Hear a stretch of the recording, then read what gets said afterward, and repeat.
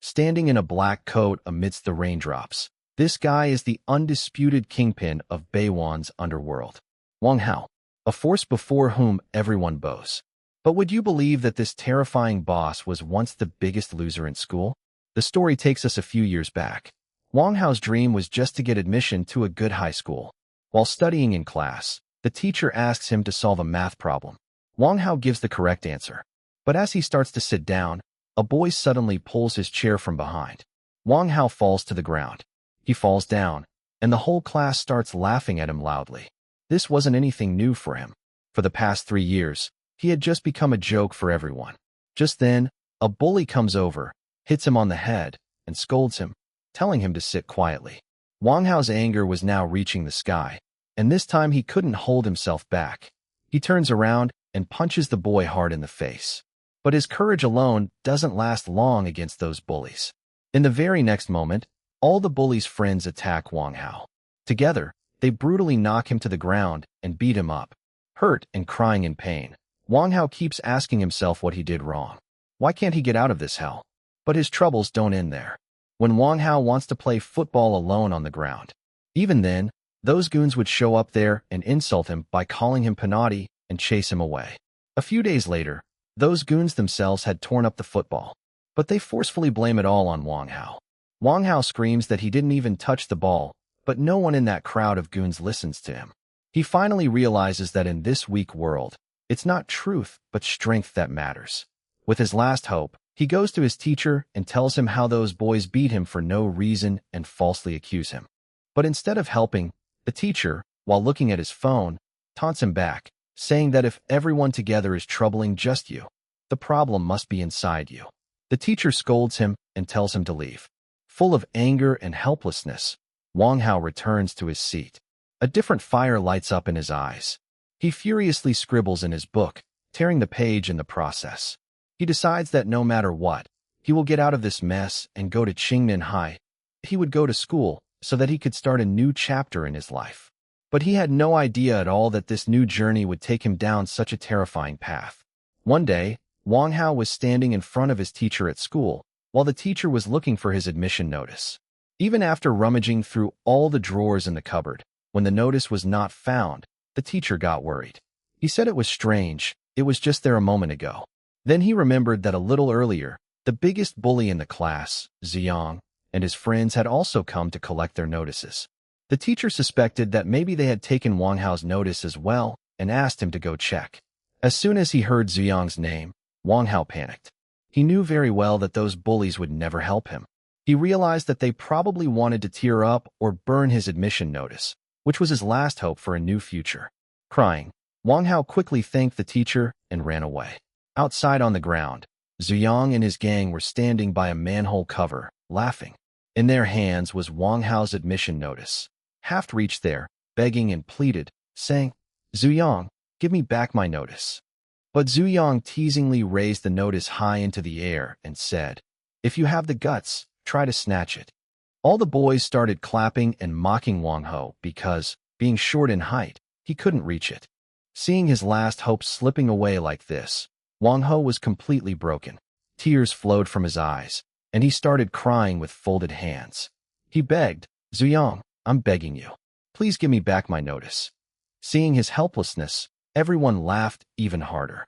Zuyang took the opportunity to make a condition. He lowered the notice close to the ground and with a really wicked smile said, "If you kneel in front of me, I'll give this back to you." Wang Hao had no way out. To escape this hell, he put everything on the line and knelt near the gutter cover. He silently vowed that he would definitely get out of this place and one day take revenge for this humiliation. But Zhu Yang's teasing didn't end there. It didn't happen. As soon as Wang Hao knelt down, Zhuang suddenly showed his empty hand and said that, the notice accidentally fell into the gutter. Wang Hao's heart sank. But the very next moment, Zhuang took out the real red admission letter from his pocket and laughingly said that he was just joking. He said he couldn't believe that a loser like him got selected in this school. This time, he really surprised him. He hits Wang Hao on the head with the letter and then leaves laughing and joking with his gang, leaving him crying on the ground. Wang Hao sits on the ground, looks at the letter, and with teary eyes, he smiles thinking that finally he can leave this place. The way to Chang'an High School was now clear. Summer vacation had started. Wanga was sitting in his home yard, studying. Then his mother comes outside to do the laundry and teases him, asking why he stays cooped up at home all day and tells him to go out and play with friends. His father, smoking a bitty, also says that since he got admission in a good school, he should go out a bit and relax. But Wang Hao says that he's fine at home. Just then, a boy in a long black coat walks in. Seeing him, a sweet smile appears on Wang Hao's face. He was Yuga, a friend like an older brother. Yuga tells him that he studies at Qinggan Vocational College in the city, which is right near Wang Hao's new school. Wang Hao eagerly asks about the city and the school, and Yuga tells him that there are lots of internet cafes, food streets, and plenty of buses to get around the city. As he leaves, Yuga puts his hand on Wang Hao's shoulder and says that if he ever has a problem at Qinggan High School, he should remember him. After Yuga leaves, Wang Hao gets a bit lost in thought. He remembers that in middle school, a boy had promised to protect him like that too, but later started asking for protection money. Wang Hao thinks that Qinggan High School is a top-level school. What kind of trouble could happen there? All the kids there must be there to study. Forgetting his old bad times, he gets ready for a fresh start. And finally, the first day of school arrives. Wang Hao stands at the bus stop with his parents, carrying heavy bedding and luggage. When the bus arrives, his mom quickly pushes him inside so that they won't be late for registration. Inside the bus, Wang Hao feels a bit embarrassed because his parents are carrying so much stuff. When they all reach Shanganan High School, Wang Hao's dad sheds tears seeing the magnificent school building. His mom asks the lady at the counter where freshman Wang Hao's hostel room is. The lady tells her to go to building number 3, room 203, and that the bed is already there, so there's no need to bring the luggage. Hearing this, his dad feels a little disappointed that they carried so much stuff all the way for no reason. His mom sends Wang Hao inside first and tells him she will drop the luggage back later and come to meet him. Wang Hao enters his new class, gives his introduction with a smile to everyone, and makes friends with children named Jiangsheng and Lina, who are very friendly. Then his eyes fall on a very beautiful girl sitting in the class. There is a girl wearing a pink jacket. Wang goes up to her and introduces himself. The girl, with a very sweet smile, tells him her name is Shashu. Just then, an announcement comes on the school speakers that all the new students should gather in the ground with their stools. Seeing the opportunity, Wang asks Shashu if he can help her carry her stool. Shashu says thank you, and both of them walk towards the ground together. When everyone is seated in the ground, the lovely fragrance coming from Shashu makes Wang's heart skip a beat. He was pretending to look ahead, but his eyes kept secretly glancing at Shashu. After the ceremony ends, both quietly head back to class. Wang felt like everything in his life was about to get better, but he had no idea that behind the walls of this amazing school, a dark and frightening world awaited him, beyond anything he could imagine. The scene shifts to a classroom. The teacher comes in, and Wang looks just like an ordinary student here that sits. This was exactly the kind of school life he had dreamed of. He asks the girl sitting next to him, Shiashu, if they can sit together in the future too. Shiashu happily says yes. Just then, the teacher announces that a new student is coming today. The whole class complains, saying how can someone be late on the very first day? The door opens, and in comes a tall, broad, and intimidating-looking boy. His name is Zhu Yang. He explains that his grades aren't good and that he came to this top school only because of a sports quota for basketball. The teacher, seeing his personality, immediately makes him the class monitor. The whole class claps happily, but he had no idea that the next moment was about to change his life. Wang Ka suddenly feels very unwell. He begins to shake with fear. He thinks to himself, it's all over. I worked so hard to get here, and yet BHI couldn't save me from this. He couldn't understand how Zhu Yang had come to this school. Just then, the teacher says that the one whose marks are good. Yes, he can choose the seat he likes.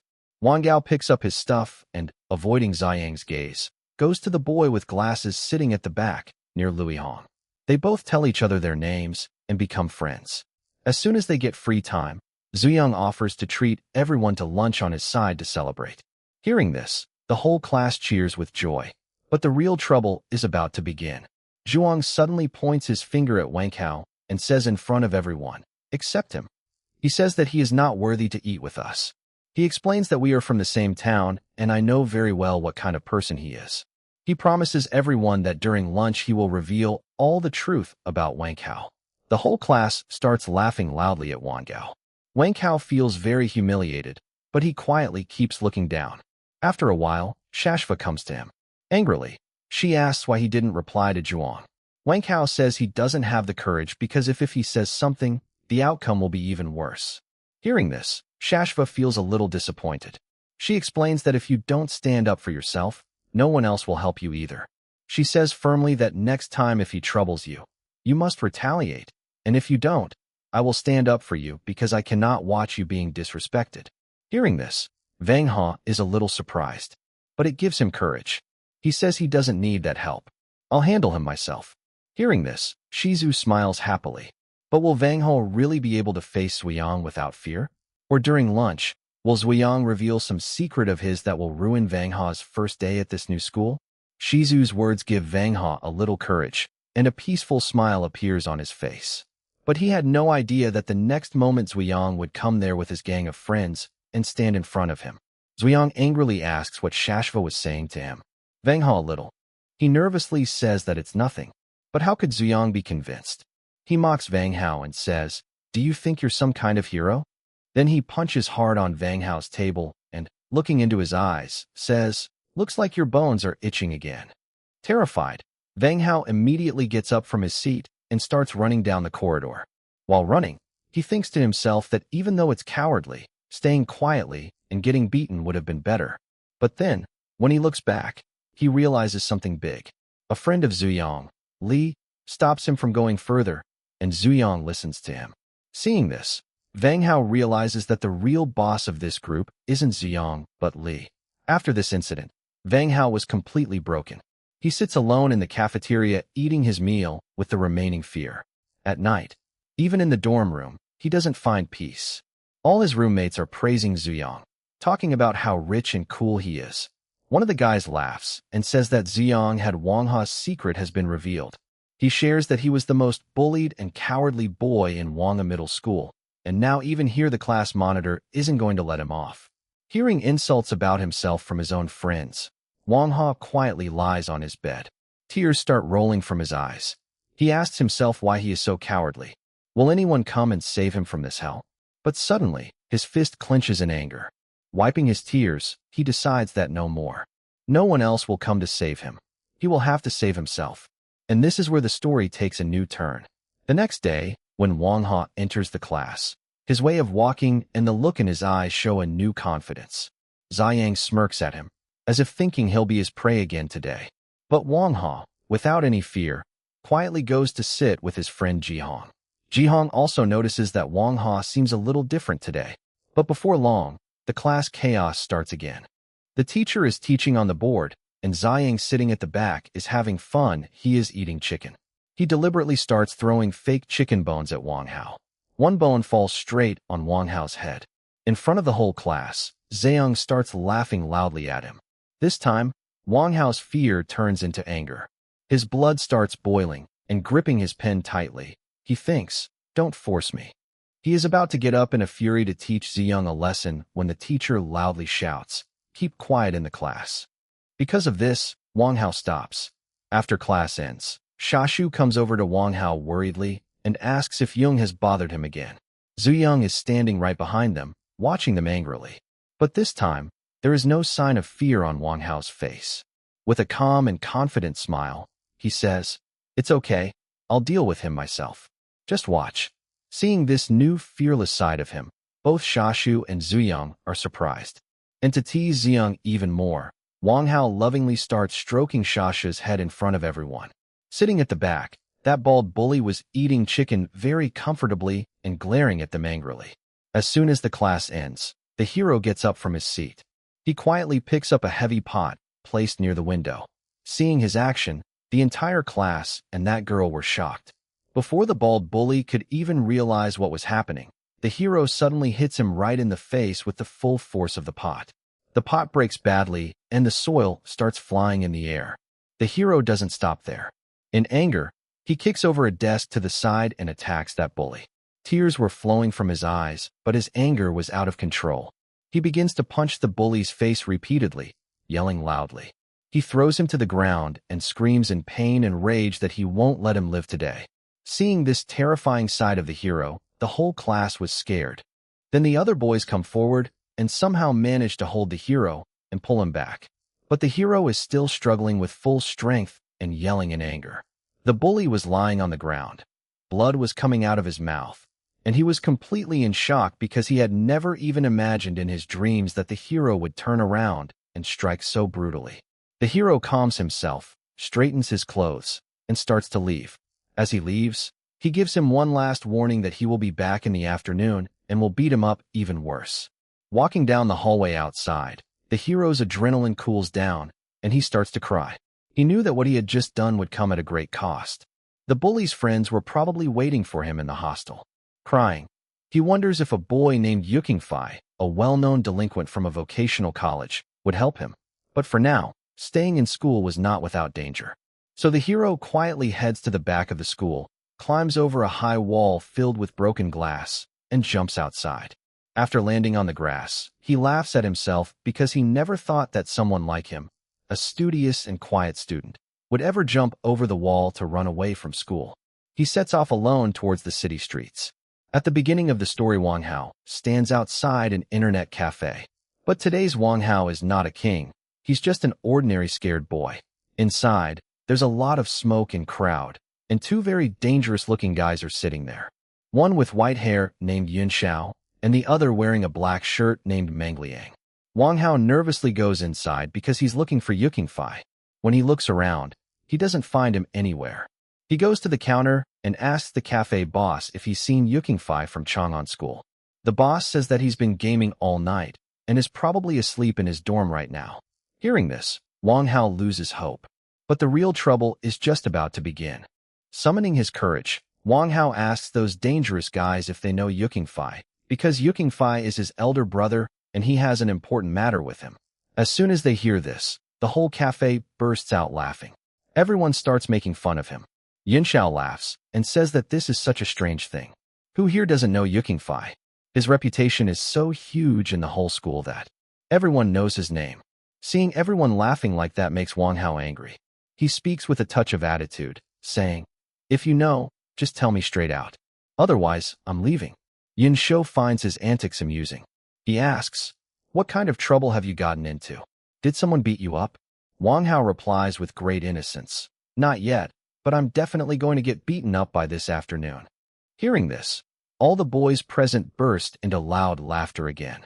Wang Hao pleads with them to tell him quickly, or else he won't stand a chance of escaping unscathed today. Seeing his state, Meng Liang feels sorry for him and agrees to take him to Yukingfi.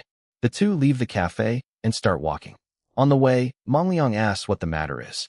Wang Hao explains that he beat up a boy named Zhu Yang badly in front of the whole class, and now they are likely waiting outside the dorm to settle the score this afternoon. Meng Liang laughs upon hearing this and says, "Is that all? For such a small matter, Yukingfi, no need to worry. He would handle it all by himself." But Vanha didn't trust him at all. He felt he didn't even know the guy properly. Then, Meng Liang explained that Yuking's brother was like a brother to all of them, so his problem was their problem too. They would put an end to this whole matter once and for all by this afternoon. Wang Hao wondered to himself how he would manage so many guys all alone. Would he just call out to some random passerby for help? Suddenly, Meng Liang called out to a boy across the street, "Hey, come here." A boy wearing a white jacket ran over with his friends and respectfully addressed Meng Liang as brother. Meng Liang scolded him for skipping class and wandering outside. However, in front of Yezhin, all his tough posturing vanished. Yezhin laughed and mentioned that he was going to grab a bite with his friends and that they needed to head back to class soon. Just then, Lianga stepped forward and asked to discuss something important with them. Yezhin readily agreed, saying that for Lianga, he is willing to do anything. Liang introduces his younger brother, Wang Hao, a new student at their school. Upon seeing Wang Hao, Yezhin remarks that the face looks familiar. Liang explains that Wang Hao is facing some trouble in his class and wants Yezhin to handle the situation. Yezhin gets angry and asks who dared to trouble Liang's brother, vowing to skin them alive. Liang reveals the boy's name. As soon as he hears the name, Zhu Yang, Yezhin remembers everything. He realizes it is the same Zhu Yang, the class monitor in Lejai's class, who has come from out of town to study there. He calmly declares that he will teach him a lesson. Liang is pleased to hear this, and, having handed the matter over, starts to leave because he wants to get back to killing monsters in his game. However, Wang Hao interrupts, saying it won't be that easy. Liang thinks Wang Hao might be scared, but Wang Hao explains that the real problem isn't Zhu Yang, but Lejai, who stands by him. If Yezhin lays a hand on Zhu Yang, Lejai won't just sit idly by. Liang doesn't know much about Lejai, so he asks who exactly Lejai is and what kind of standing he has. Yezhin explains that Lejai is also from Beiyuan, and if he gets involved, things could get truly complicated. Liang gets angry upon hearing this. He tells Yezhin that if he finds the task too difficult, he should get lost right now. He'll find someone else. Yezhin immediately steps back and, clasping his hands, says he will certainly do it. He has a decent relationship with Li Zai and knows she will at least agree to this much. He then wants to know just how serious the conflict between Wang Hao and Zhu Yang is. Wang Hao explains that he gave Zhu Yang a sound thrashing in front of the entire class and even declared that he would beat him up again in the afternoon. That is why they must all be waiting for him at the hostel. Hearing this, both Liang and Yezhin are pleased. Liang feels proud of his brother, and Yezhin says there is no need to worry anymore. Together, they will teach him a lesson once again. A broad smile spreads across Wang Hao's face, as this is the very opportunity he had been waiting for. Afterward, they all enter a gaming zone, where it was quite crowded and everyone was engrossed in gaming. Just then, a young man sitting there asked, "Where is Yuga?" Liangza explained that Yuga was currently asleep and warned that disturbing him could put someone's life at risk. He added that the matter concerning Wang Hao wasn't a major issue and could easily be resolved without involving Yuga, so there was no need to bother him. The young man agreed, saying they should proceed however they saw fit, provided Yuga's brothers were looked after and nothing went wrong. Liangza reassured him and asked the person at the counter to activate the systems for his friends. Suddenly, a young man shouted out in excitement. He had found an incredibly powerful weapon in the game and was overjoyed. Everyone was glued to their computer screens. Wang Hao also put on his headphones and became absorbed in the game, though his mind was still preoccupied with other thoughts. He was torn between wanting the afternoon to arrive quickly and feeling a strange sense of unease. The atmosphere inside the gaming zone was electric. Everyone was lost in a world of their own. Just then, the clock struck 12 o'clock, and Wang Hao immediately signaled Liangza. Liangza noticed the time and called out to Yezhin, urging him to hurry and handle Wang Hao's situation. However, Yezhin calmly removed his headphones and asked, "What's the rush? Let me finish off this monster in the game first." He pointed out that school had just ended, and since Zhu Yang and his group would likely go to eat first, it would take them at least half an hour to return to the hostel. Liang Ji calms down a bit upon hearing this. Just then, an angry-looking boy sitting nearby mentions that it is time to eat and suggests someone should go order food. One of the boys immediately leaves to get the food, and Liang Ji asks him to bring some for all his friends as well. Wang Hao is secretly delighted to see this. He feels that these people are truly kind. Not only are they helping resolve his problem, but they are also treating him to a meal. He immediately gets up from his seat and steps outside. Once out, he buys some cold drinks and cigarettes from a nearby shop and returns to the gaming zone. He hands the cold drinks to Liang Ji and the others. Shortly after, the food arrives, and everyone sits down to eat together. Even while eating, their focus remains on the game, and the atmosphere feels quite relaxed. After finishing the meal, Wang Hao lights a cigarette and becomes lost in deep thought. Just then, Yezhin approaches him and says it is time for them to leave. Wang Hao gets ready immediately. Liang Ji smiles at them and wishes them the best of luck for the mission. Yezhin confidently tells Liang Ji not to worry, assuring him that he will handle the situation with ease. Wang Hao asks if Liang Ji isn't coming along. Liang Ji smiles and declines, explaining that since they are all from Qing'an High School, it wouldn't look right for him, a vocational school student, to tag along. Just then, Jean steps out of the classroom and says, "You guys go inside. I'm just going to the restroom." After this, as soon as Wang Hao opens the door to his hostel room, he is stunned by the scene inside. Some boys are sitting there playing cards. One of them says, "Oh, so you're back." Just then, Wang Hao notices that one of the boys has propped his dirty shoes right onto his bed. Wang Hao thinks to himself, "That's my bed." At that moment, the boy sitting on the bed lights a cigarette and says arrogantly, "Your bed is actually quite comfortable. By the way, I didn't expect you to actually have the guts to come back. I thought you'd run back to Dingwen City out of fear." Hearing this, the other boys start laughing. Clenching his fists, Wang Hao steps forward and says, "Zuyang, we're from the same city.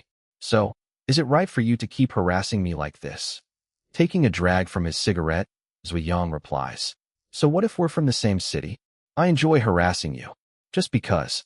What are you going to do about it? What are you staring at? You were the one who said you'd deal with me again this afternoon, right? Well, here I am. Hit me if you dare." Seeing Zuyang's insolence, Wang Hao loses his patience and delivers a powerful slap across his cheek. Upon being slapped, Zuyang's eyes turn red with rage, and he shouts, "How dare you raise a hand against me?" The other boys gather around to watch the spectacle. Just then, Jean rushes into the room asking, "What's going on here?" Without a second thought, he delivers a powerful kick to Zuyang's stomach, sending him crashing into a chair placed behind him. Jean steps forward, grabs Zhu Yang by the collar, and roars in anger, "How dare you lay a hand on my brother? Don't you value your life?" Seeing Jean in such a furious state, the other boys in the room are terrified. Just then, another boy named Liji steps forward, holds Jean's hand, and asks, "Jean, do you know him well?" Jean replies, "Liji, this is sheer bullying. He trampled all over my brother's bed." Liji says, "But Wang Hao was the one who started it. He hit Zhu Yang in the classroom." Jean retorts, "So what? Did Zhu Yang hit him on the head first? He hadn't thrown away the chicken bones. Who would tolerate such behavior? If I were in his place, I would have severed Zuyang's head from his body by now." It speaks to Wang Hao's mild nature that he let it go after just one slap. Liji tries to smooth things over, saying, "Regardless, resorting to violence is wrong. We have to answer to Wang Hao for this." Jean asks angrily, "What kind of answer do you want? Wang Hao is a simple, decent guy, yet you lot harass him every day. Do you get some kind of kick out of it?"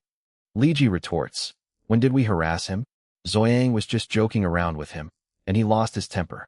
Pointing a finger at him, Jean says, "Oh, so throwing chewed-up bones at someone's head counts as a joke? Liji, we've been living out in the real world for a long time now, so stop feeding me childish stories." Calming down slightly, Liji says, "Fine, let go of Zuyang first. Since things have escalated this far, why don't we both take a step back? Do me a favor, and let's just settle this matter right here. What do you say?" Just then, Zuyang interrupts and asks Jean, "How much money?" Jean asks in astonishment, "What? What money?" Liji is also taken aback. "Wang Hao, come here for a second. Tell me, how much were you paid? I'm ready to give you double that amount." Hearing this, Jean's anger hits the roof. He lands another hard slap on Zuyang and shouts, "To hell with your money. Who do you take me for? Wang Hao is my brother. Do you understand? My brother. Just because you've got a little money, what do you think you are? Would you buy just anything? It seems you've turned Lizzie into your lackey using nothing but money. Tell me, how much did you pay to keep him by your side?" Lizzie steps in, restraining Jean's hand, and says, "Jean, enough is enough. I've shown you plenty of respect, but you're crossing the line. If Wang Hao is your brother, then Zhou Yang is my brother too. It's completely wrong for you to hit him like that. We'd be better off sitting down to discuss how to resolve this matter. This daily drama isn't right. Don't you agree?" Jean replies, "That's exactly what I was saying, but your brother here started talking about money. Do you think I'm the kind of person who can be bought?" Lizzie smiles and says, "All right, let's drop it. We're all students in the same class. We have to face each other every day. Take my advice. Let Wang Hao simply apologize to Zhou Yang, and then we can all have a meal together. That way, the matter will be put to rest right here." But Jean flatly refuses. "Wang Hao isn't at fault here. I'll stand by him until the very end. There is absolutely no question of an apology or sharing a meal." Lizzie looks at Zhou Yang and asks, "Now, you tell me, what should we do?" Zhao Yang says angrily, "I don't want Wang Hao's apology, nor do I want his food. I just want a one-on-one fight with him." Jean laughs and says, "That's fair. Why don't the two of us stay out of this and let them settle the matter between themselves?" Just then, Wang Hao steps forward. He looks at Zhao Yang. who appears as sturdy and imposing as a bear. Jean shouts angrily, "You look like a bear. Who do you think you are to fight Wagho alone? If you have the guts, fight me. I won't let you leave here alive today."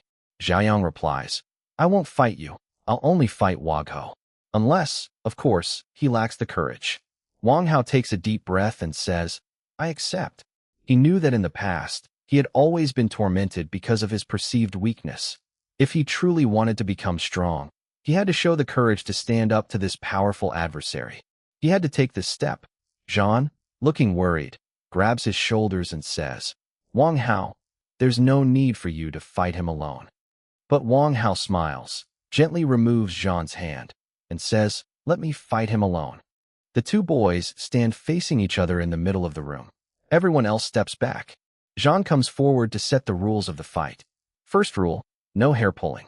Second rule, no scratching each other's faces. And the third rule, no kicking in the private parts. Understood. Xiaoyang cracks his knuckles and gets ready. Jean says, "Then begin." Wagho gathers all his strength and throws the first punch at Xiaoyang. But in reality, Wang Hao is still on the ground, was down, and Zhu Yang was raining punches on him. Wang Hao tried to stop him by grabbing his leg, but a furious Zhu Yang kept attacking relentlessly. Wang Hao was crying out in pain, yet there was a strange fire in his eyes. He had resolved not to give up, no matter what. Suddenly, summoning all his strength, Wang Hao slammed Zhu Yang to the ground. Now it was his turn. Wang Hao began raining punches on Zhu Yang's face, refusing to stop until blood started flowing. This was a monumental moment for him, a moment he had waited years for. After venting all his pent-up rage, Wang Hao collapsed onto the ground. He felt as though it was all finally over. But the real story was only just beginning. Zhu Yang's friends couldn't accept this at all. They stepped forward in anger, but just then, Yejian blocked their path. He stands up. Zhu Yang's friend angrily asks why they were stopped while Zhu Yang was getting beaten up. Yejian smiles and tells them that if they wish, they can all fight him together. However, he adds that they lack the guts to lay a hand on Wang Hao, because he is Minglang's brother, and the moment that name is mentioned, silence falls over the room. Minglang was a name no one here dared to cross. Zhu Yang's friends break into a cold sweat out of fear. They realize that if they do anything today, they won't be walking out of there on their own 2 feet. They immediately urge Zhu Yang to quietly accept defeat. Poor Zhu Yang, who had been acting like the big boss just moments ago, is now trembling with fear. Helplessly, he bows before Wang Hao and apologizes. He tells Wang Hao to let the matter rest there, promising never to be so bold again. Wang Hao is suddenly flooded with memories of the past. How Zhu Yang had humiliated him by dumping food on his head in front of everyone and forced him to kneel on the ground. How could he forget 3 whole years of humiliation with just a single sorry? Tears well up in his eyes again. But this time, they are not tears of pain, but of revenge. And then, Wang Hao does something that leaves everyone present absolutely stunned. He tells them that if they want, they can still fight. Then, he pulls out a large piece of chicken and does exactly what Zhu Yang had once done to him. He places the sauce-covered chicken on Zhao Yang's head, and the sauce begins to drip down onto his face. Zhao Yang is left speechless. He simply stands there in silence, enduring the humiliation. Wang Hao approaches him and quietly asks, "What did you think? That a mere apology would suffice? You still owe me for that knee injury." The arrogance of Zhao Yang and his friends has been completely shattered. Wang Hao orders them to leave in a firm, commanding voice. Without uttering a single word, they quietly walk away. Afterward, Wang Hao moves to the window. He looks at the other students standing there and, with a faint smile, says, "Sorry I couldn't put on a show for you." The calm expression on his face clearly signals that the old Wang Hao is gone. But what new storm would this beginning of the new Wang Hao bring into his life? The boys in the dormitory are nervous, claiming their intention was to defuse the situation, not escalate the fight. Yet, Wang Hao calmly states, "I'm leaving. You guys can stay here." The students are stunned to hear this. Wang Hao smiles and asks, "Do you think I'm a fool? I'm not stopping you because I need to leave." With that, he walks out of the room with great confidence. As he passes through the hostile corridor, students peek out from every room to watch him. Gone is the timid Wang Hao of the past. Once outside, Jean approaches him and asks, "How did it feel? Did you enjoy the revenge?" Do you think I'm petty or small-minded? Wang Hao asked Yi Zhan with a laugh. Not at all. Retaliation was justified. He got exactly what he deserved, Wang Hao said, taking a deep breath. But I still feel a bit strange about it. The idea of being a thug had never been part of my life before. The two left the school campus and headed straight to an internet cafe. The atmosphere inside was electric. Ming Liang was sitting in his gaming chair, playing with intense focus. As soon as Wang Hao walked in, Ming Liang immediately noticed the large bruise on his face. He stood up angrily, grabbed Yi Zhan by the collar, and shouted, "What is this? How did Wang Hao get hurt? I told you to look after him, didn't I?" Yi Zhan said nervously, "Liang, it's not my fault." Wang Hao insisted on a one-on-one fight with Jiao Yang. Wang Hao stepped forward and stopped Ming Liang, saying, "Liang, it's not Yi Zhan's fault. I wanted to fight. And look, this injury of mine is nothing. Jiao Yang is in much worse shape. His face is completely covered in blood." Hearing this, Ming Liang calmed down a bit. He placed his hand on Wang Hao's shoulder and said, "All right, don't worry about it. No one will bother you anymore." A little later, Ming Liang took Wang Hao aside and gave him some advice. "I spoke to Yuga. He said you're a good guy, but people often take advantage of you. That's why you should build good relationships with your classmates. You never know when you might need someone's help." Wang Hao nodded and returned to the classroom. As soon as he entered, all eyes were on him. When he reached his seat, the bespectacled boy sitting next to him, Lu Jihong, whispered, "Wang Hao, Yang has threatened all of us, saying he would beat up anyone who spoke to you. That's why we were scared." Wang Hao was about to say something when Xia Xue, the most beautiful girl in the class, walked over. She asked Lu Jihong, "Lu Jihong, can we swap seats?" Lu Jihong immediately got up, and Xia Xue sat down next to Wang Hao. She noticed the injury on Wang Hao's face and said with a smile, "Hey, not bad. You did an amazing job." Wang Hao felt a bit shy. Xia Xue continued, "News has spread throughout the school that you are Liang's brother, so you have proper backing now. But I don't understand how you put up with those thugs for so long." Wang Hao found himself wishing that this girl were his girlfriend. He just kept smiling. Just then, Lu Zonggong leaned in from behind and whispered into Wang Hao's ear, "Brother, Xia Xue is the goddess of our class. Even Zui Yang is crazy about her, yet she only has eyes for you. People used to say you were lucky, but now they realize you aren't just an ordinary guy." Wang Hao looked in surprise at Xia Xue, who was still speaking to him affectionately. The classroom was quiet, but Wang Hao's mind was anything but calm. He noticed some boys sitting behind him whispering to one another. He thought to himself, "Well, if they don't bother me, I'll just ignore them. I just want some peace." Just then, Xia Xue slid a small, folded piece of paper toward him. Wang Hao opened it to find the message, "Did you finish that book yesterday?" accompanied by a smiley face. Wang Hao smiled at Xia Xue, who blushed and smiled back. However, this tranquility was not destined to last long. Wang Hao was summoned to the teacher's office.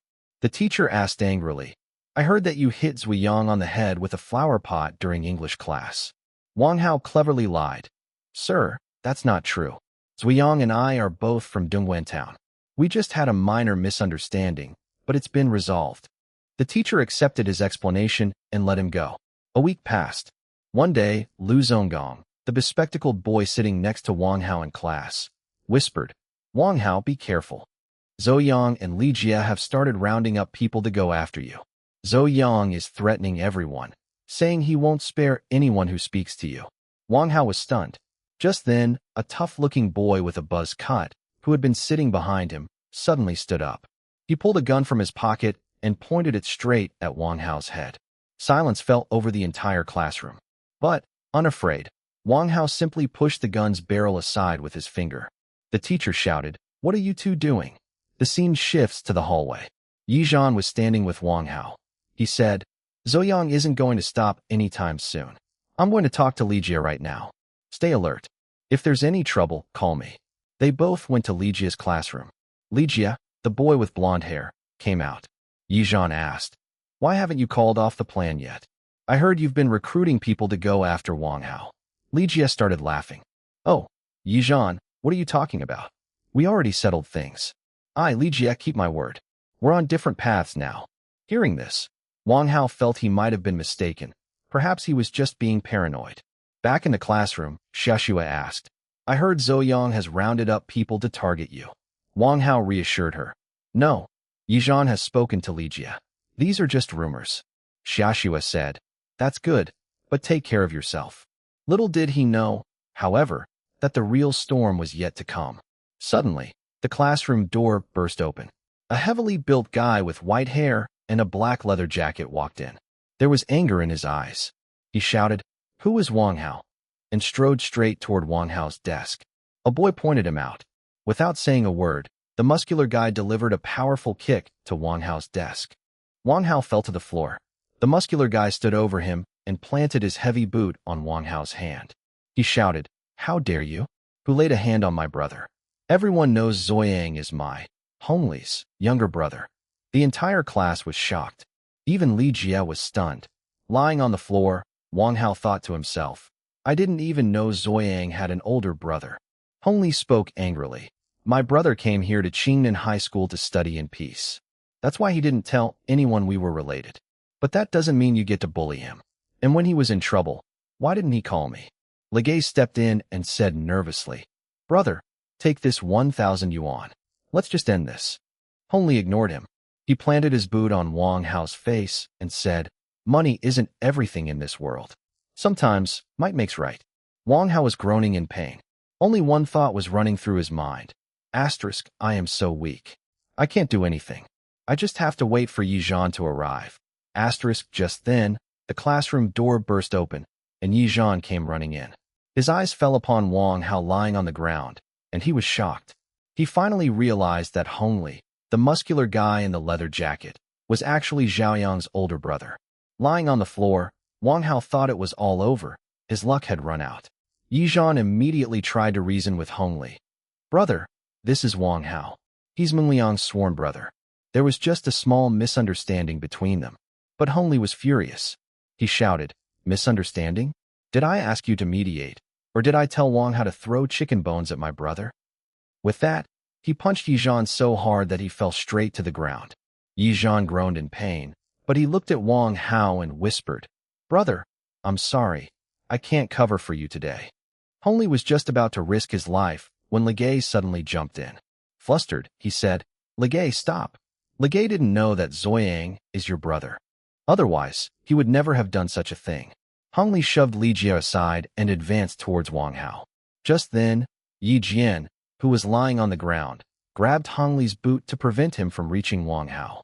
Angrily, Hongli asked, You're still protecting him? Summoning his courage, Yi Jian said, Li Jie, perhaps I'm doing this for your own good. You might be able to ignore Minjiang, but crossing the power backing them could prove difficult for you. Hongli laughed loudly and said, It's simple. Zhaoyang is my brother. If someone hurt him, I'm definitely going to exact revenge.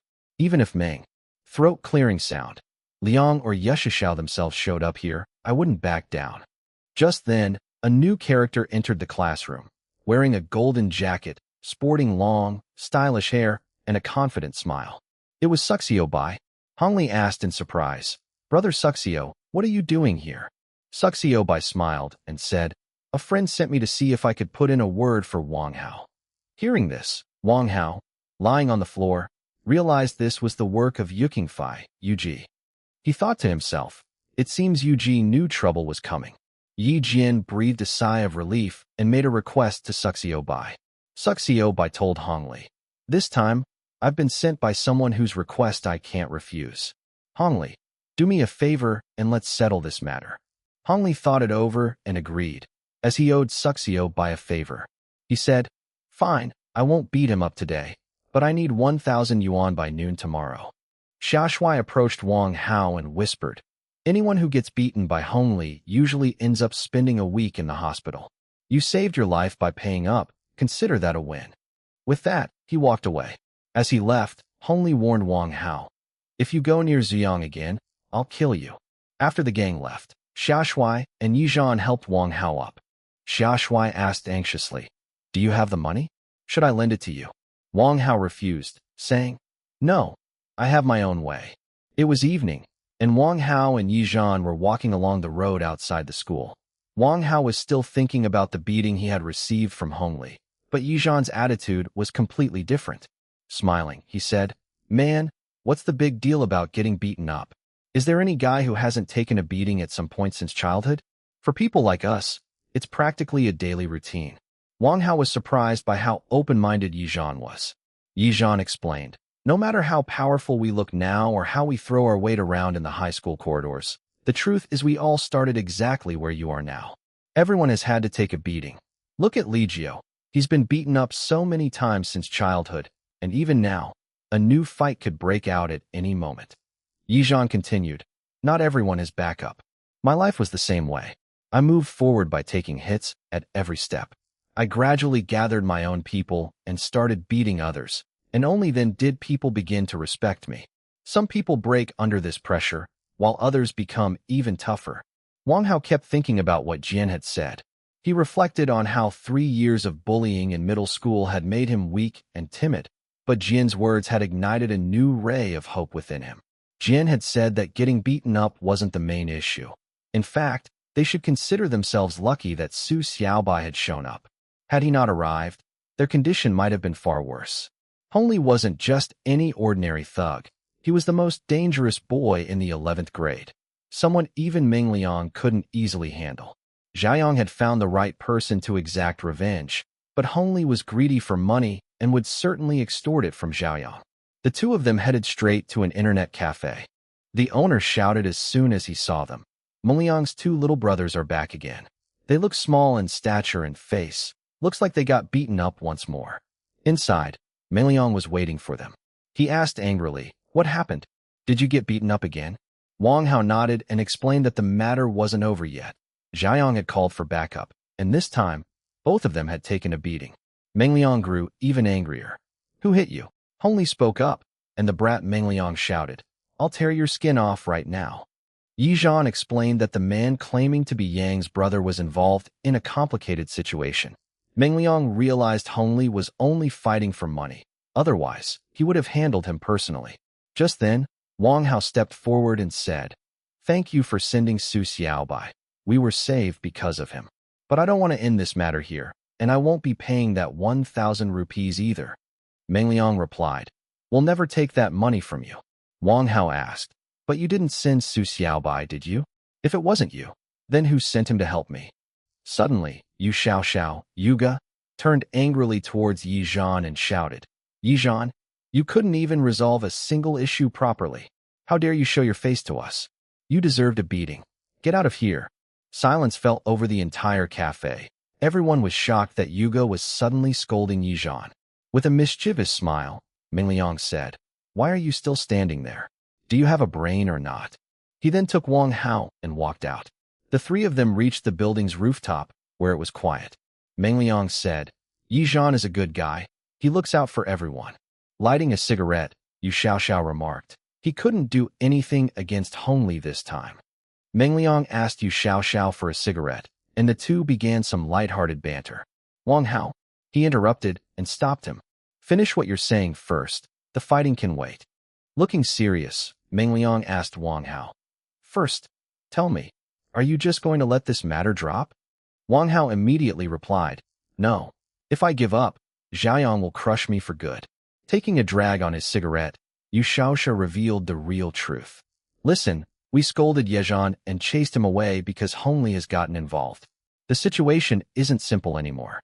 Yezhan is a student at Chengnan High School. If he gets dragged into the conflicts involving our vocational school, he'll face serious trouble." He explained to Wang Hao that there was a 3-way rivalry, a tripod dynamic, between gangs from 3 schools in the area: Chengnan High, Baiyun Vocational, and Baiwan No. 7 Middle School. Qing Liang added, "Look, Wang Hao, the tough guys from our 3 schools don't exactly like each other, but we maintain a balance. However, if Yezhan, a Chengnan High student, jumped into the fight on our side, life at his own school would become a nightmare for him. That's why they had deliberately scolded and chased Yezhan away in front of everyone at the internet cafe. It was all an act to make the people at Chengnan High believe the vocational school crowd had rejected him, thereby saving his reputation." Wang Hao was stunned to hear this. He realized how sensible these guys were and that they genuinely cared about Yezhan. Placing a hand on Wang Hao's shoulder, he said, "If you don't want to give up, we're with you. From now on, you're our brother." Hearing this, tears welled up in Wang Hao's eyes. For the first time, he felt that he had real friends. The next morning, the three of them were walking along the road. Mijiang told Wang Hao to head to class and assured him that he would handle Hongli and Zuyang. Wang Hao smiled and set off for school. When Wang Hao entered the classroom, the class monitor, Zuyang, immediately stood up. He said angrily, "Wang Hao, you are late. As the monitor, I have to punish you. You must write a 5,000-word essay and read it out in front of the entire class." Wang Hao calmly looked at him and said softly, "Ziani, Mom, thank your mother." Loud laughter erupted across the classroom. Xiaxue and the others started laughing. Zhaoyang turned red with anger and shouted, "You insulted me." Wang Hao stepped forward, walked to the window, and picked up a heavy flower pot containing a clivia plant. He approached Zhaoyang and asked, "Do you think I didn't crack your head open properly last time?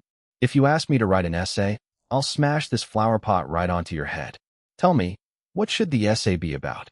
Zhaoyang began to back away in fear. Just then, the boy with the blonde hair stepped in, pulled Zhaoyang back, and made him sit down. "Class monitor, sit down. Don't disturb the class." Zhaoyang sat down quietly. Wang Hao put the plant back. Suddenly, the boy with glasses approached him and said, "Brother Hao, you looked so cool today."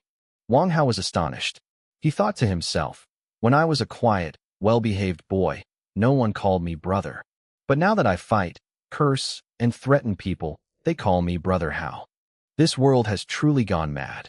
Upon entering the classroom, Wang Hao noticed that Zhaoyang, who used to bully him, was avoiding eye contact and looking nervous. Wang Hao realized that Zhaoyang was likely afraid of him now. Smiling, Wang Hao walked towards Zhaoyang. The boy wearing the shirt with the skull design immediately stood up, looking ready for a fight. But Wang Hao calmed him down, saying, "Don't worry. I just came to have a word with Zhaoyang." Wang Hao told Zuyang to let their friend Hong Li know that Yu Xiao had invited both of them to an internet cafe after class. Just then, Xia Shui, the girl in the pink jacket, stepped forward and asked Lu Zheong, the boy with glasses, to swap seats so she could sit next to Wang Hao. As soon as she sat down, she asked Wang Hao, "Is your face still hurting?" Wang Hao smiled and replied, "No, everything is fine." Xia Shui remarked, "I really didn't expect your bones to be so tough. The way you challenged Zuyang was quite impressive." Then, out of curiosity, she asked, "By the way, how do you know Meng Liang and Yu Xiao? Did you pay them to help you?" Wang Hao denied this and asked, "Do you know Yu Qingfei?" Xia Shui was astonished to hear this and said, "Yu Qingfei? He lives in my neighborhood. He's a legend." She then explained the gang hierarchy of the entire area to Wang Hao. She mentioned that there were 3 schools involved: Chengnan High, the vocational school, and Beiyuan No. 7. Each school had its own leaders, such as Laogo, Meiji, and Zhuado from Chengnan, and the 7 dragons and 6 phoenixes from Beiyuan No. 7. But Yu Qingfei was the most famous of them all. She explained that Yu Qingfei had risen from nothing to become the king of the vocational school in just 1 year. What was most remarkable was that he was an outsider, a student from elsewhere, yet he had defeated local thugs to secure the top position. Even Meng Liang and Yu Xiao worked for him. Xia Xue suggested that if Yu Chengfeng spoke to the leaders at Zongnanhai, he could fully protect her. Wang Hao remarked in surprise, "You really know a lot about these things." Xia Xue laughed and said, "Girls love gossip." She then asked, "By the way, why don't you like Ziang?" Xia Xue replied angrily, "He is very arrogant. He's always flaunting his money and his parents' influence. He's a jerk." Memories came flooding back to Wang Hao. He recalled how, back in middle school, Zhou Yang had turned the entire class against him, and he, clears throat, had always wondered if the fault was his. But now, it seemed clear he had simply been a victim. Class ended. Wang Hao told Zhou Yang, "Find Hong Li. I'll wait for both of you downstairs at the teaching building." Zhou Yang began to tremble with fear. Wang Hao stood outside the building. Just then, he saw Su Xiaobai, the boy with long hair, approaching with a girl. Wang Hao thought, "She's quite beautiful. She looks good with Su Xiaobai." Su Xiaobai spotted Wang Hao and said, "I'm waiting for Zhou Yang and Hong Li. Yu Xiao wants to speak with them." Wang Hao realized Su Xiaobai had come to help him. He thought, "Wait, I forgot to ask who actually sent Su Xiaobai to help me this afternoon." Outside the school, Hong Li and Zhou Yang blocked Wang Hao's path. Hong Li was furious. He demanded, "What were you doing going to see Yusha this morning? I told you to ask for that 1,000 rupees. Do you think you're some kind of big shot now? Are you planning to bring in guys from the vocational school to rule over Qing'an High?" Wang Hao replied fearlessly, "Let's go. Yusha is waiting." Hong Li and Zhou Yang were stunned to see that the boy was no longer afraid. They followed Wang Hao. As they reached the internet cafe, the atmosphere became very tense. Meng Liang was standing there with his entire gang. Hong Li joked, "Hey, Yu Xiao, why have you called so many people? Planning to kill me?" Meng Liang laughed and embraced Hong Li. "You crazy guy, all these people are just here to welcome you. Don't you trust the vocational school crowd?" Both of them laughed, and the others relaxed too. It looked like two old friends joking around. A short while later, Meng Liang and Hong Li were sitting on the cafe steps, smoking cigarettes.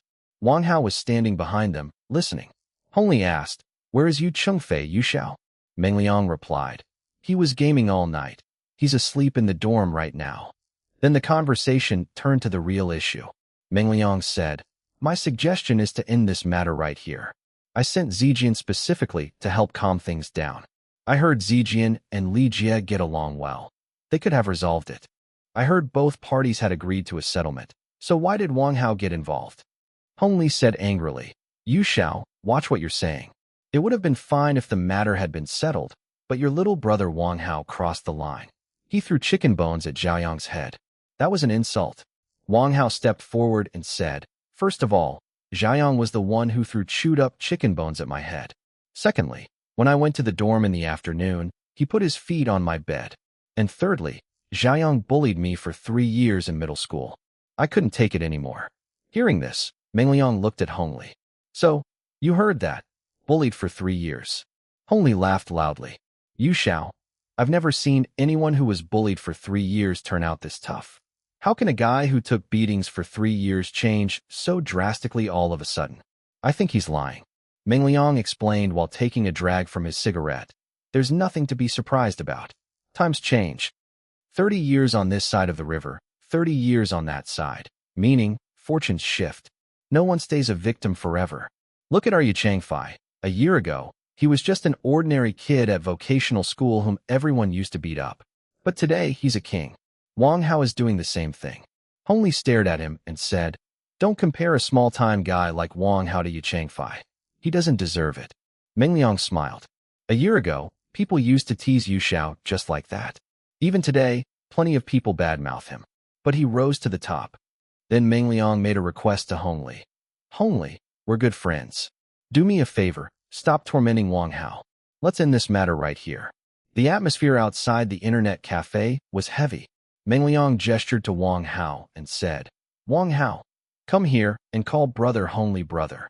If you want to survive at Chengnan High School, you need brother Hong Li's protection." Wang Hao stepped forward and bowed, saying, "Brother." But Hong Li, who was sitting there wearing a spiked leather jacket, angrily waved his hand in dismissal. "I don't need a new brother. I'm not that generous." Meng Liang tried to defuse the situation. "Fine, if you don't want to acknowledge him as your brother, that's okay. Just don't harass him anymore." Hong Li was furious. Taking a drag from his cigarette, he said, "Young master, I've held back from killing him only out of respect for Meng Liang's boss. Otherwise, this kid would be lying flat on the ground by now. I know he's your younger brother. That's why I didn't lay a hand on him. But I want 1,000 Indian rupees." Suddenly, a guy in a black shirt standing behind Meng Liang stepped forward angrily and shouted, "If you lay a hand on him again, I'll mess you up." Hong Li stood up and glared at the guy. "Who are you to butt in? You're only running your mouth because you're backed by Meiji, right? Come on, if you've got the guts, let's have a one-on-one fight." Hong Li laughed loudly. "Who fights one-on-one these days? Even if all of you tried to take me down together, you'd still be a piece of cake for me. Let's play a best of 3, BO3, instead." Someone immediately stepped in to control the situation. "Hong Li, calm down. We're here to talk, not to fight. If our gangs clash, the consequences will be disastrous. You need to understand that." Hong Li calmed down slightly but stated his terms. "I understand, but I must avenge my brother, Zhao Yang. Wang Hao has to pay 1,000 Indian rupees and apologize to my brother."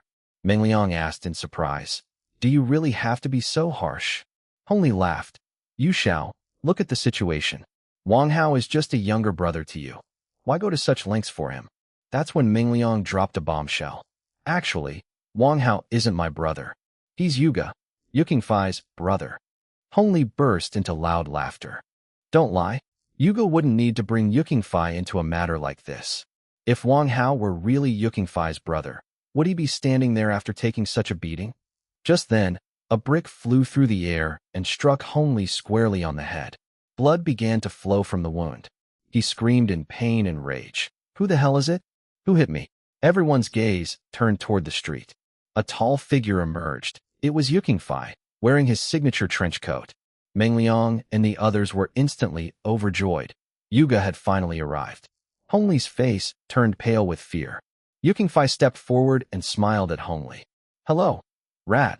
That's your nickname, right? Then, turning to Meng Liang, he asked angrily, why are you spouting so much nonsense? Meng Liang replied fearfully, I was worried our relationship might be ruined. Yukingfei said angrily, to hell with relationships, might is right. How many times have I taught you this? You couldn't even handle such a small matter. You've ruined my sleep.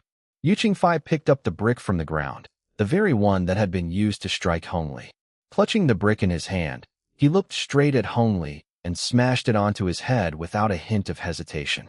Hong Li collapsed to the ground, blood streaming from his head. Yukingfei, why are you hitting me? Hong Li cried out. Yukingfei retorted angrily, why wouldn't I hit you? Wang Hao is my brother, the kind of brother I grew up with, sharing the very same pair of trousers in our childhood. Wang Hao was stunned to hear this. Tears welled up in his eyes. He thought back to how they used to play together as children, though they had lost touch as they grew older.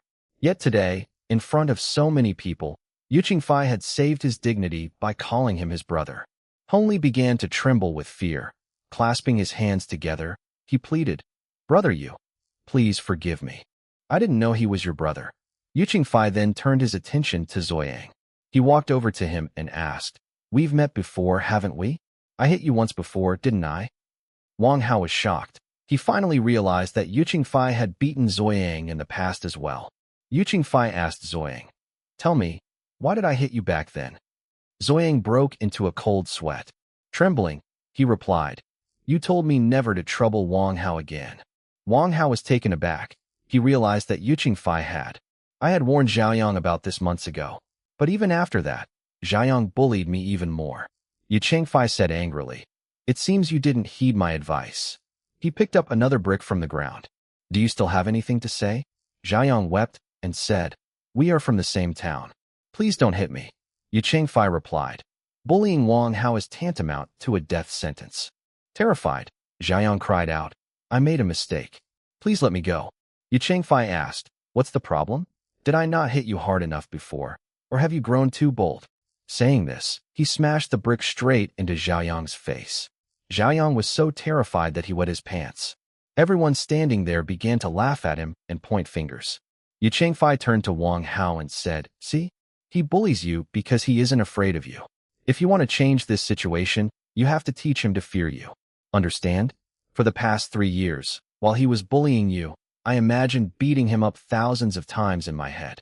But sadly, that was just a fantasy. Wang Hao stepped forward and took the brick from Yukingfei's hand. As he slumped down, Zhaoyang pleaded, Wang Hao, please don't hit me. I made a mistake. We're classmates. Think of our old memories. I even shared my milk with you. Memories came flooding back to Wang Hao. He recalled how, when they became desk mates, Zhaoyang had shared snacks with him, but only so he could copy Wang Hao's exam papers.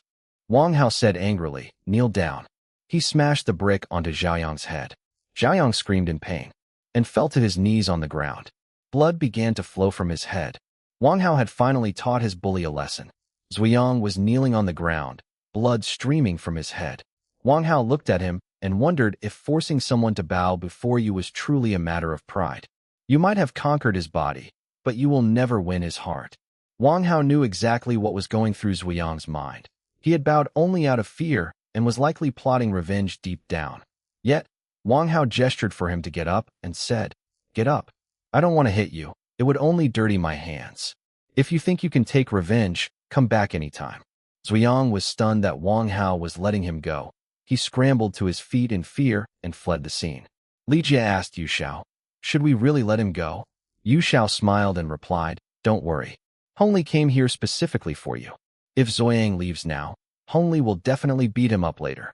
As someone who lives in Dongwon, I'm warning him.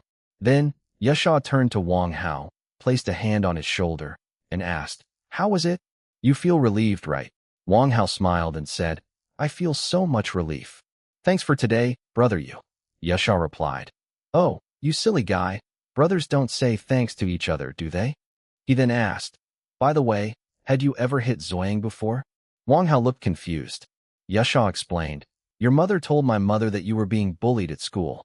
So, in a fit of anger, I tracked Zoyang down, dragged him into an alley, and gave him a good thrashing. I warned him not to bother you. Suddenly, it all made sense to Wang Hao. He thought to himself, so that's why Zoyang bullied me even more after that. He took out his anger and humiliation on me.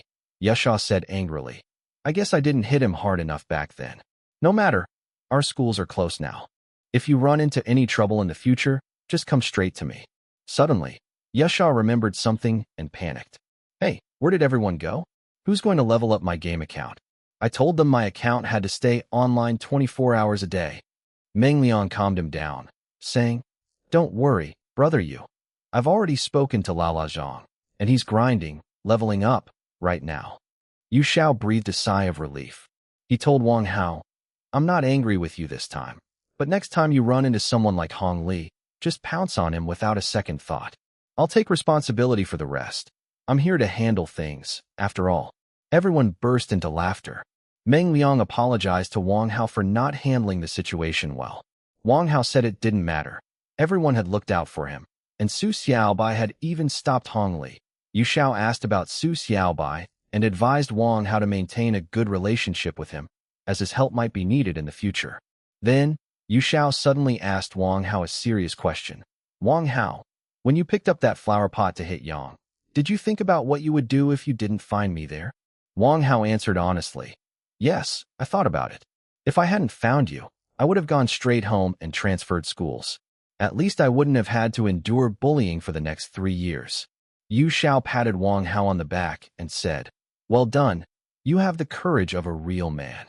Just then, Meng Liang noticed that Yu Xiao was dozing off while standing. He shook him, and Yu Xiao snapped back to reality, saying, I was just taking a quick nap. His friends joked that brother Yu had an amazing talent for sleeping while standing up. Yu Qingfei suddenly snapped to attention, looking as if he had just woken up from a sleep. He asked in surprise, wait, I was in the dorm, wasn't I? How did I get here? Meng Liang and the others were left astonished. Yuga, you've been standing here for half an hour, he said. You were the one who beat up Hong Li and Zoyang, after all. Wang Hao was confused. He wondered if Yuga had forgotten everything they had just discussed. But Yu Qingfei smiled and said, I was just joking. I heard everything. I was just thinking. Then, he revealed his real plan, one that would leave everyone stunned. Yu Qingfei said, my Ji, Hong Li's boss, is currently in jail. He won't be able to get out for 15 days. Everyone was shocked. Someone asked how he ended up in jail. Yu Qingfei laughed and explained, I paid a Liangpi stall owner to dump a whole bottle of chili into Mai Ji's food. Mai Ji flew into a rage and caused a scene, so the police hauled him away. Now, he'll be eating free meals in jail for the next 15 days.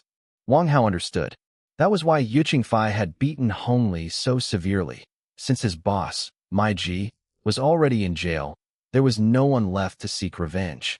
Yu Qingfei then turned to Wang Hao and said seriously, Wang Hao, listen to me carefully. You have to leave Qingnao High School. Wang Hao panicked. Why? I've only just put an end to the bullying. Yu Qingfei explained, Mai Ji will be out in 15 days. He'll never let you off the hook. He's even more dangerous than Zhao Yang. If you stay here, he'll make your life miserable. That's why you should come to my vocational school, Zhixiao.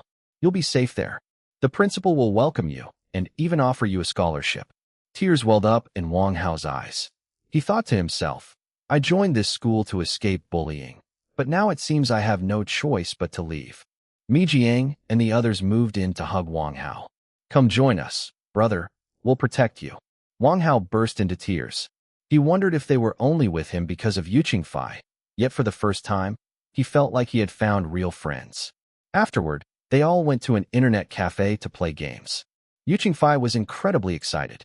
Let's check my account. I told you it had to stay online 24 hours a day, didn't I? But the moment he looked at the screen, his face turned red with rage. The word defeated was displayed. Yunfei shouted, Lao Zhang, why did you let my character die? You jerk. Yu Qingfei's anger was off the charts. He grabbed the cafe owner, Lao Zhang, by the collar and gave him a rough shake. I trusted you so much. Why did you do this to me?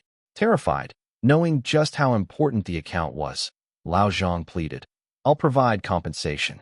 I'll top up your membership with $50. Hearing this only infuriated Yu Qingfei further. Can I be bought with money? Lao Zhang immediately raised the offer. All right, $100. A $100 membership. Yu Qingfei's anger subsided. He smiled and said, All right, seeing your sincerity, I'll let it slide for today. Then, gesturing toward Wang Hao, he said, Transfer that $100 to my little brother Wang Hao's account. Wang Hao refused. No, brother Yu, I don't want the money. I need to get back to school. Yu Qingfei said, Come on, I'll drop you off. The two were walking alone along the road. Wang Hao said, Brother Yu, you should head back. I'll find my own way. Yu Qingfei spoke seriously. Wang Hao, I know. You don't want to leave Chinna High School, but you have to.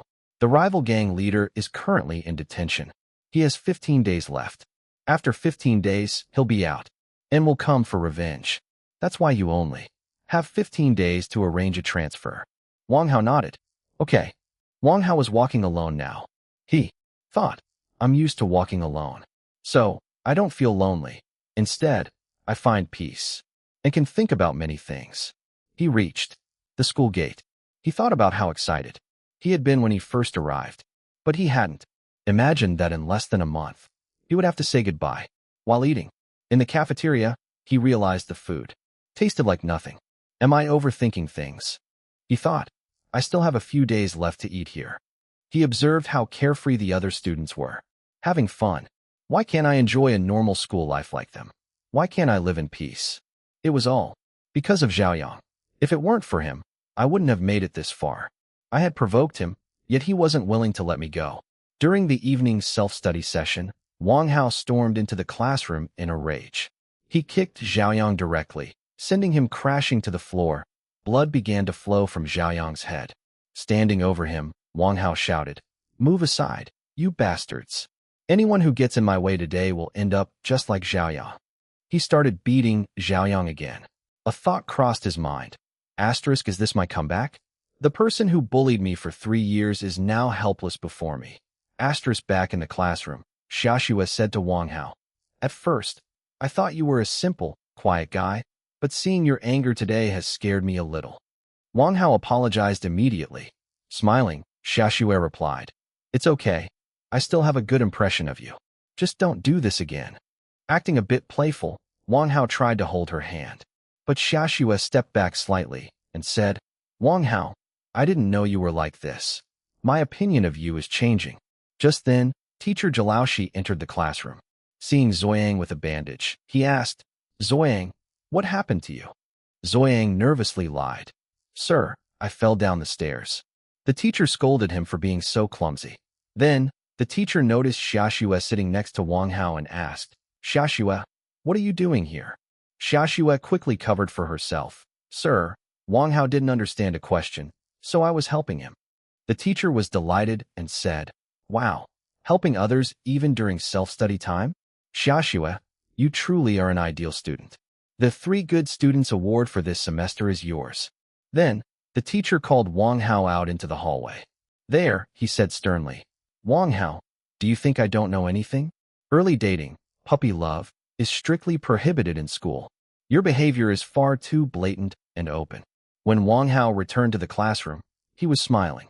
Xiaxue asked, What did the teacher say?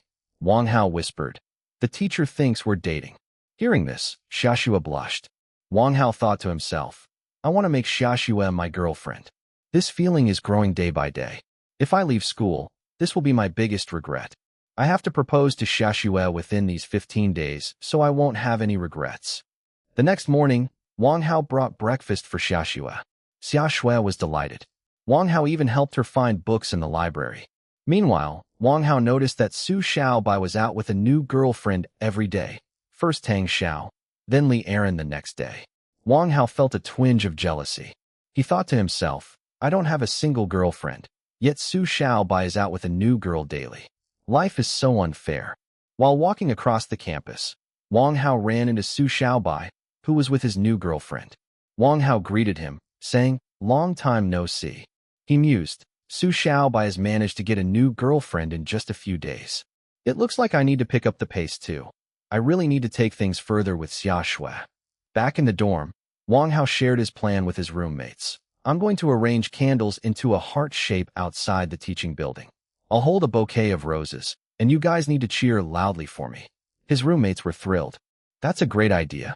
I'll handle the candles, and I'll be the loudest one cheering, one said.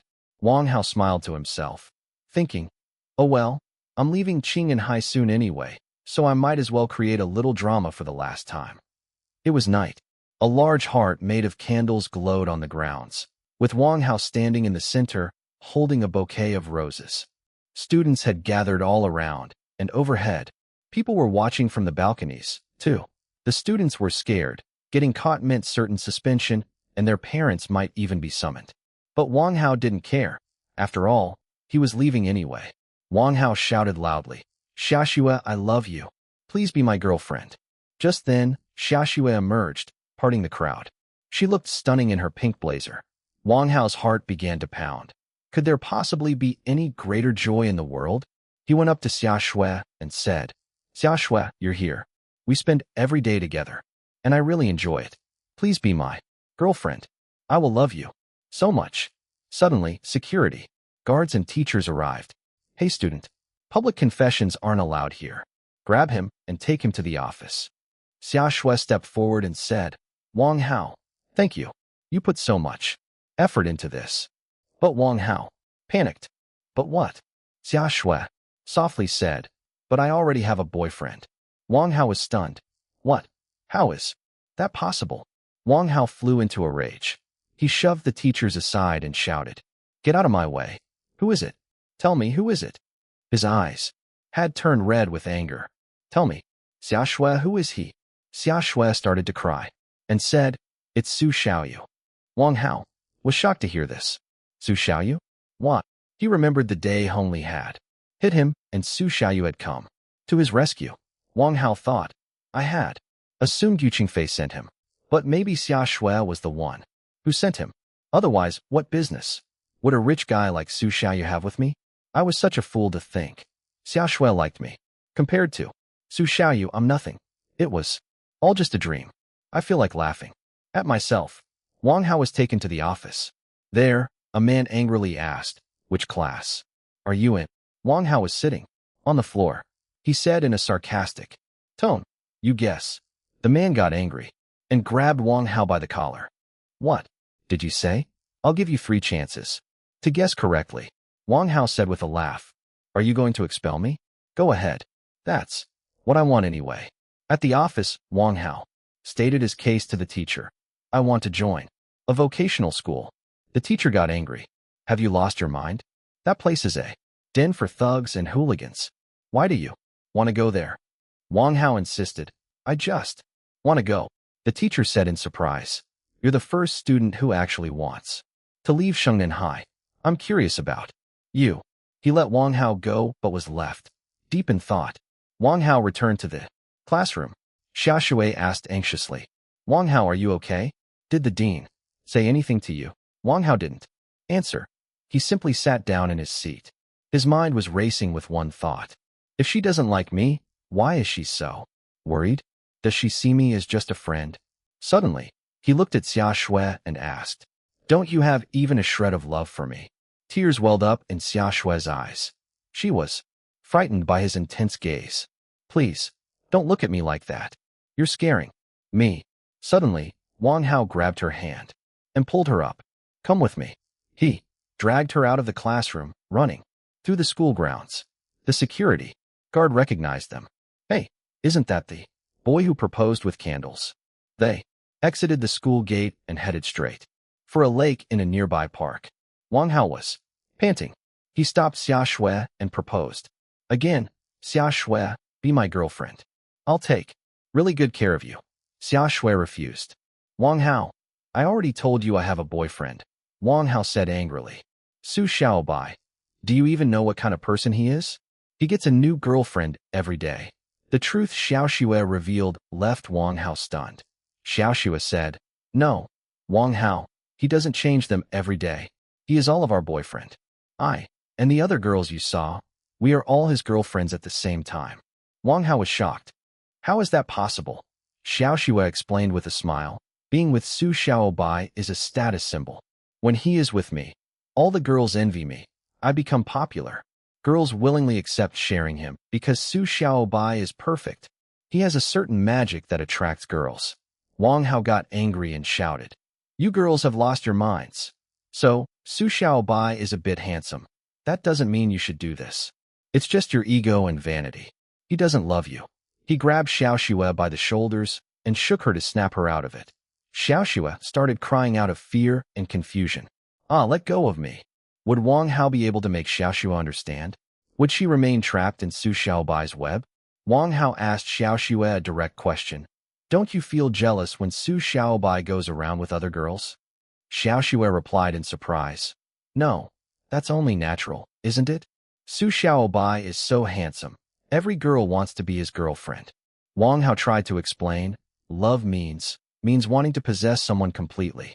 If you truly loved him, how could you bear the thought of him being with anyone else but you? This proves that you don't love him. Xia Shu said angrily. I've loved him since middle school. I've collected his photos. I've written thousands of love letters. The truth is, whenever there's another girl near him, I get angry because she isn't worthy of him. Wang Hao realized that this girl was obsessed, not in love. He thought she was out of her mind. He said, I'll make you realize that you don't actually love Su Xiaobai. Then, jokingly, Wang Hao said, haha, I love you. Xia Shui laughed. Wang Hao, you're a good friend, but I've loved Su Xiaobai for years. The two were walking back to school, hand in hand. Wang Hao asked, if you don't like me, why are you holding my hand? Xia Shui said in a fearful voice, I'm scared of your angry face. You had that same look when you hit Zui Yang.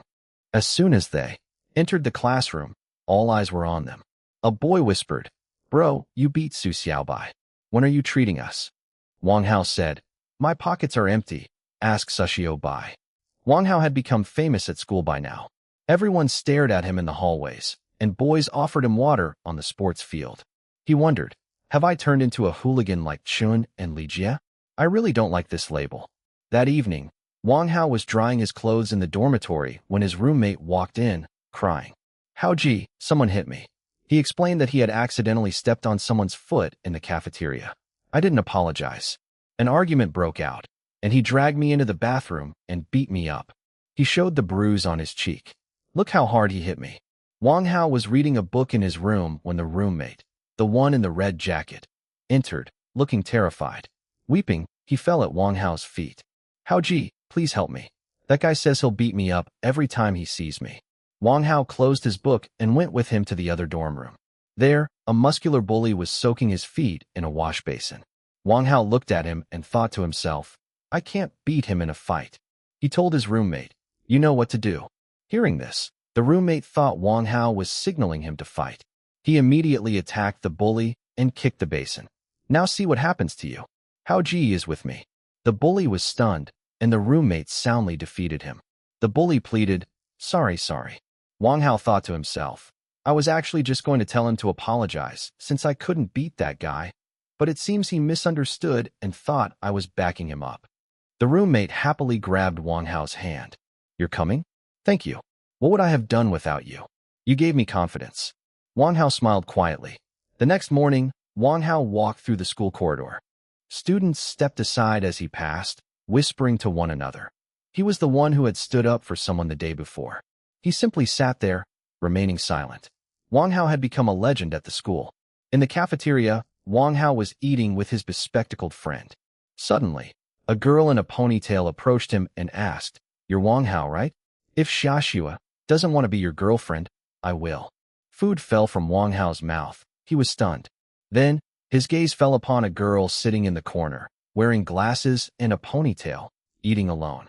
Wang Hao asked his friend, "Who is that girl?" "Find out." His friend whispered, "Her name is Taozi. She's a freshman too." Logically, a girl that beautiful should be famous, but she keeps a very low profile. She doesn't really socialize. She mostly stays in the classroom. Wang Hao observed her closely. His friend with the glasses told him that Taozi had been quite popular at first, but she was very cold towards boys, so no one pursued her anymore. Wang Hao decided to use his literary skills to impress Taozi. He wrote a love letter and handed a bouquet of red roses to his friend, asking him to deliver them to her. Meanwhile, Xiaxue taunted Wang Hao, saying, "Just a few days ago you were proposing to me. Now you're after someone else. Boys are so fickle." Wang Hao smiled and said, "Since you have a boyfriend, I thought I'd try someone else. I saw a girl this afternoon. She was very beautiful." My heart started racing. Xiaxue asked, "Was she more beautiful than me?" Wang Hao replied, "You two are equals." Xiaxue said, "Good luck, then." Wang Hao went back to his seat and started writing a love letter. Xiaxue remarked, "You are absolutely unbearable. There's no one cheesier than you in the whole world." Wang Hao said, "This is romance.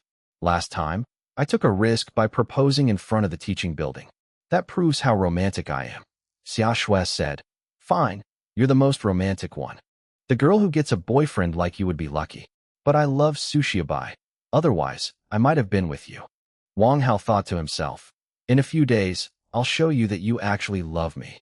Just then, his bespectacled friend came running and said, "Hao Ji, Taozi is calling for you."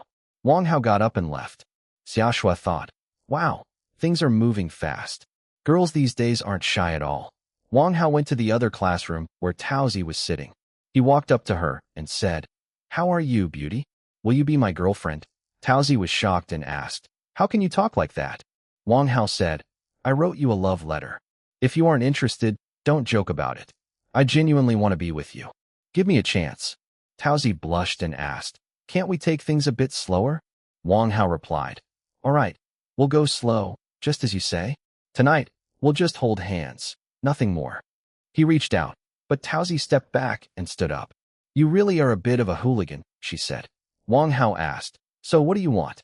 Why did you call me here?" Taozi sat down and said, "Look, you quoted quite a few of Shakespeare's poems in your love letter. Have you done research on Shakespeare? How many of his books have you read?" Wang Hao was inwardly shocked. He thought, "Yes, I did use quite a few Shakespeare quotes. I assumed that in this day and age, hardly anyone reads Shakespeare.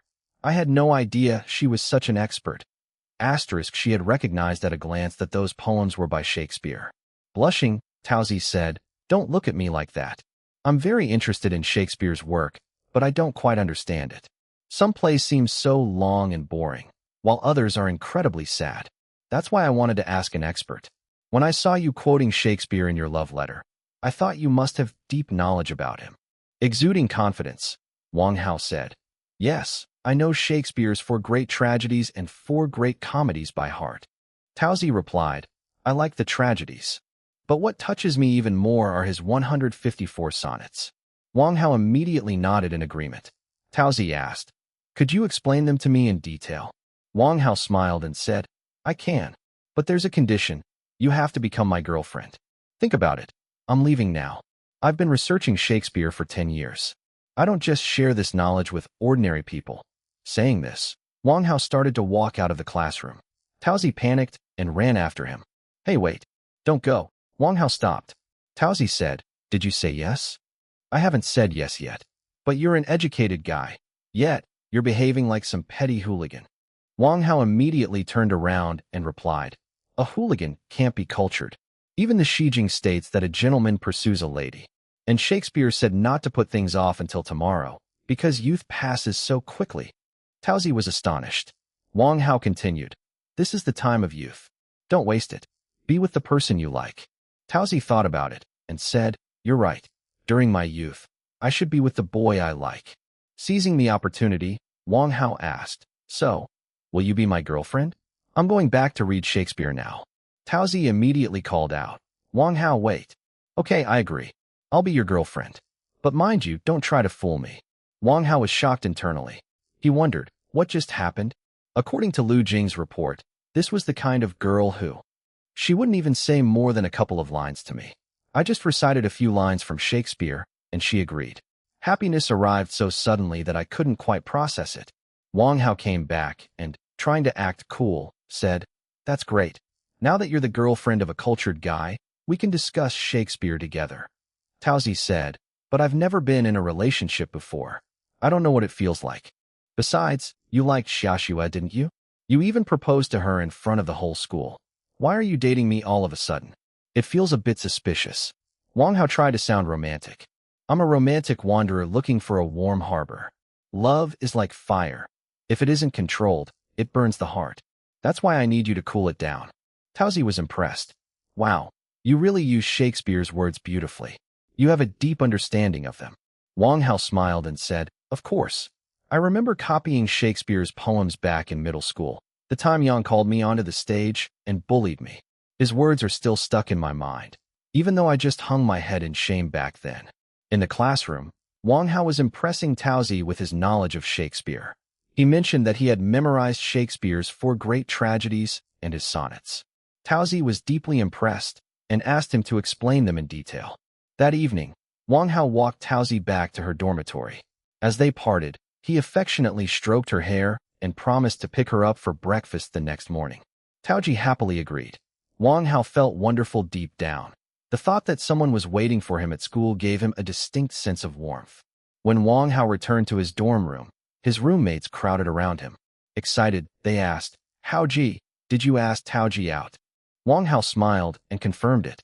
Teasingly, his roommates remarked, "Bro, just a few days ago you were crazy about Xiaoxue, and now, bam, a new girlfriend.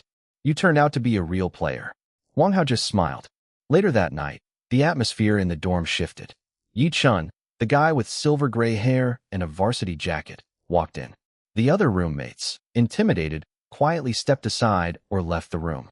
Yi Chun sat down next to Wang Hao and said gravely, "Meiji is coming back soon. He's not going to let you off the hook." Wang Hao wondered in surprise why Yi Chun had come there. He thanked Yi Chun for his concern and began to explain the situation regarding Yuan Xiao and Yu Qingfei, but Yi Chun stopped him. "Yi Chun," he said, "I know they just don't want to involve me because I'm still a student at Shagan." Then Yi Chun continued, "I've been in this delinquent world for a long time. I know who's real. Yuan Xiao and Yu Qingfei are from the vocational school, but among all 3 schools, they are the most loyal and righteous. That's why I work for them." Yi Chun added that news travels fast, and Wang Hao had now become the top figure at Qingna High. Wang Hao dismissed it as just a rumor or an inflated reputation. Yi Chun then issued a warning. "My gu is coming back. What are you going to do?" Wang Hao apologized and admitted he couldn't handle my gu. Yi Chun said, "I can't guarantee everything will be fine, but I can guarantee that if you run into trouble, I'll stand by you, even if it means getting beaten up alongside you." Wang Hao said that wasn't necessary, but Yi Chun insisted. "At first, I helped you because Magliang asked me to," he said. "But after getting to know you, I realize you're a good guy." Criticizing the other students from Shagan, Yi Chun remarked, "On the surface, they act like gentle, top-tier students, but deep down, they're hypocrites and beasts. Those vocational students, who are straightforward, are better than them." Then Yi Chun looked at Wang Hao and said, "But you're different. I can see you're a loyal person. You're my brother. This time, I'm standing by you of my own free will, not because I have to." The two of them shook hands firmly. It was a moment of strong brotherhood. Wang Hao got a bit emotional and started wiping away tears.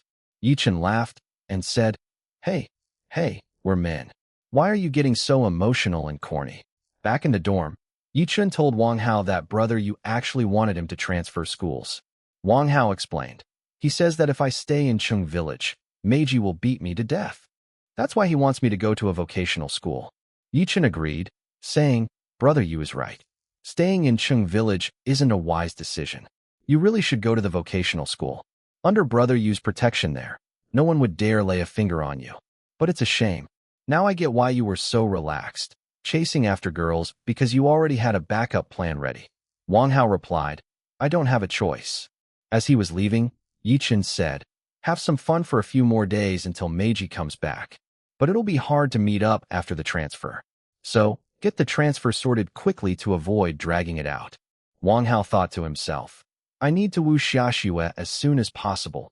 Otherwise, leaving Chung village will become a huge regret. The next morning, Wang Hao picked up Taozi. She complained about him being late. Wang Hao said, there were so many people around. I felt embarrassed.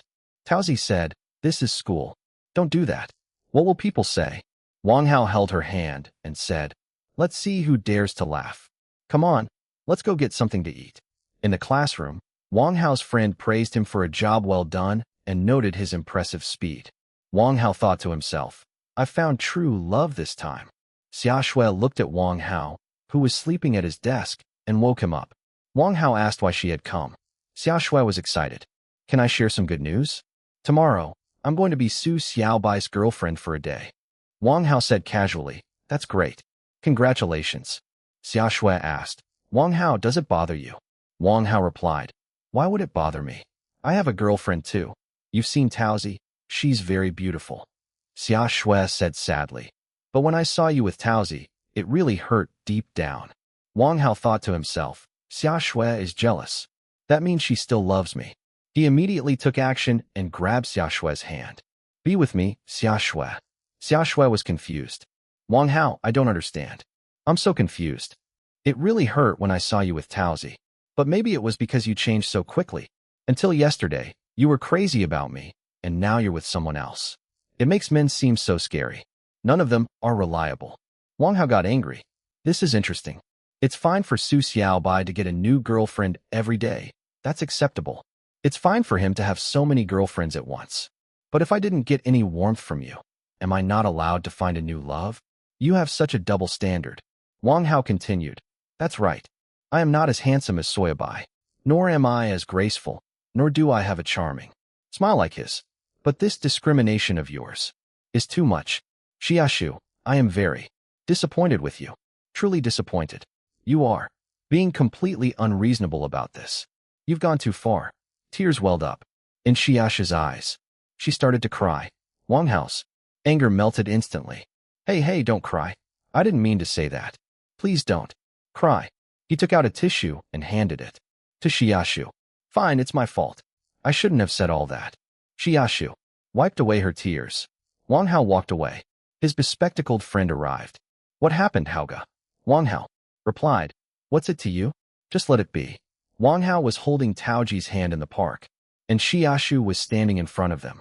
Tears welled up in Xiaxue's eyes. Weeping, she said, Wang Hao, I know I made a mistake. I love you. I want to be with you. Old memories came flooding back to Wang Hao. He remembered how Xiaxue had encouraged him to stand up to Zhou Yang, how she had gotten angry on his behalf, and how every smile of hers made him realize he could never forget these moments. Wang Hao let go of Taozi's hand and walked towards Xiaxue. Taozi watched silently. Wang Hao wiped away Xiaxue's tears and told her not to cry. Xiaxue embraced him and said, Wang Hao, you were right. I don't love Su Xiaobai. I was just with him because I enjoyed making other girls jealous.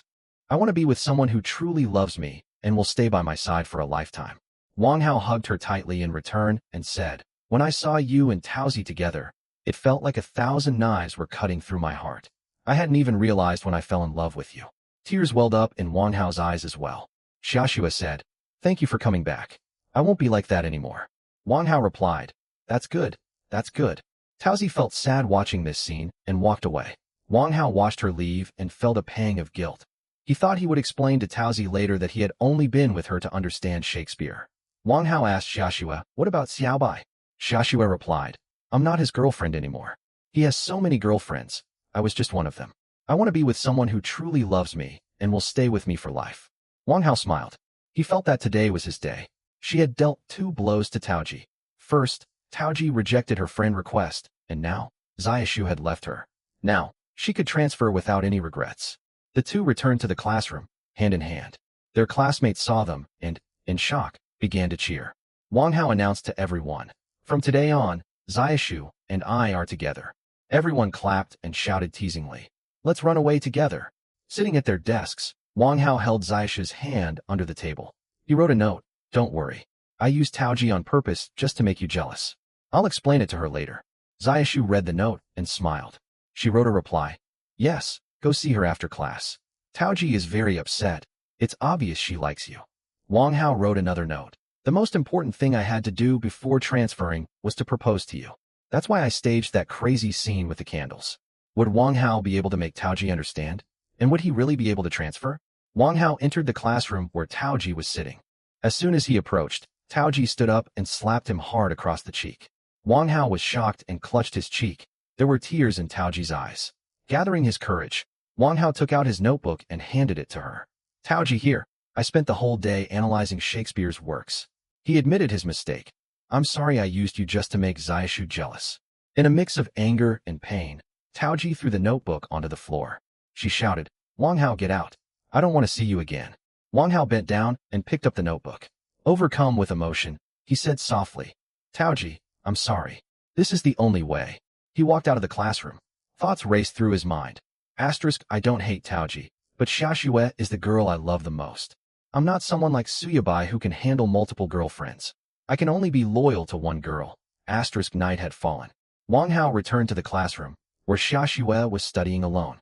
Seeing his reddened cheek, she asked angrily, Did Taoji hit you? I'm going to talk to her right now. Wang Hao stopped her. Let it be. I'm fine. Let's go home. I've managed to settle everything with great difficulty. I don't want any more trouble. The two of them headed home. Wang Hao was happy, yet he was also worried about Taoji. Upon reaching Xiaoxue's house, Wang Hao handed her bag to her. Xiaoxue said, Is that all? You really are dense. Wang Hao understood. He affectionately stroked her hair and then kissed her on the lips. This was my first kiss, he thought. It felt amazing. Blushing, Xiaoxue ran up to her apartment. Wang Hao walked away, dancing with joy. However, he suddenly spotted Taoji standing alone under a street lamp outside the school, weeping.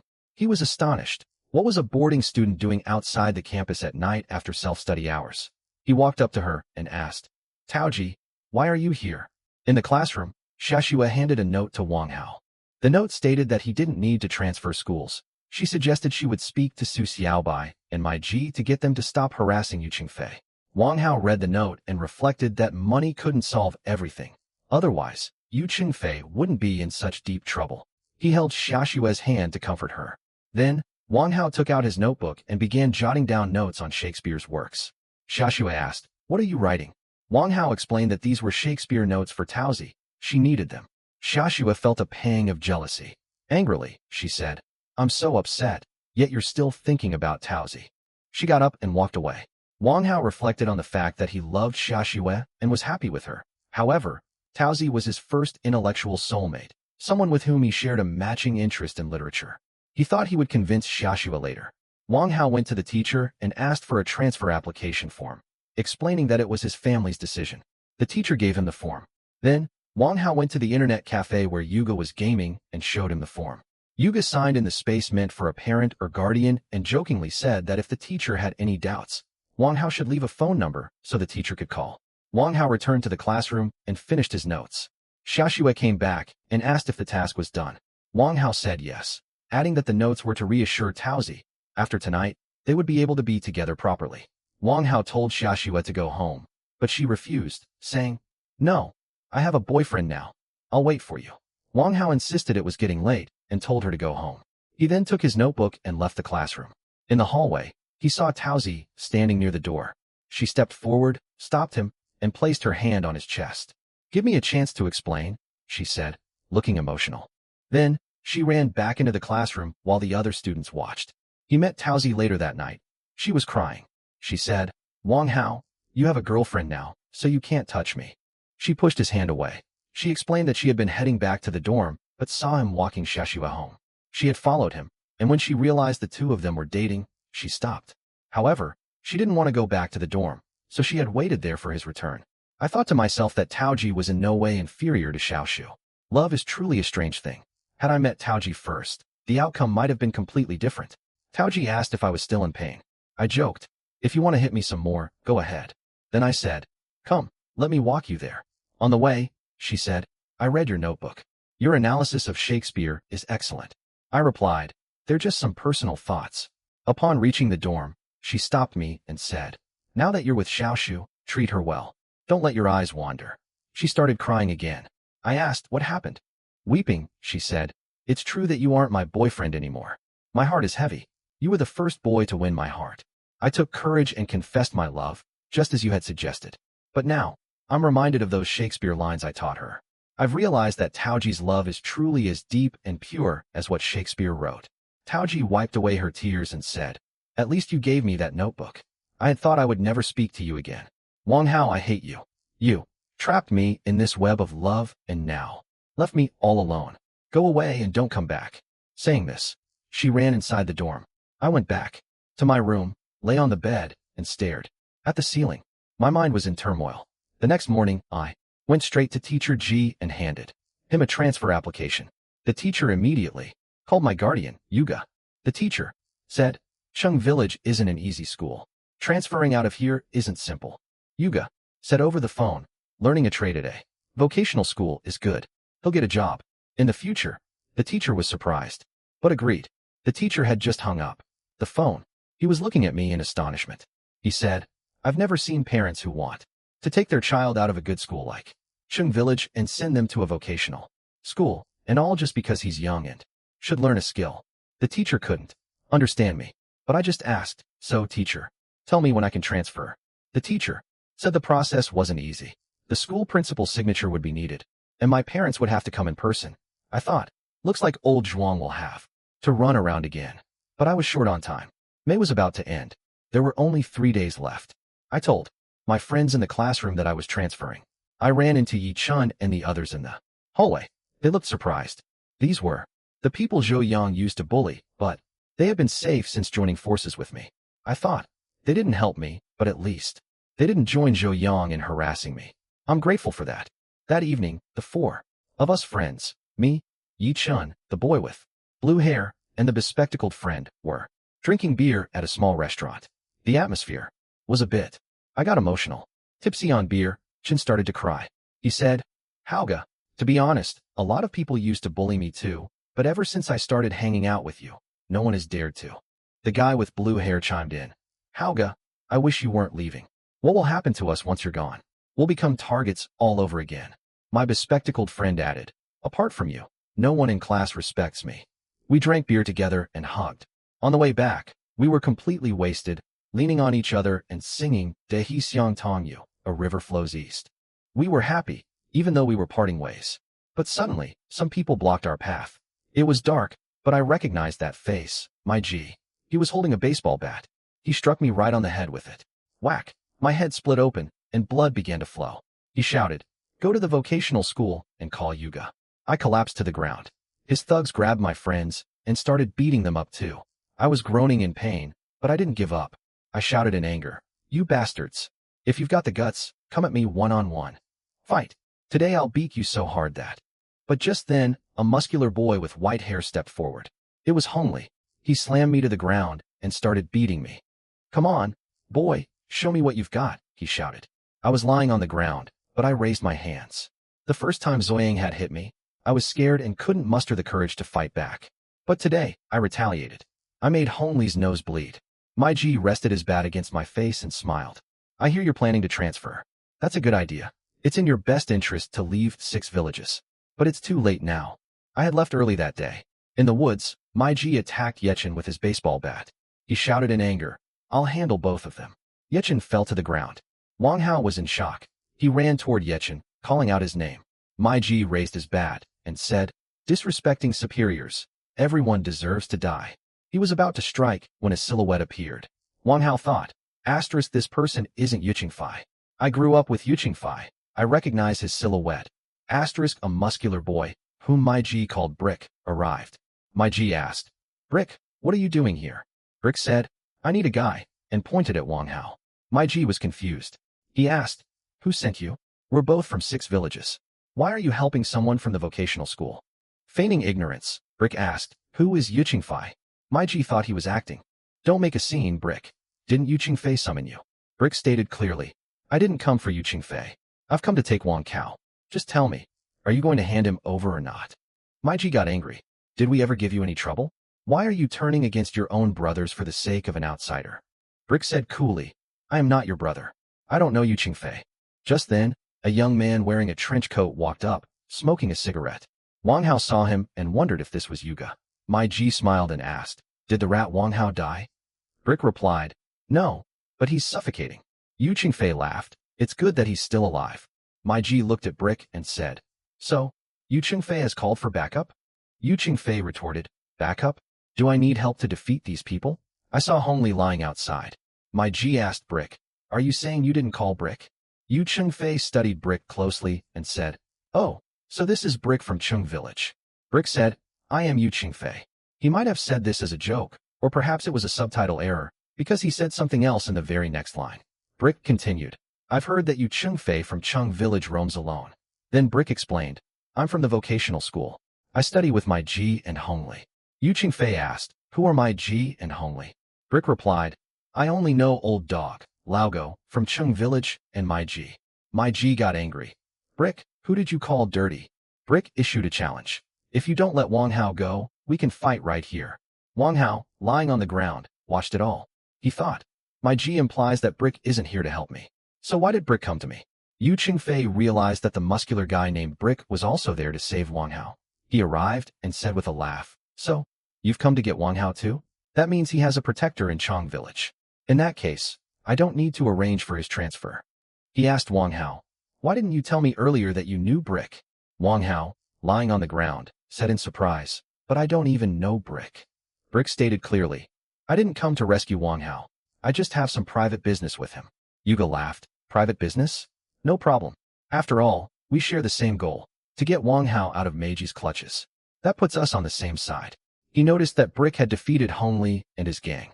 He joked, "Brick, showing off your skills in front of an expert like Yuga is like a farmer trying to teach a master a thing or two." Yuga checked the chain lying on the ground and told Brick, "I don't form alliances with anyone. I don't care why you're here, but I'm the one taking Wang Hao." Yuga looked at the guy with the bat, Meijili, and said, "Regardless, Wang Hao is currently under Meijili's foot. What will you do? This guy is threatening Wang Hao." Brick angrily warned Meijili, "Move your foot, or I won't be polite." Swinging his bat, Meijili said, "If anyone steps forward, I'll smash Wang Hao's head like a watermelon." Yuga remarked, "You couldn't kill him in one blow anyway." Meiji said angrily, "Fine, I'll hand Wang Hao over. But tell me, who should I give him to? You two decide." Brick immediately said, "I'll take Wang Hao." Yuga said, "I have no objection, but tell me, where will you take him, and why?" Brick replied coolly, "That's none of your business. I simply have to take Wang Hao. Decide quickly." Meiji interjected, "Discuss it among yourselves so I know who to hand him over to."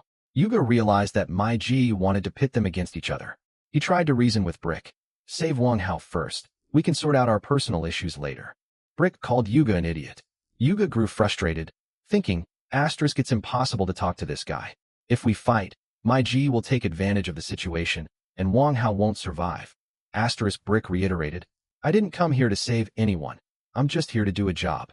Yuga sat down on a rock, lit a cigarette, and said, "There was no other choice."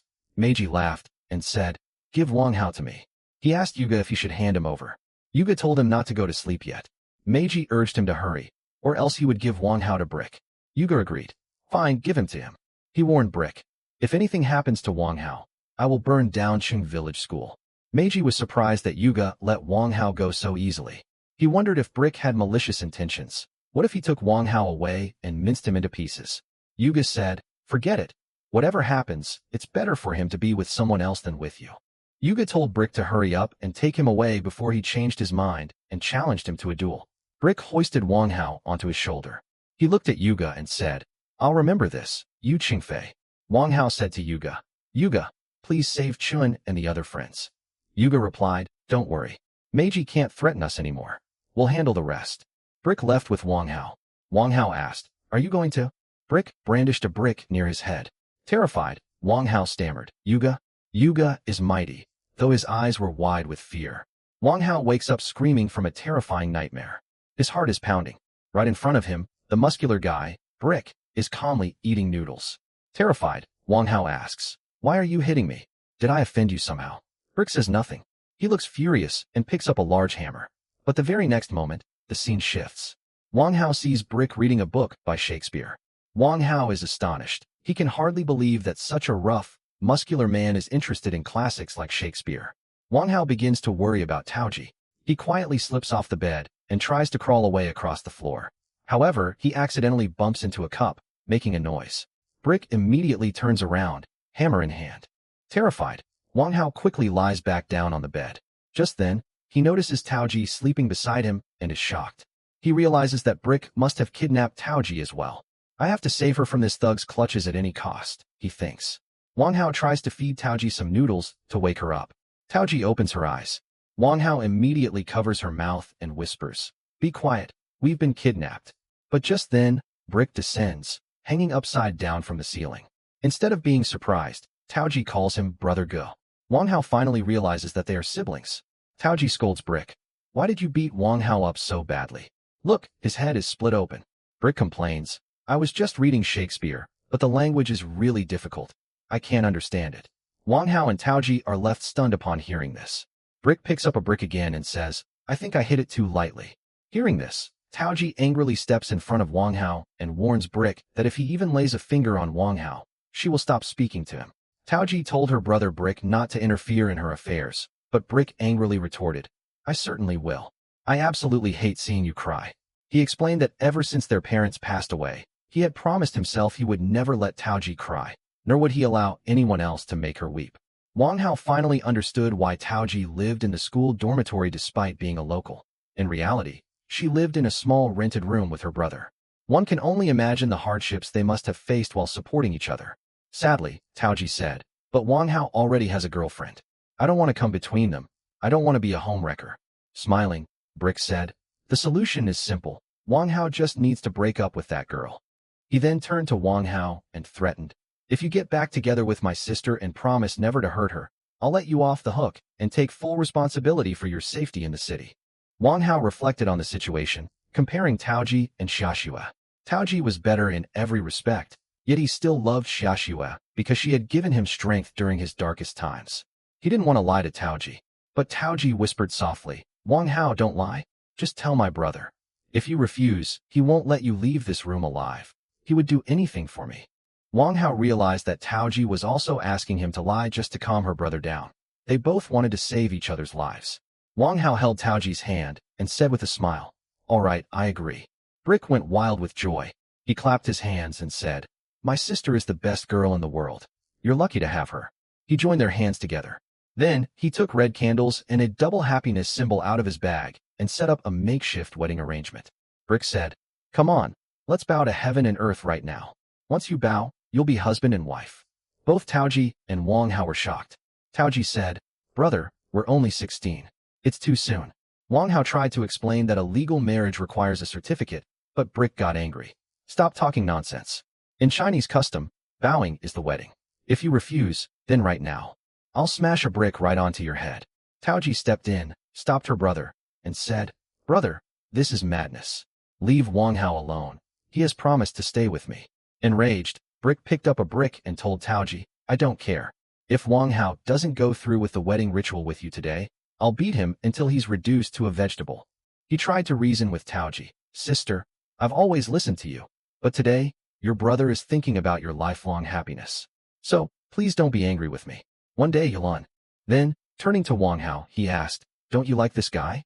You once said his views on Shakespeare were unique, that he's gentle, romantic, and a wonderful person." Wang Hao recalled the time he had spent with Taoji.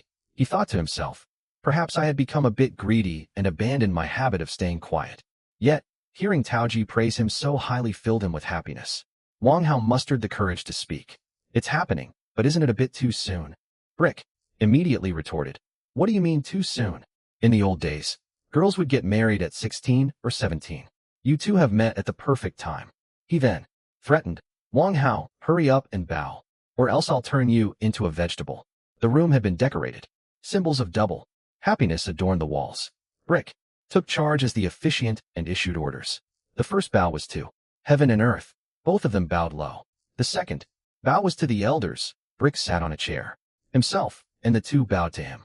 The third bow was between husband and wife. Both felt shy. Wang Hao thought to himself, "Even though I know this is fake, just a game, all part of the drama, when we bowed to each other, I felt a strange excitement in my heart that I couldn't control." As soon as the ritual concluded, Brick happily announced, "Congratulations. From today, You are husband and wife. He jokingly asked, so, shall we head to the bridal chamber, the honeymoon suite now? Wang Hao seized the opportunity and said, shouldn't you step outside? For a while, Brick suddenly realized the situation. Wait, you two are only 16. That time is still a long way off. But he added, still, the wedding has taken place. He left. Now Wang Hao, with a bandage on his head, and Taozi were alone in the room. Wang Hao said, I honestly didn't know Brick was your brother. Otherwise, I never would have bothered you. Taozi explained, no one at school knows. I don't like his fighting. He has a hot temper and is always ready to pick a fight. That's why I kept it a secret, to avoid any trouble. Wang Hao complained, I've taken quite a beating from your brother over the past few days. Taoji said, that's just how he is. He acts without thinking. But he was careful with his blows. The injuries are only superficial. Wang Hao said in surprise, superficial? I actually blacked out a few times. Taoji lowered her head and said, sorry. Wang Hao stopped her. Don't apologize.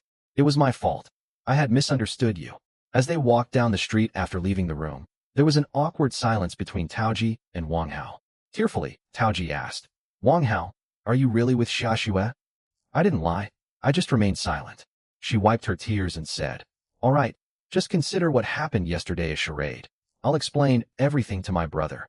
I stopped her, saying, Taoji, you don't need to explain anything. The fact that you agreed to the marriage yesterday is enough for me. I was thinking to myself, asterisk at least for a moment, she was mine. It wouldn't be right to hurt such a wonderful girl. Asterisk just then, the door opened, and Brick, her brother, walked in with snacks. Seeing us sitting close together, he said happily, looks like you two are bonding well. He held up a raw brick and warned me, keep my sister happy, or I'll smash this brick against your skull. We all had dinner together that night. Brick said he would drop me off at school the next morning.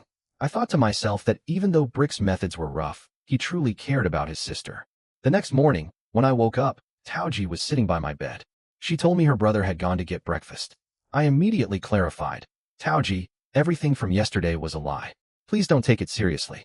Taoji smiled and said, I know. Don't. I won't bother you anymore, she said, and went to check if her brother had arrived. Left alone, I wondered what I should do. She returned with some buns. Handing them to me, she said, first, drop Taoji off at his dorm, then go to class. Remember, you're my brother-in-law now.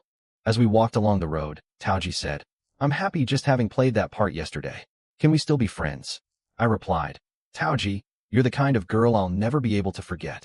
She said softly, but you don't love me, and immediately changed the subject. Come on, you'll be late for class. Her smile was forced. She was hiding her pain. Seeing that made my heart ache. I thought to myself, there's someone else in my heart, Xia, which is why I can't give Taoji the love she deserves. Taoji asked me, Wang Hao, are you really with Xia? I remained silent. She told me that her brother had possessed the skill of brick hitting since childhood, something that had even landed him in juvenile detention. My brother is simple, she said. Please don't fight with him. Instead of going to school, I headed straight to an internet cafe. Yuga was there, gaming. Angrily, I said, Yuga, I got kidnapped. My head got busted open, and here you are. You were having a blast playing the game. Why didn't you help me? Yuga laughed loudly. He said, Wang Hao, I didn't save you on purpose. I thought you needed a lesson. You play with girls' feelings, so getting a bit of a thrashing from Brickhead was necessary. By the way, I fought Maji, he ran away. You don't need to transfer schools anymore. And listen, since Brickhead is your brother-in-law now, no one at school will mess with you. I said angrily, you toyed with an innocent girl's feelings. Yuga replied, feelings? I've gone through 18 girlfriends. I don't understand feelings. The story was about to get even more complicated. Wang Hao told Yuga the truth. He wasn't with Taozi, nor did he intend to leave Xia Xue. However, he feared that if Brahed found out the truth, he would beat him up again and wouldn't spare Meiji either. Yuga grasped the situation immediately. He said, if you aren't with Taozi, you won't have Brahed's protection. In fact, he'll become your enemy. It's impossible for you to stay in Chung Village now. Yuga suggested that Wang Hao quickly transfer to the vocational college, where he could protect him. Wang Hao agreed and left the cafe. He went straight to Teacher Ji's office.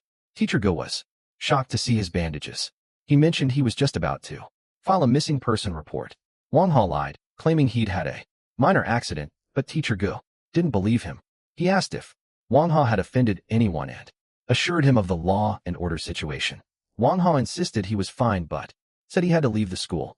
Teacher Go informed him that he had already forwarded the transfer application to the Academic Affairs Office. When Wang Hao arrived at the Academic Affairs Office, his parents were there. His mother burst into tears upon seeing his injuries, while his father was furious.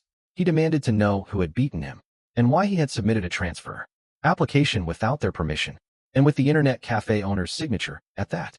Wang Hao realized that while he had managed to silence Teacher Go, his own, not his dad, his father had said that if anyone was troubling him, he would help. But Wang Hao knew his father was just an ordinary worker. He couldn't solve this problem. Just then, the director stood up and silenced everyone. He told Wang Hao that he had checked the transfer application. The parents' opinion and phone number were both fake, belonging instead to an internet cafe owner. Consequently, he had rejected the application and stated that the transfer would not be allowed. He sent Wang Hao's parents away so he could speak to Wang Hao privately. Once the parents had left, the director told Wang Hao, "I know everything about the fight between you and Meiji." Wang Hao was stunned. The director promised not to let him be transferred. It was his rule that if anyone had to leave Shanghai, it would be Meiji, not Wang Hao.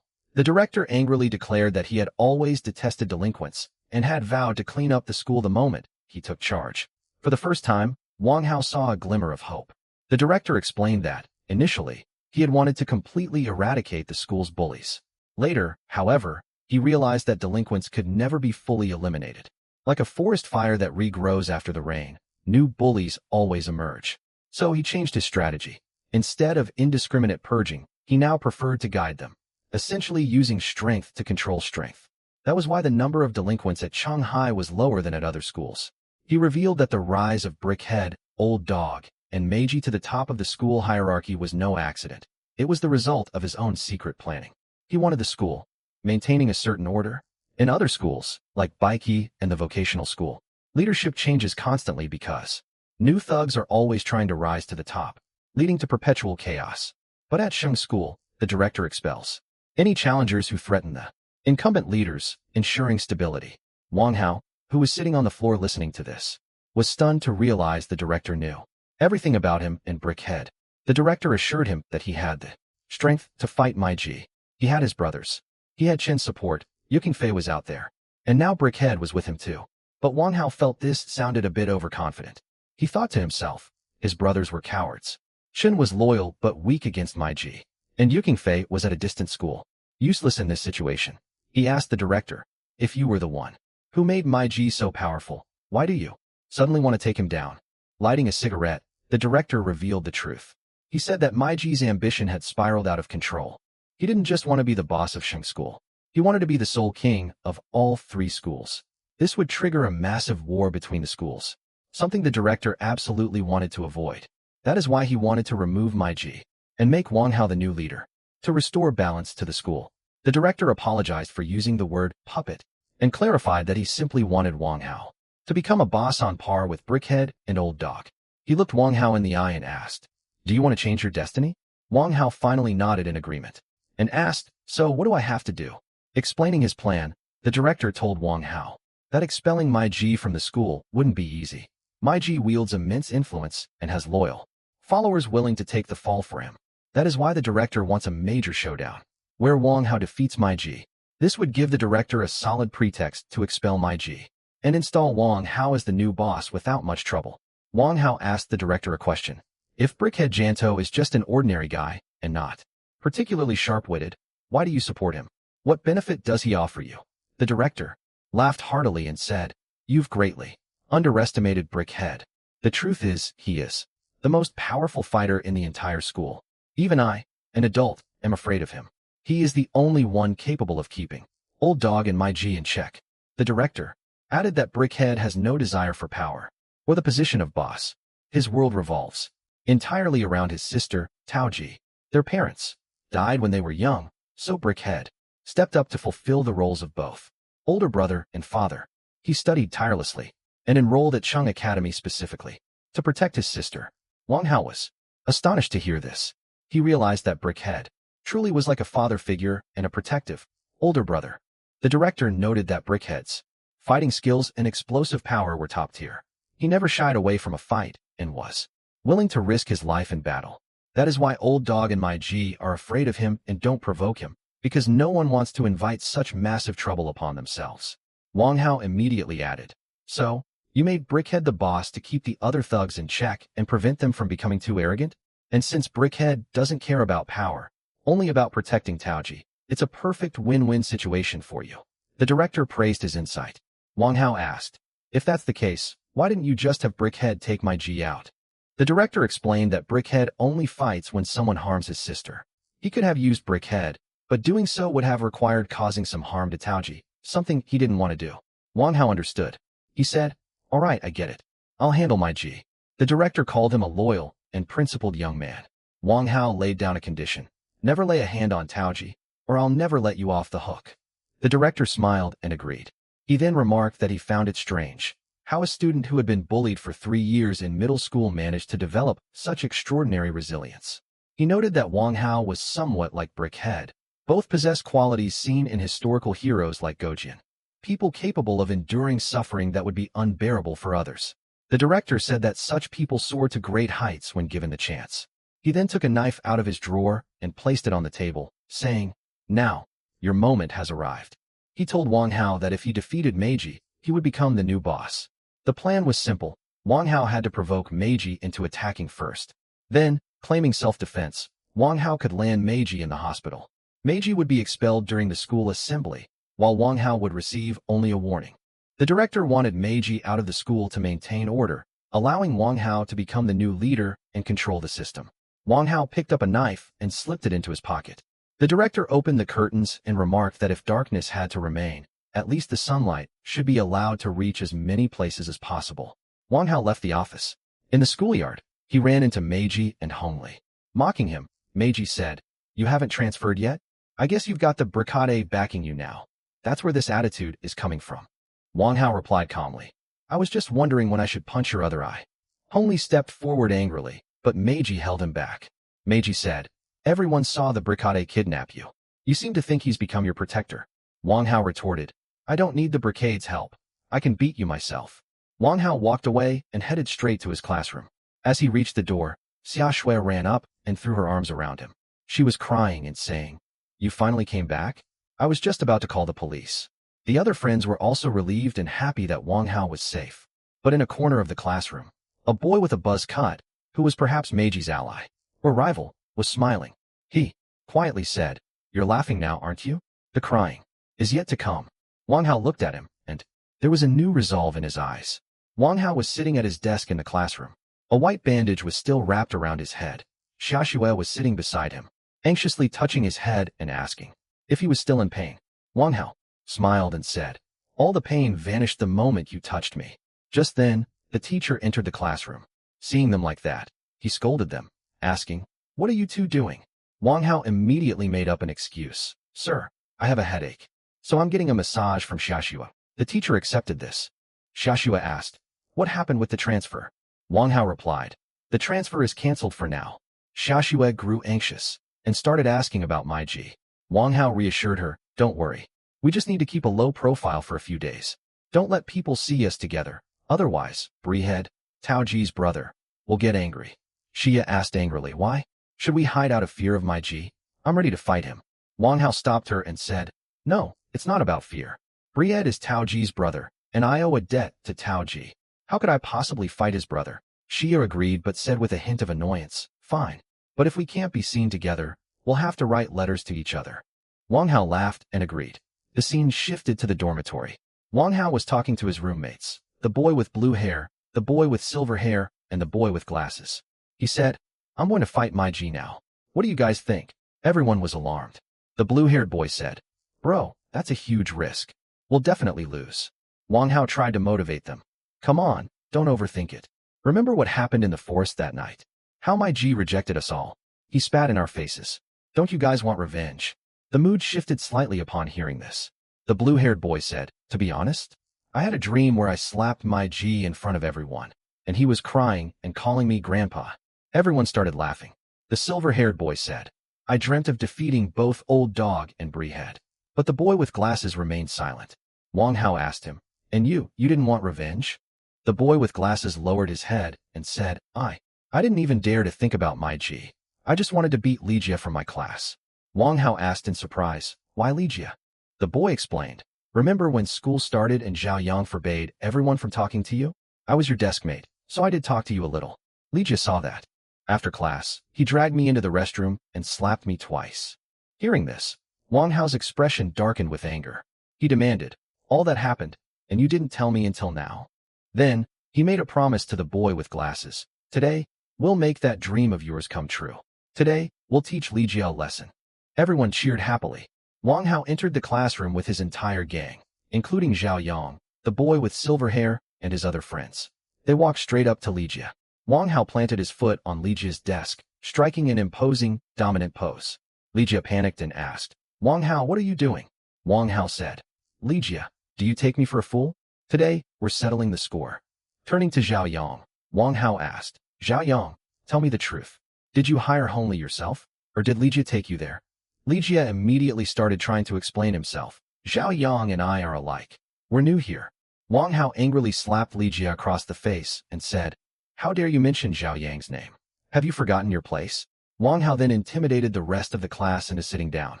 Li Jia began to tremble with fear. Wang Hao said, if I go down, I'm taking you down with me.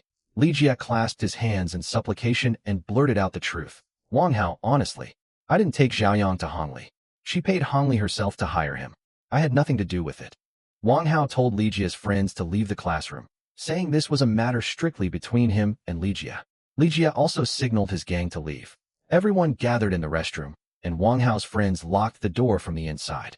Wang Hao lit a cigarette and told Lu Jihong, the boy with glasses, to hit Li Jia just as Li Jia had hit him before. Summoning his courage, Lu Jihong punched Li Jia. Immediately after, Wang Hao delivered a powerful kick that knocked Li Jia to the ground. Wang Hao grabbed Li Jia by the hair and slammed his face against the sink. Li Jia's nose began to bleed, and, terrified, he started begging for forgiveness. Angrily, Wang Hao asked, is this the way you apologize? And slapped him. Weeping, Li Jia said, Wang Hao, I made a mistake. Please forgive me. Wang Hao looked at Lu Jihong and said, now it's your turn. Lu Jihong stepped forward. He took money out of his pocket, struck Li Jia across the face with it, and said, you wanted money, didn't you? Here, take it. He struck Li Jia again, and Li Jia clasped his hands in a plea for mercy. When it was over, Wang Hao asked, are we done? Everyone nodded, and they walked out of the restroom. Once outside, Lu Jihong was overjoyed. He said, Wang Hao, this was exactly like what I had imagined in my dreams. Wang Hao returned to the classroom and sat in his seat. A short while later, Li Jia also came back. He looked badly beaten and quietly took his seat. Xia Shui asked anxiously, won't you get expelled from school? Wang Hao smiled and said, I am the ear-slap king and the director's chosen successor too. They won't expel me that easily. After class, Wang Hao ran into Yi Chun in the hallway. Yi Chun jokingly remarked, Baldy beat you up pretty badly, but now that he's become your backer, it's a total win for you. Wang Hao said seriously, I just beat Li Jia. Yi Chun was astonished and said, really? If things keep going like this, you'll end up becoming the boss of the entire first-year class. In the hallway, I got straight to the point with Yi Chun. I'm preparing to fight my Jia. Will you help me? Yi Chun was stunned. He said, how? Have you lost your mind? We aren't on my Ji's level. Right now, you have Yu Qingfei's support and the protection of Brickhead within the school. Why do you need to fight? You could become the king here without even fighting. I asked, who said Brickhead is protecting me? He replied, Chen told me. Brickhead has spread a rumor throughout the school that you're his brother-in-law. He's declared that he'll fight anyone who lays a hand on you. This news has spread all over Chegang. That's why my Ji won't touch you right now. I panicked. I thought to myself, I'm not Brickhead's brother-in-law, nor am I in a relationship with his sister. If Brickhead finds out the truth, he'll come after me too. I revealed my real plan to Chun. Here's the truth. I want to be with Xia Shui. Brickhead doesn't know that yet. I want to take my Ji down before Brickhead finds out the truth. It's essential, not just for me, but for peace across all 3 schools. Chun was swayed by my words. He said, all right, how? We'll do whatever you say. We'll fight a massive battle. I thought about what a wonderful feeling it is to truly have brothers. Then, I sat alone in the stadium seats and began formulating a plan. Fighting my Ji was no joke. I had a window of time where Brickhead's protection kept my Ji from attacking, and I needed to capitalize on it. I took stock of my team. I had 4 loyal guys, Li Jihong, Gong Ming, Li Mu, and Oya Hao. They weren't elite fighters, but they were incredibly loyal. On the other hand, Chun had 7 guys who were notorious first-year thugs and skilled. There were fighters, 13 of us in total. The 13 of us were going to take down Meiji, the god of China. I gathered my team at the gym and revealed the name of our plan, the Meta Plan. Everyone asked, "What kind of name is that?" I explained. It meant we would grind Meiji down into Meta, fine flour. It symbolized our process of growth. Victory would come when we baked bread from that flour. Everyone gave a thumbs up. The plan was ready. Now it was time for execution, but I had to be careful in the meantime. Although I sat in class with Xiao Shui, we deliberately kept our distance outside school so that Brahead wouldn't find out about our relationship. In the hallway, I made a request to Tauzi. "If your brother, Brahead, asks you about me, please lie." Tauzi smiled and said, "Wang Gao, don't worry. I'll stop my brother from coming near you." Hearing this gave me some relief. A few days passed. My life had settled into a strange routine. During the day, I was with Xiao Shui, but at night, when she went for self-study, I would sneak over to Tauzi's classroom. We would meet secretly in the dark, talk, and I would walk her home. It felt as though I had two girlfriends. I could hold hands with Xiao Shui, but not with Tauzi. Still, this secret life gave me a strange thrill. But all good things come to a bad end. One night, as I was returning after walking Tauzi home, Xiao Shui suddenly appeared in the hallway. She saw the two of us together.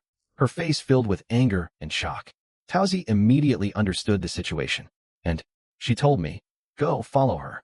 Panicked, I ran after Xiao Shu, but just then Tauzi fell to the ground. She was groaning in pain. I wondered if I went after Xiao Shu, what would happen to Tauzi? Compelled, I returned to Tauzi. She was clutching her stomach. I immediately picked her up in my arms and ran toward the girls' hostel. Many girls saw us on the way. I told them, "She has a stomach ache. I'm taking her to the doctor." I carried her to her dorm room. Her roommates were there. They pushed me out and said, "Just leave quietly. We'll handle it." Before the door closed, one girl stepped out and whispered, "Don't worry. She's fine. It's just that time of the month." But my real trouble was just beginning. I went straight to the building where Xiao Shu lived and sat on a bench. I knew she could see me, but she didn't even look out the window. She was completely ignoring me. I sat there all night. I kept smoking cigarettes, and, by morning, was shivering from the cold. A cleaner woke me up. In the morning, Xiao Shu came out. I stopped her. "Xiao Shu, please, let me explain." She said, coldly, "Fine, explain. I'm listening." But just as I was about to speak, she walked away silently. Upon reaching class, I gathered the courage to ask a classmate to swap seats so I could keep some distance from Xiao Shu. But Xiao Shu said angrily, "Don't change seats, or I'll tell the teacher." I was stunned. Just then my desk mate, Lu Jihong, handed me a note. I opened the note with trembling hands. It read, "Let's break up." My mind went numb. I sat there with my head resting on the desk. My friend asked, "What happened?" I said, "I don't know what to do. Should I go and apologize to her? But what would I say? I can't tell her the truth about Taoji." I realized then that I had only one option left. If I wanted to win Xiaoshu back and save my reputation, I had to defeat Meiji first. Only then would the fear of Brickhead vanish, allowing me to explain everything to Xiaoshu. I made a vow. Meiji had to be taken down, no matter what. I decided I needed to fast-track the floor plan. People would go running every morning and do push-ups at night. We were preparing to defeat Meiji. It was late at night in the classroom. Tao Ji and I were sitting alone. I asked her, "So, tell me, what does it mean to shout my name in your sleep?" Tao Ji got flustered and said, "I don't know anything about that. Maybe my roommates were lying." I smiled and said, "Perhaps there is a telepathic connection between us, because my roommates also said I was calling out your name while I slept." Tao Ji blushed with embarrassment, but was happy too. She asked, "By the way, what happened between you and Xia Shui? Did you manage to win her over?" I said sadly, "No, she broke up with me the very next day." Tao Ji immediately apologized. She said, "If I hadn't stepped in, maybe you two would still be together. All this is happening to you because of me." I reassured her, "Don't feel guilty at all. You are a wonderful and innocent girl. Xia Shui is nice too, but she isn't as generous-hearted as you." Tao Ji said, "If you still like her, why don't you go to her? Girls often come around if you try to win them over. Give it some time, she'll agree." I said, "I'll wait a few days and let her anger cool down first. But I feel bad that you have to wait because of this." Tao Ji smiled and said, "It doesn't matter. I'm very happy as long as I'm with you." After that, I stepped out of the classroom. On the way, I ran into young Master Su, Sada Gongji, who was standing there, leaning against a tree. He asked, "How are things? You just left Tao Ji, didn't you?" I asked, "What are you doing here so late at night?" Su said, "I've been standing right here for the past week. watching the two of you from a distance. I'm jealous that you get to walk her back to the dorm, while I don't even have the right to speak to her. I laughed and said, Su Gongji, you're joking, right? Do you want a girlfriend? Su suddenly turned serious. No, I'm serious, he said. I've fallen truly in love with Taozi. I've never met a girl with such a pure and honest heart. My other girlfriends were beautiful, but they were shallow. Taozi is completely different. I said angrily. Thanks, but keep this in mind. Taozi is mine. Don't even think about her. Su laughed and said, So Taozi is yours? What about Xiaoxue then? Do you still want to be with her? Do you want both of them? I answered without hesitation. Yes, I want both. Su laughed loudly. A man might have many women, but there's only room for one in his heart. Wang Gao, you're fooling yourself. You only love Xiaoxue. You spent time with Taozi just to make Xiaoxue jealous. Otherwise, why would you have gone back to her in the snow? He continued. You gave up on Taozi so easily. Listen, if you really want Xiaoxue, stay with her. I'll talk to Brickhead, Taozi's brother, and my G. I'll keep you safe in the city. You just have to stay away from Taozi. Hearing this made my anger skyrocket. I shouted, Don't even dream of it. I'll never let you lay a hand on Taozi. Su laughed loudly. You're being greedy. To be honest, Xiaoxue only came to you after I had let her go. She wasn't your first choice. She came to you because of the circumstances. Hearing this made my anger skyrocket. I said, I owe you nothing. I don't consider you brother Xiaobai anymore. I'm not afraid of my G, and I'm not afraid of you either. I'm never handing Taoji over to you. I walked away. Su shouted after me. If you don't listen, I'll take Xiaoxue back, and you'll lose both of them. When I reached the dorm room, my friends were waiting. Yichen said we had an opportunity. My G would be eating at the cafeteria the day after tomorrow at noon. I asked, he's eating there? He thinks that place is filthy. Yichen explained. Yeah, he usually doesn't eat there. But the girl he's chasing is very simple. She lives and eats right there. So, my G has to come to the cafeteria to meet her. The next morning, during a break, Yichen and I were looking out the window. Yichen said, my G is a local boss, which is why he doesn't go to the cafeteria. But for the girl he wants to woo, he has to come there. Standing by the hallway window, Yichen explained my G's entire plan to me. My G is a local boss who likes to show off his bravery. So, when he plays the hero to impress a girl, he doesn't bring a huge crowd. Just 2 or 3 bodyguards and a couple of thugs to play the villains. That meant my G would have, at most, 5 or 6 people with him. That number was perfect for our group of 13. I was confident that after this fight, we would become famous overnight. But upon returning to the classroom, my mind wasn't on the fight. Instead, it was fixated on what Sushia Ubai had said. He had claimed that with just a wave of his hand, Xiaoxue would come back to him. Could he really do that? Just then, the classroom door opened, and Sushia Ubai walked in. Seeing his stylish clothes and attitude, the girls in the class began to swoon over him. He walked straight up to Xiaoxue and asked her to step outside. Xiaoxue went with him without saying a word. My friend tried to console me, saying, How good? Just forget about a girl like that. Hearing this made me angry. I snapped at him. I didn't say anything out loud, but deep down, I was shattered. I wondered, is Xiaoxue really going to go to Su Xiaobai? I rested my head on the desk. I remembered our first kiss, all those sweet memories. Then I told myself, maybe this is for the best. Now I can live with Uncle without any worries. I reviewed my plan notes. On paper, the plan was perfect, but something in my gut kept telling me something was wrong, though I couldn't quite put my finger on it. I told my friend I felt uneasy. He replied, Hoagie, you're just nervous. We'll rehearse together at lunch. But I didn't want to rehearse. I wanted to talk to someone smarter than me. I needed to see Yeching. I left school and went straight to the internet cafe. There, I saw Yeching, or Yuch, asleep with his head on the keyboard, his friend sitting nearby. I tried shaking him awake, but he wouldn't budge. They told me shaking wouldn't work. I had to shout, Nan Nan is here, loudly into his ear. I did exactly that, and Yeching bolted upright in a panic. Everyone burst out laughing. His friends told me that Yeching's new girlfriend, Nan Nan, was a real firecracker. She had threatened to ruin his life if he ever left her. Yeching was so terrified of her that he had moved out of the dorm and started living at the internet cafe. Seeing their tough boss so helpless in the face of a girl made everyone crack up. Yeching was fast asleep in the internet cafe. To wake him up, I used that ultimate trick again, shouting loudly right into his ear. Nanan arrived. He immediately sat up, startled. Angrily, he said, You've gone mad. Don't scare me like that. I could have a heart attack. I laughed. Bro, I tried. But you just wouldn't wake up, so I had to use this killer move. We stepped out onto the street, and I explained my entire plan to him. Listen, This plan kills two birds with one stone. We'll corner Meiji in the cafeteria. I'll pull a switchblade from my pocket and attack him. An ambulance will be on standby to rush him to the hospital. He'll get expelled during the school assembly, and I'll become the new boss. Yu Qingfei remained silent for a while. Then he said, on the surface, the plan seems perfect. But do you know why I invite you to my vocational school? He explained that there are two types of people in a gang. The red stick, who is the ultimate fighter, and the white paper fan, the strategist who uses his brains. You can't be a fighter. You're too soft-hearted. Remember how you let Zoying bully you for 3 years, but couldn't bring yourself to hit him? You're smart. You see things clearly. That's why you're a white paper fan. Looking me in the eye, he said, you aren't good at fighting. Even with a weapon, you won't be able to defeat Meiji. Angrily, I pulled out the knife and said, I've seen Meiji. I can do it. Yu Qingfei grabbed my hand. He spoke in a serious tone. Using a knife on someone isn't as easy as it looks in the movies.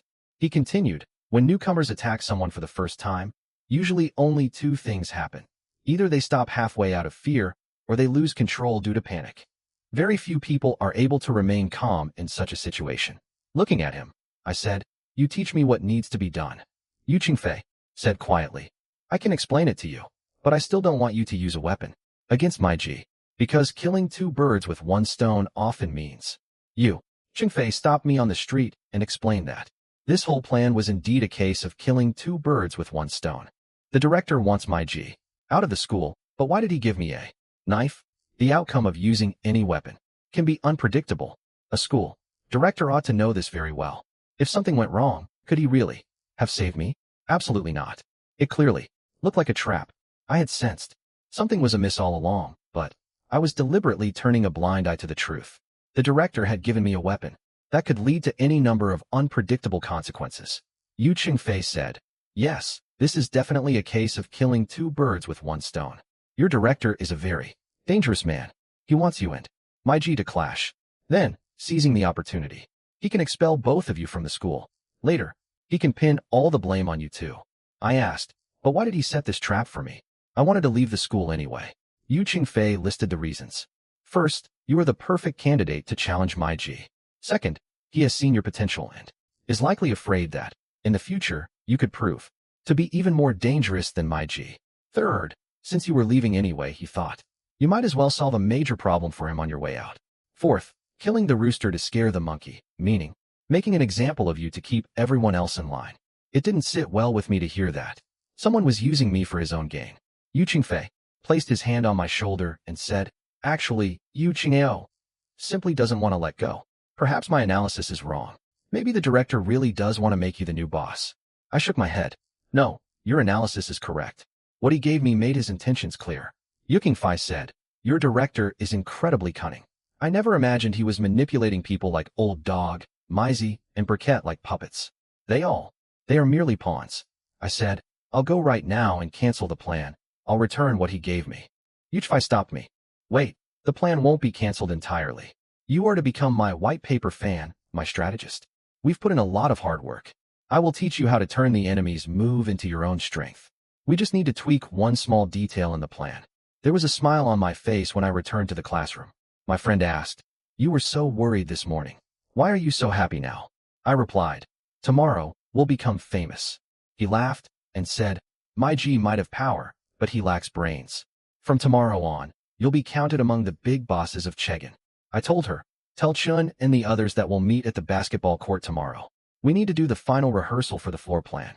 As I walked down the hallway, I spotted Su Xiaobai and Xia Shui. Seeing them, only one thought crossed my mind. I should go see Taozi. Suddenly, Qian Xian approached me in the hallway. She was crying. She asked, Wang Hao, do you have a moment? I need to talk to you. I told her I was busy, but she grabbed my hand and pulled me toward the stairs.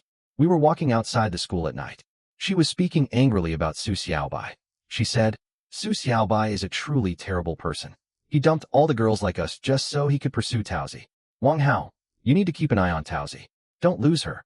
I replied, everyone has the right to like Taozi. She isn't my private property. Qian Xian said, but you're the brigade's only officially recognized brother-in-law, and Taozi likes you too. If Su Xiaobai goes all out, things could get difficult. But listen, he's back with Xia Shui now. How are we girls supposed to tolerate this humiliation? I was stunned. Are Su Xiaobai and Xia Shui together? She said, yes, That Xia Shui is a totally shameless little homewrecker. Hearing this made me angry. I shouted, "Don't talk about her like that." Qian Xian started to cry. She said, "You like Xia Shui, don't you? We're both just poor, unfortunate souls." She clung to me and said, "My heart is broken. Yu Qingfei was right. I couldn't become a red stick, a fighter. My heart is too soft." Suddenly, Su Xiaobai and Taozi arrived. Su Xiaobai asked angrily, "Wang Hao, what are you doing with my girlfriend?" Qian Xian immediately pushed me away and clung to Su Xiaobai. She said, "Xiaoji, please listen to me. Wang Hao lured me in. I'm innocent." Taozi witnessed it all. She looked deeply disappointed. She said, "I told you that you wouldn't get anything out of this," and walked away. Su Xiaobai started laughing. He said, "Respect me or die. Regretting it now? If you apologize to me, maybe I'll dump Xiaoxue and give her back to you." I smiled and said, "Well, that's a very touching sentiment." The very next moment, I landed a powerful punch on his face. He fell to the ground and shouted, "I'll set every thug in the school on you. I'll talk to the teachers and get you expelled." I pressed my foot down on his leg and said, "Don't worry. I have good relations with the teachers. I'll make sure you get expelled." I walked away. As I walked, I thought, who said I wasn't ruthless? I was just waiting for the right moment. I needed to be both a red stick and a white paper fan. That night, I gathered my entire team at the basketball court. The next day was crucial. We held a final rehearsal to ensure our plan against Meiji would go off without a hitch. The next morning, while I was sitting in the classroom, my friend Lu Jiahong looked at me intently. He said, "Haoji, it feels like you've changed overnight. That calm look in your eyes is gone. Now, a hint of ruthlessness and coldness was visible there." I laughed it off, saying I'd probably read too many novels. But deep down, I knew that the incidents involving Su Xiaobai and Taoji had made me tougher than before. Then, I went straight to the dean's office, the ear-slap king. The dean asked angrily, "Why did you hit Su Xiaobai again?" I replied fearlessly, "He deserved it. If I run into him again, I'll hit him again." The dean clutched his head and explained that Su Xiaobai had powerful connections. He could get me expelled or turn people against me. However, he admitted he had hushed up the matter because I was far more important to him than Su Xiaobai. He offered some advice. Don't fight over girls. Once you become one of the school's big shots, girls will come to you on their own. I thought to myself that this dean was truly unique. A teacher who spoke like a gangster but genuinely wanted to protect the school. The dean continued, noting that students these days often neglected their studies for part-time jobs and romantic entanglements. Yet Shanghai remained superior to other schools thanks to his strict discipline. Then, turning serious, I said, "I didn't come here to talk about Xiaobai. I came to tell you that I'm going to face my G this afternoon." The dean was startled. He immediately rose from his chair and asked, "Really? This afternoon, in the cafeteria?" I nodded and said, "Yes, so I want that you keep an ambulance and security ready beforehand. I don't want anyone to lose their life by mistake." The dean breathed a sigh of relief and said he would make all the arrangements. He simply reiterated that no one's life should be lost. Seeing him, I realized that no matter how stern or gruff the dean appeared on the outside, deep down, he was truly serious about the safety of the school and its students. The scene in the cafeteria was completely different. Meiji had hired some boys to intimidate Zhongling. Those boys were kneeling and begging for forgiveness, calling her Bobby, sister-in-law. But Zhongling made it clear that she was neither Meiji's girlfriend nor his sister-in-law. She even taunted him, saying that Meiji's hired actors looked incredibly fake. Meiji flew into a rage. He grabbed Zhongling's face and began to humiliate her. Just then, I stepped in and shoved Meiji away. He roared, "Are you making fun of me?" At that moment, Brahad, also known as Juado, arrived and placed a hand on my shoulder. Meiji laughed. "Looks like you've brought this big muscle man along with you." I said in a cold tone, "I don't need anyone's help." Meiji taunted me after seeing my friends standing behind me, calling them for trash cans. Enraged, I picked up the mapo tofu from my plate and smashed it right into his face. Chaos erupted in the cafeteria the very next instant. My friends surrounded Meiji's goons. I started running, and Meiji chased after me. We reached a deserted part of the school grounds where a brick wall stood. I turned and looked at him, asking, "Meiji, tell me, who's going to hit the ground today?" Meiji laughed. Arrogance was clearly visible in his eyes. "Have you lost your mind? I could beat you with just one hand." I was standing in the police station's interrogation room, handcuffed to a radiator. The bald detective sitting across from me and his two colleagues were watching me intently. They were amazed at how much a student could endure. After 2 hours, they left, telling me to call out if I needed to use the restroom. I was left there alone. Sitting on the floor, I began to think. I actually appreciated the quiet atmosphere. I thought about my future, the true motives of the dean, that ear-slap king, and about Taoji and Shishu. The next morning, the bald detective returned. In the past 24 hours, I hadn't eaten, drunk water, or used the restroom. He expressed surprise at this. I asked for permission to use the restroom. He unshackled me, but immediately began applying pressure. He urged me to confess quickly, saying that once the student I had stabbed regained consciousness, there would be no one left to listen to my side of the story. I asked how magic was doing. The detective replied that if the situation were truly serious, I wouldn't be so relaxed. He handcuffed me back to the radiator. I asked if the dean, the director, had come by. He said the dean was busy expelling both of us from the school. He then mentioned that many students, boys and girls, had been waiting since morning to see me, but couldn't enter because the interrogation was ongoing. He added that if I wanted to see them sooner, I should confess quickly. Hearing this, a smile spread across my face. I felt like people had come just for me. The detective said, "You're quite popular with the girls. I don't understand why girls these days like students like you." I asked, "If I tell you everything, what will happen?" The detective replied, "It depends on the victim's injuries and your record. Your past record is clean, so you might just get a month of detention." He added, "You have to tell us. Your parents and school teachers are coming here this afternoon." He walked away, muttering, "You can't hit these teenagers, and you can't scold them either." In the afternoon, the detective brought my parents in. My mother rushed over, checked the bandage on my head, and asked anxiously, what happened?" I reassured her, "It's nothing, Mom. I just got into a fight. I'm fine." My parents had arrived at the police station's interrogation room. My father was very worried and asked, How? Tell us what happened. Did someone bully you at school? Did you raise your hand out of necessity?" The bald detective sitting across from us said, "This boy is very stubborn. He isn't willing to say anything. He's afraid to take responsibility. He warned my parents that if the situation turned serious, they would have to pay compensation and my future would be ruined." My father said nervously, How barely managed to get admission into Qingnan High School. If he ends up with a criminal record, what will happen to him?" Just then, the school teachers and officials arrived. They were furious. Shouting, they said, "The student used a knife. This is a very serious crime. The school will never forgive this. We should expel him and impose a severe punishment." The detective took me to a separate room. He said, "If you don't tell the truth, we'll assume you aren't cooperating. The punishment will be even harsher." Suddenly, the door opened and a beautiful girl walked in. She addressed the detective as Leg and introduced me as her younger brother. The detective was surprised but left. The girl came over to me and started scolding me. "Why are you so stubborn? What did Yu Changfei tell you? Everyone outside is worried about you." I asked, "Who are you?" She was shocked. "You don't know who I am? I am Yu Changfei's girlfriend." I immediately recognized Nan. "Oh, so you are Saoji's sister-in-law. I'd heard legends about you. You really are beautiful." She playfully pinched my cheek and said, "Call me Saoji. It sounds good, and it intimidates people." I acknowledged it. I had done it on purpose. I was testing whether our dean, the director, would save me. If the school had protected me, perhaps I wouldn't have been expelled. Nan angrily smacked me on the head. "Are you crazy? Yu Qingfei had already cleared everything up. You were trusting a teacher who wants to get you expelled. What a huge mistake you made." I realized I had been wrong. I said, "Saoji, I made a mistake. Please forgive me." In the office, Nan, Yu Chengfei's girlfriend, was scolding me.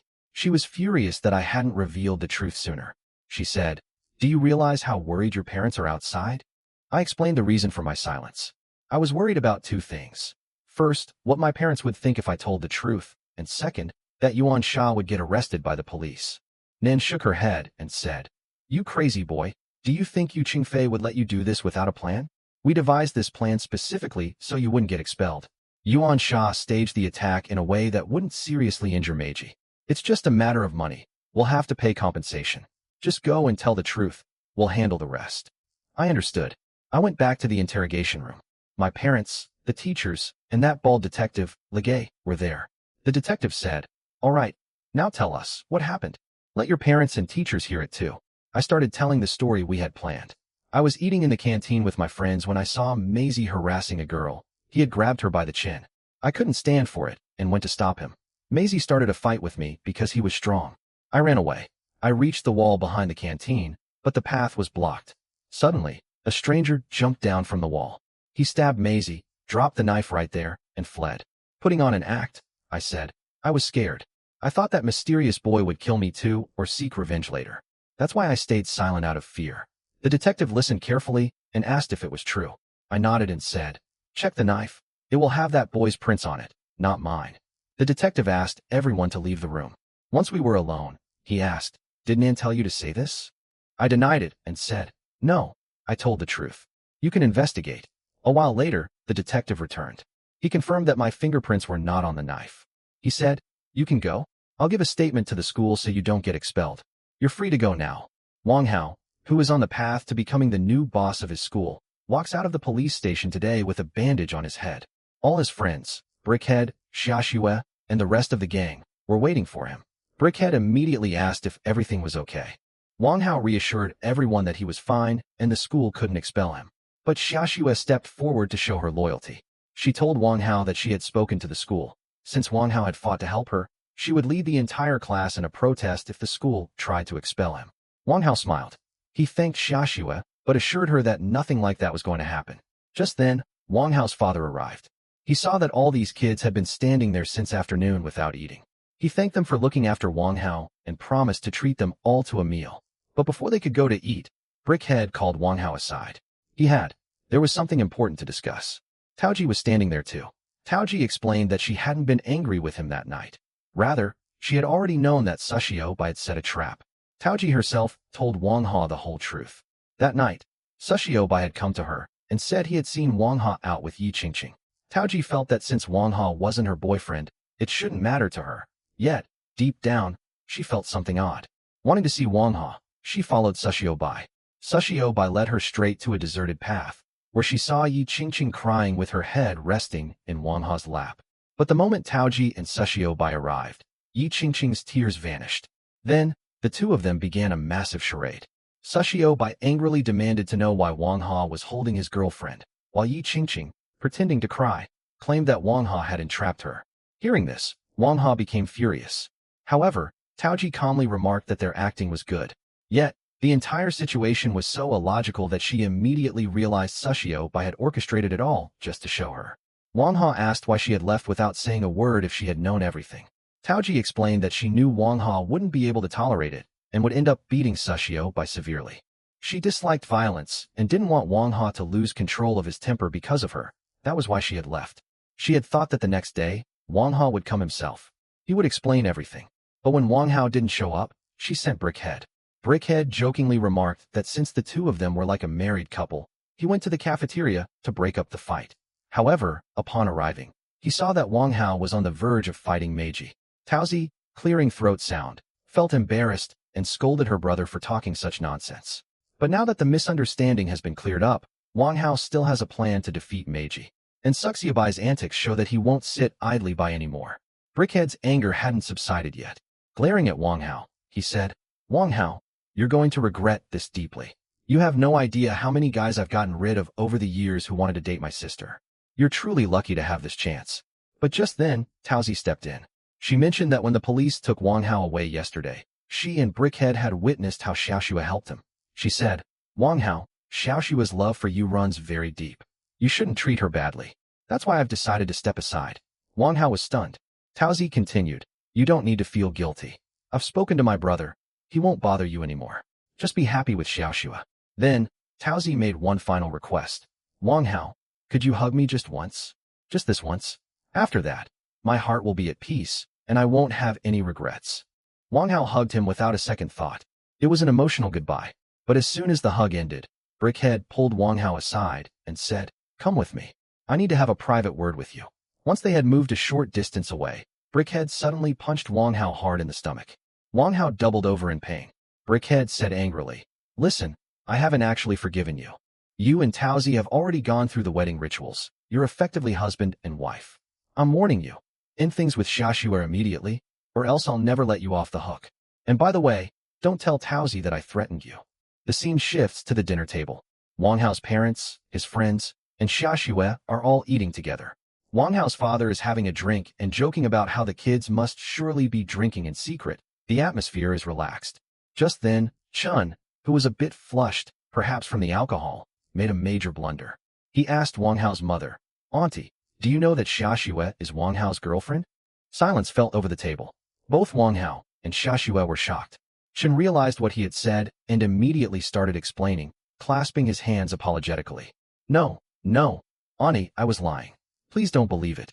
Wang Hao and Xiaoxue aren't dating. I was just spouting nonsense.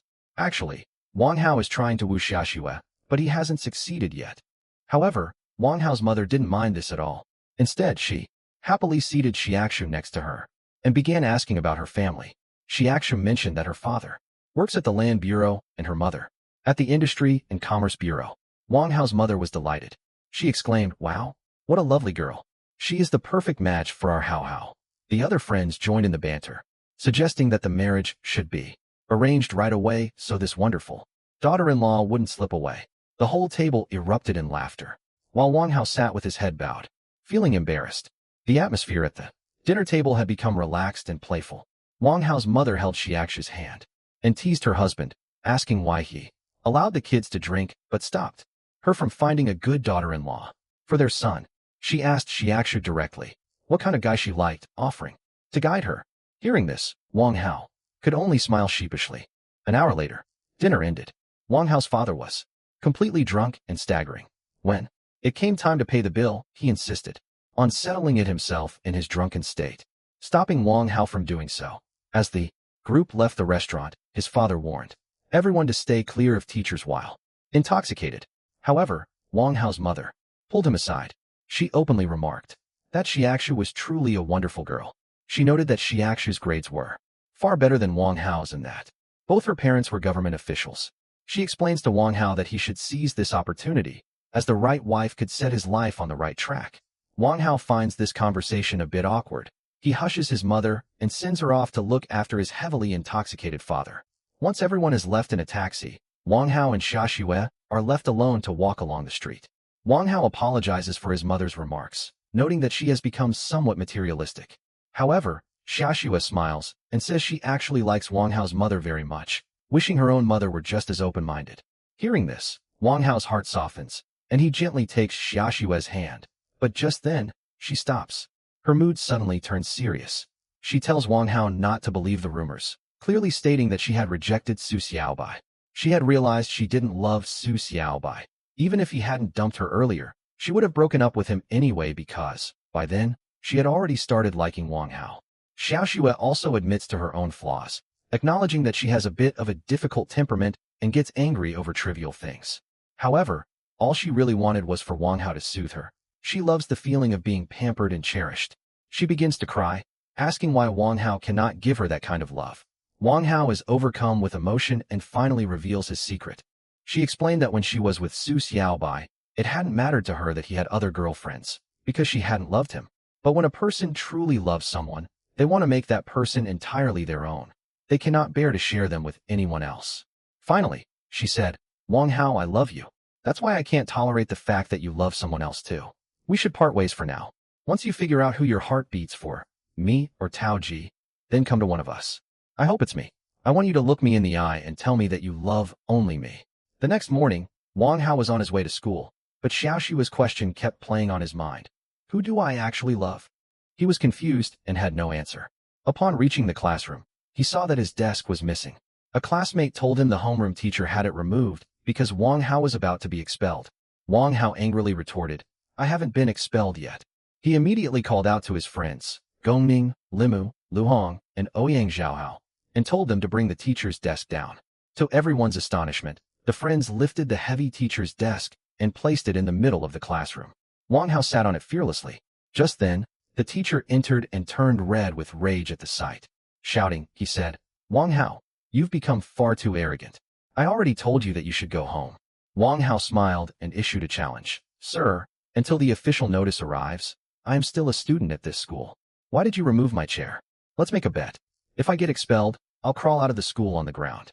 But if I don't, that teacher's desk will become my desk forever.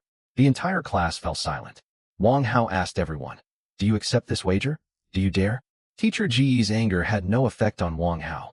He called out to his friends, Gongming, Limu, Liuzhong, and Ouyang Zhaohao, and told them to put the teacher's desk back in its original spot.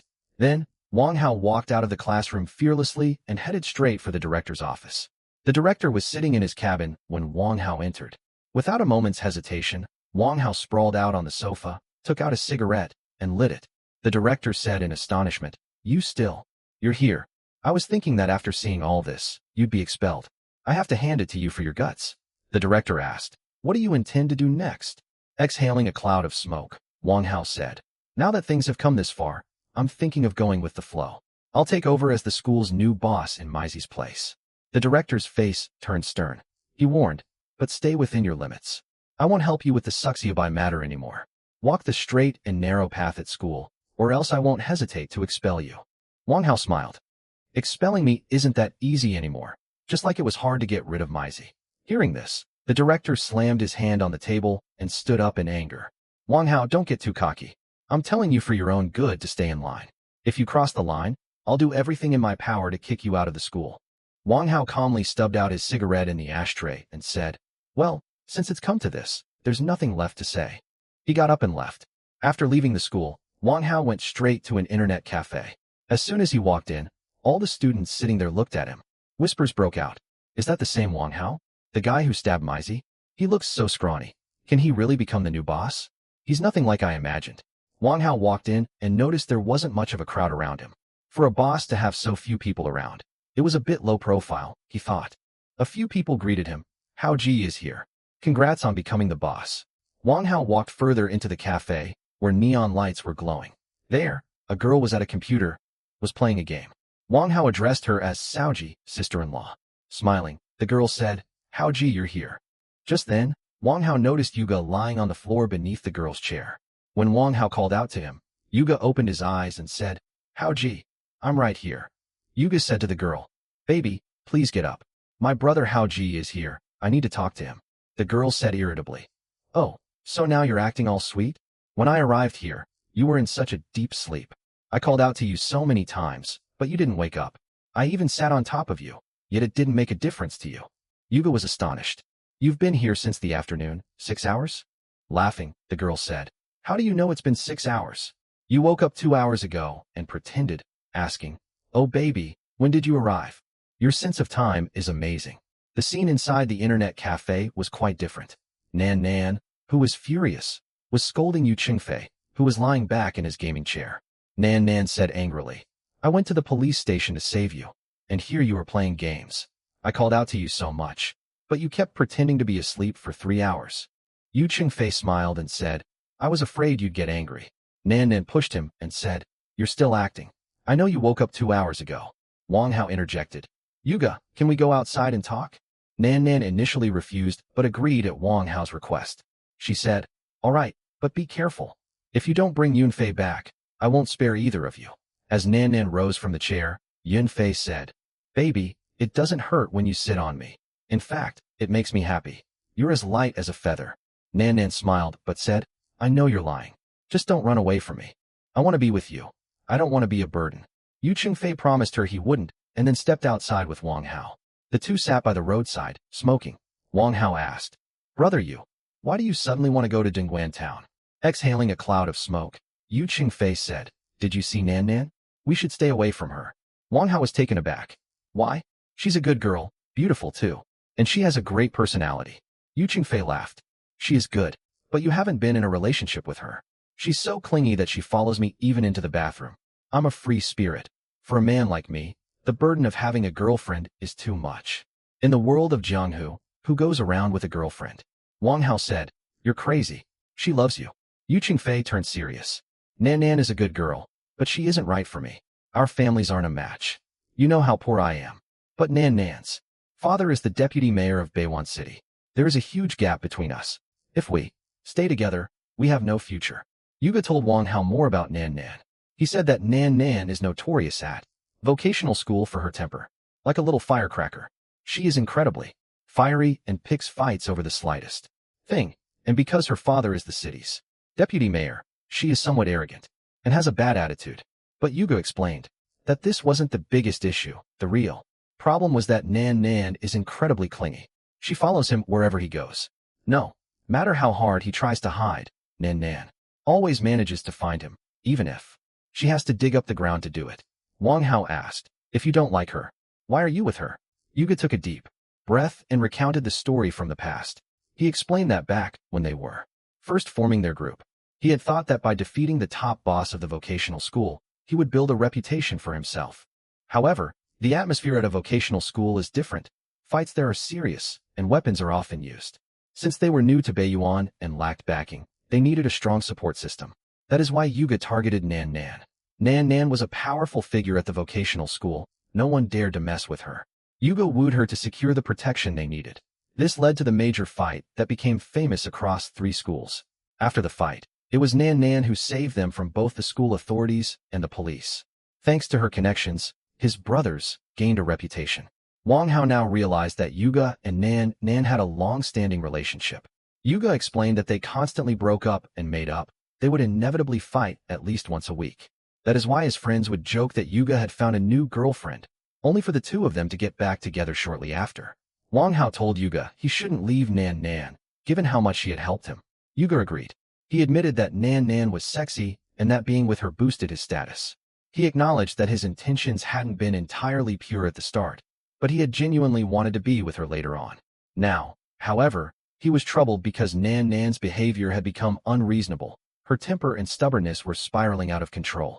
Wang Hao remarked that everyone has flaws, but Yuga insisted that Nan Nan didn't just have flaws, she had a fundamental defect. He gave an example. They are in different classes, so Nan Nan often comes to visit him. Once, when she arrived, she saw Yuga laughing and chatting with another girl. Without saying a word, Nan Nan angrily hurled an entire desk, laden with books, at that girl. He says that to avoid her, he usually hides in an internet cafe or the dormitory. But this afternoon, as soon as he saw Nan Nan, he immediately lay down and pretended to be asleep. Nan Nan didn't let him off the hook, though. She sat right on top of him and refused to budge. Hearing this, Wang Hao burst into loud laughter. Yuga got angry and started pulling Wang Hao's hair. But Wang Hao, still laughing, said, "Yuga, to be honest, I think you really love Nan Nan." Yuga called him crazy, but Wang Hao explained his point. He said, "Think about it. Nan Nan is a girl. If you really wanted to get her off you, you could have just pushed her away. But you didn't, because deep down, you had shubyud, an unwillingness to let go, regarding her. You didn't actually want to remove her." Yuga made an excuse, claiming he didn't push her away because he was afraid she would hit him. But Wang Hao saw right through it. "Oh, come on, she couldn't possibly hurt you. You're afraid because you know that if she did hit you, you wouldn't raise a hand against her." Wang Hao continued, "If someone truly wants to avoid another person, they can make themselves impossible to find. But you let her come to you every time. That means your heart wants her to be near you. The two of you are like a bickering couple, always fighting, yet inseparable." Yuga panicked and said, "I don't want to spend my whole life with that little firecracker." Wang Hao teased, "If you two ever split up, you'd have a mental breakdown and go around crying about how you couldn't live a single moment without her." Yuga laughed and replied, "If that day ever comes, I'll beat drums, set off firecrackers, and tell the whole world just how happy I am."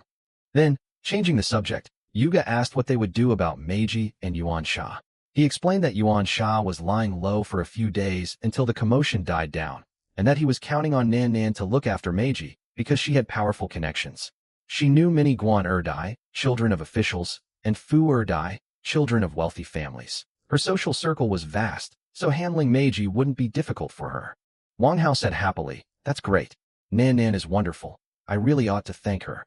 Just then, Nan snuck up from behind and grabbed Wang Hao by the ear. He angrily said, "Call me Saoji, that is, Bobby's sister-in-law.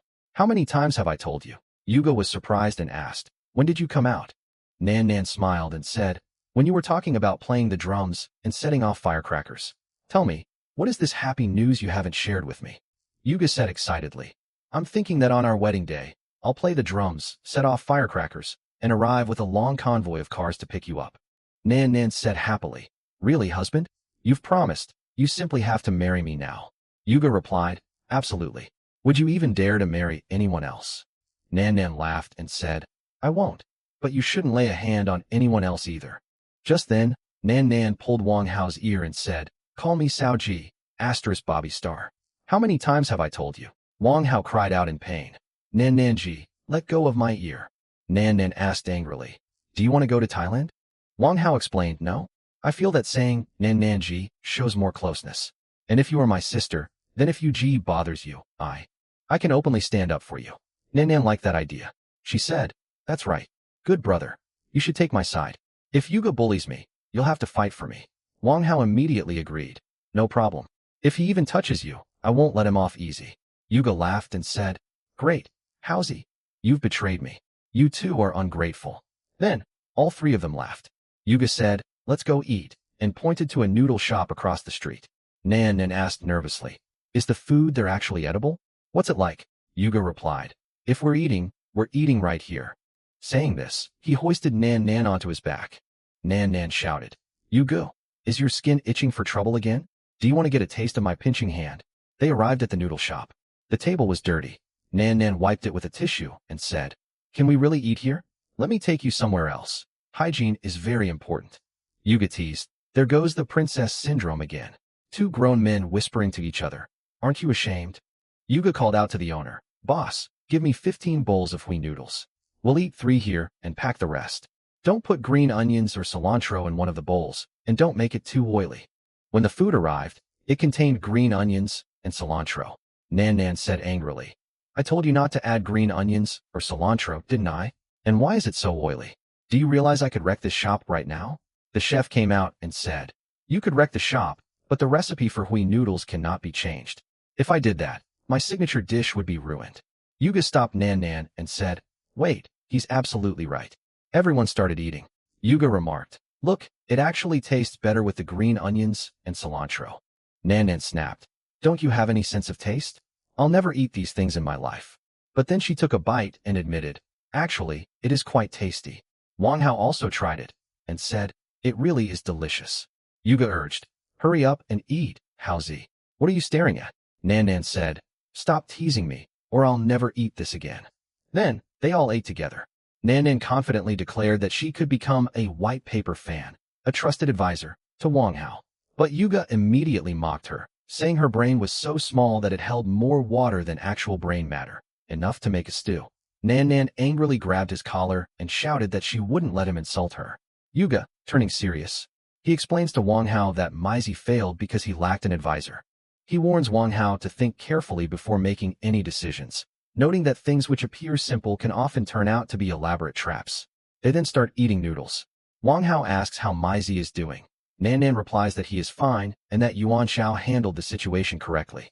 Maizi is the type of person easily swayed by money, but that knife wound didn't just tear his stomach, it shattered his spirit. Once the school expels him, his life will be over. Nan tells Wang Hao to focus on his studies peacefully in Chung Village and avoid the kind of thuggery Yuga engages in, as Yuga has no future. Yuga agrees, acknowledging that Nan is right, though she gets annoyed. I'm his sister, not his wife. Don't drag Haozi into your business, she says. Yuga immediately concedes. He tells Wang Hao that he had initially wanted him to join their vocational school gang and serve as their strategist, since they had a fighter like Yuan Shao but lacked a good strategist. But he later realized Wang Hao wanted to stay in Chung Village, and forcing a transfer would be tantamount to a death sentence. Nan claims she is the strategist, and Yuga teases her about it again. Angered, Nan grabs him by the collar. Yuga once again advises Wang Hao to avoid falling into traps. Nan gets fed up and taunts Yuga, saying he has only been in the gang for a year, yet is acting like a life coach. Is happening. Yuga gets irritated and says he doesn't want to talk to women, suddenly shouting, Break up. Nan, we are definitely breaking up today. Nan shouts back, Fine, let's break up. What do I care? Both of them start eating their noodles in anger. When they step out of the shop, Wang Hao sees that Nan is holding Yuga's hand again. Wang Hao asks if their quarrel is over. Yuga jokingly replies, Yes, this is my new girlfriend. At the internet cafe, they distribute food to everyone. Wang Hao makes an excuse about being tired and starts heading back to school. As they leave, Yuga says to Nan in an annoyed tone, Won't you stop following me? Nan immediately jumps onto his back. No, I'm afraid you'll run away again. While carrying Nan on his back along the street, Yuga gives Wang Hao an important warning. He says that while there is no longer a threat from Meiji in Chung Village, one must beware of Lao Village. He explains that Lao is far more dangerous and cunning than Meiji. He advises Wang Hao to try and avoid any confrontation with him, as Wang Hao's strength is nothing compared to his. He cites the example of Mei Xiang, who sought help from Jian instead of coming to Chung Village herself, because she feared she wouldn't make it out alive. He wouldn't be able to return. Yuga assured Wang Hao that he trusted him, knowing he wouldn't pick a fight with anyone without a valid reason. Wang Hao simply said, okay, but the name of a new and dangerous enemy was already playing on his mind. Yuga was carrying Nan Nan on his back as they walked along the road, with Wang Hao walking alongside them.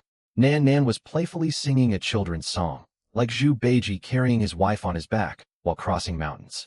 Yuga advised Wang Hao to build a good relationship with Su Xiaobai, noting that the vocational school students respected him and that this connection could prove advantageous. Wang Hao watched them leave and, with a smile, called Yuga a rascal. Wang Hao returned to his dorm room, number 301. His friends, who looked just like the four heavenly kings, were sitting there. They were deeply worried, fearing that the homely gang might have kidnapped Wang Hao. Wang Hao reassured them that he was perfectly fine and that Meiji was finished. Meiji could no longer do anything against him. The next morning, Wang Hao lay on his bunk bed, deep in thought. He considered how Zhan and the others would manage the situation by sticking to their fabricated story. They claimed to have seen Meiji hitting a girl in the cafeteria area and had intervened to stop him. Zhangling's testimony had bolstered this narrative, and the school's disciplinary notice was scheduled to be posted the following week. When Wang Hao stepped out of the dorm, the atmosphere had shifted. Students in the corridor greeted him respectfully as Hoagie. Wang Hao was now feeling a sense of power at school. He placed his hand on a student's shoulder and declared that he was the boss of the first-year students and would shake up Chung Village. A few days later, Wang Hao was looking out his room's window. He spotted Taoji, the girl who wore glasses, in the courtyard below with her friends, who were teasing him. Wang Hao called out from the window. The girls looked up and started laughing. One girl asked why he hadn't called Taoji our Taoji today. Another remarked that Taoji had been waiting for him, which was why her attention had been elsewhere. Leaning out the window, Wang Hao apologized, saying he had fallen asleep. The girl with blue hair told him not to worry and to keep sleeping, while shushing the other girls.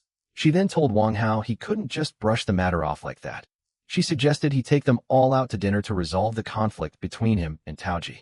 Wang Hao immediately agreed. He added that he would bring some boys along too, since his sisters were looking for boyfriends. The girls below clapped happily. That evening, in the school corridor, Wang Hao met up with his crew, whom he called the Four Heavenly Kings. Taoji and her friends were standing right there. Wang Hao greeted Taoji by calling her wife. Taoji scolded him and asked where she was. Wang Hao replied that they had broken up again. Taoji immediately accused him of coming to her only so he could hit on her. Wang Hao refused and said they were just going out for dinner. Introducing the four boys standing behind him, he claimed they were his Four Heavenly Kings, the perfect partners for these girls. The girls mocked them, saying they looked as scrawny as chickens. Wang Hao defended them, insisting that although they were thin, they were very strong and exercised daily. He issued a challenge. If he could do 50 push-ups right then and there, Taozi would have to give him a kiss. Wang Hao went to the classroom where Yezhan was playing cards. He grabbed him, saying he wanted to introduce him to a beautiful girl. Yezhan tried to refuse, saying he didn't want a girlfriend at the moment, but Wang Hao dragged him along anyway. In the hallway, Wang Hao's Four Heavenly Kings were standing before the girls. Suwon complained that the boys Wang Hao had brought were scrawny and chicken-like. They wanted handsome boys who were pleasing to the eye. Wang Hao immediately promised to bring a handsome boy right away. He returned to the classroom and brought Yezhan back. The girls went wild when they saw him. Suwon remarked that Wang Hao had actually brought the school's most handsome boy, the school hunk, Yezhan. The girls immediately gathered around Yezhan, bombarding him with all sorts of questions. Wang Hao's friends, the Four Heavenly Kings, felt a bit dejected because the girls were ignoring them and crowding around Yezhan instead. Wang Hao explained to them that Yezhan could only handle one girl at a time, so there was still a chance for the other girls. Hearing this, everyone was delighted and shouted with joy. Then, they all went to a restaurant to eat malatang. There, Wang Hao and Taozi, the girl who wore glasses, were chatting. Taozi mentioned that she had read Wang Hao's notebook and was reading it again, because there were parts she hadn't understood. Wang Hao said he would explain everything clearly to her. Taozi remarked that Wang Hao was always disappearing. It was like seeing a dragon's head but not its tail, making it very difficult to meet him. While selecting their food, Taozi said she was on a diet and wouldn't eat meat. Wang Hao urged her to eat meat, pointing out that she was already very thin, but Taozi still refused. At the counter, Wang Hao started to take out his wallet, but Taozi handed him the money instead. She said that her expenses at school were very low, so she would provide the money this time. Hearing this, Wang Hao smiled and affectionately stroked her head. As Uncle accepted the money, he asked what it was for. Wang Hao smiled and explained that he and Gongning had pooled the funds to treat everyone. They had collected 20 Indian rupees from each person and were now settling the accounts. Next, we see the entire group sitting around a large round table, enjoying a hot pot meal. The atmosphere is cheerful, and everyone is eating happily. After dinner, as they stepped outside, Wang Hao was astonished to see Zhan and Suin walking close together, hand in hand. Surprised, Wang Hao remarked, "You two are fast, becoming a couple so quickly." Suin laughed and said, "Everyone is busy, so there's no point in wasting time." Later that night, Wang Hao and Uncle were walking alone along the street. Gathering his courage, Uncle asked Wang Hao, "Have you decided whether you will live with me?" Wang Hao paused for a moment.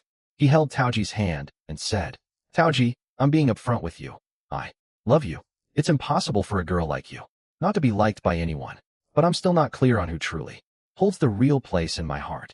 He said he would make a final decision only after thinking it through carefully. Taoji, showing maturity, replied, "No problem. I can wait for you." A few days later, Yejian and Subhan were strolling in the park. Subhan was complaining about how bored she had been without Yejian. Wang Hao and Taoji were there too. Subhan teasingly asked Wang Hao when he was going to make things unofficial with Taoji.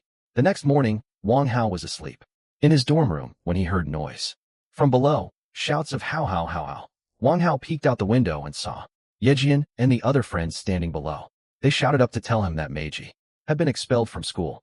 Wang Hao had received a major demerit, as had Hongli, while Yejian and the others had only received a warning. The school praised their bravery in stopping wrongdoing but disapproved of their use of violence. Hearing this, Wang Hao laughed happily and ran downstairs. All the students were gathered near the school notice board. The notice read, "Meiji, expelled. Wang Hao, major demerit. Hongli, major demerit. Yejian, warning." Yejian told Wang Hao that his plan had been absolutely perfect. They had shown the school that they weren't just fighting, but standing up against injustice. Just then, a new character appeared, a boy with long hair, wearing a golden jacket. He walked over to Yejian and Xiao. He called him little fight brother. He looked at the notice board and taunted Wang Hao, calling him the new big shot of Chung Village. He asked pointedly, "Has Wang Hao really become the new boss?" "The way I see it, you're the one who has always been protecting him ever since he started school."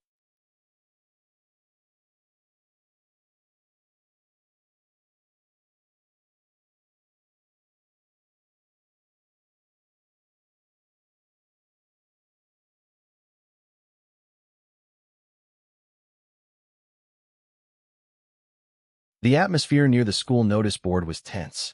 Sushio Bai, wearing a golden jacket, was taunting Wang Hao. He remarked that Wang Hao hadn't even been at the school for 2 months yet. If he became the boss so easily, he would surpass even Yu Cheng from the vocational school as a legend. The implication was clear. Wang Hao was a nobody who had reached this position purely by luck.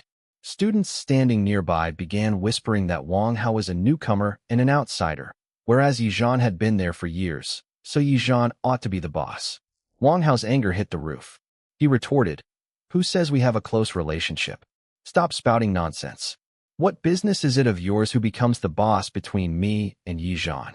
We're brothers. There's no hierarchy between us. You're not a gangster, so don't worry about it. Just handle the girls around you.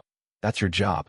Sushio Bai was irked, but Wang Hao belittled him further, telling him that if he had spare time, he should go hit on new girls. That was where his true talent lay. With that, Wang Hao walked away.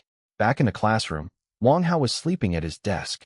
The teacher scolded him and made him wake up. The other students laughed, but also praised him, calling him their idol.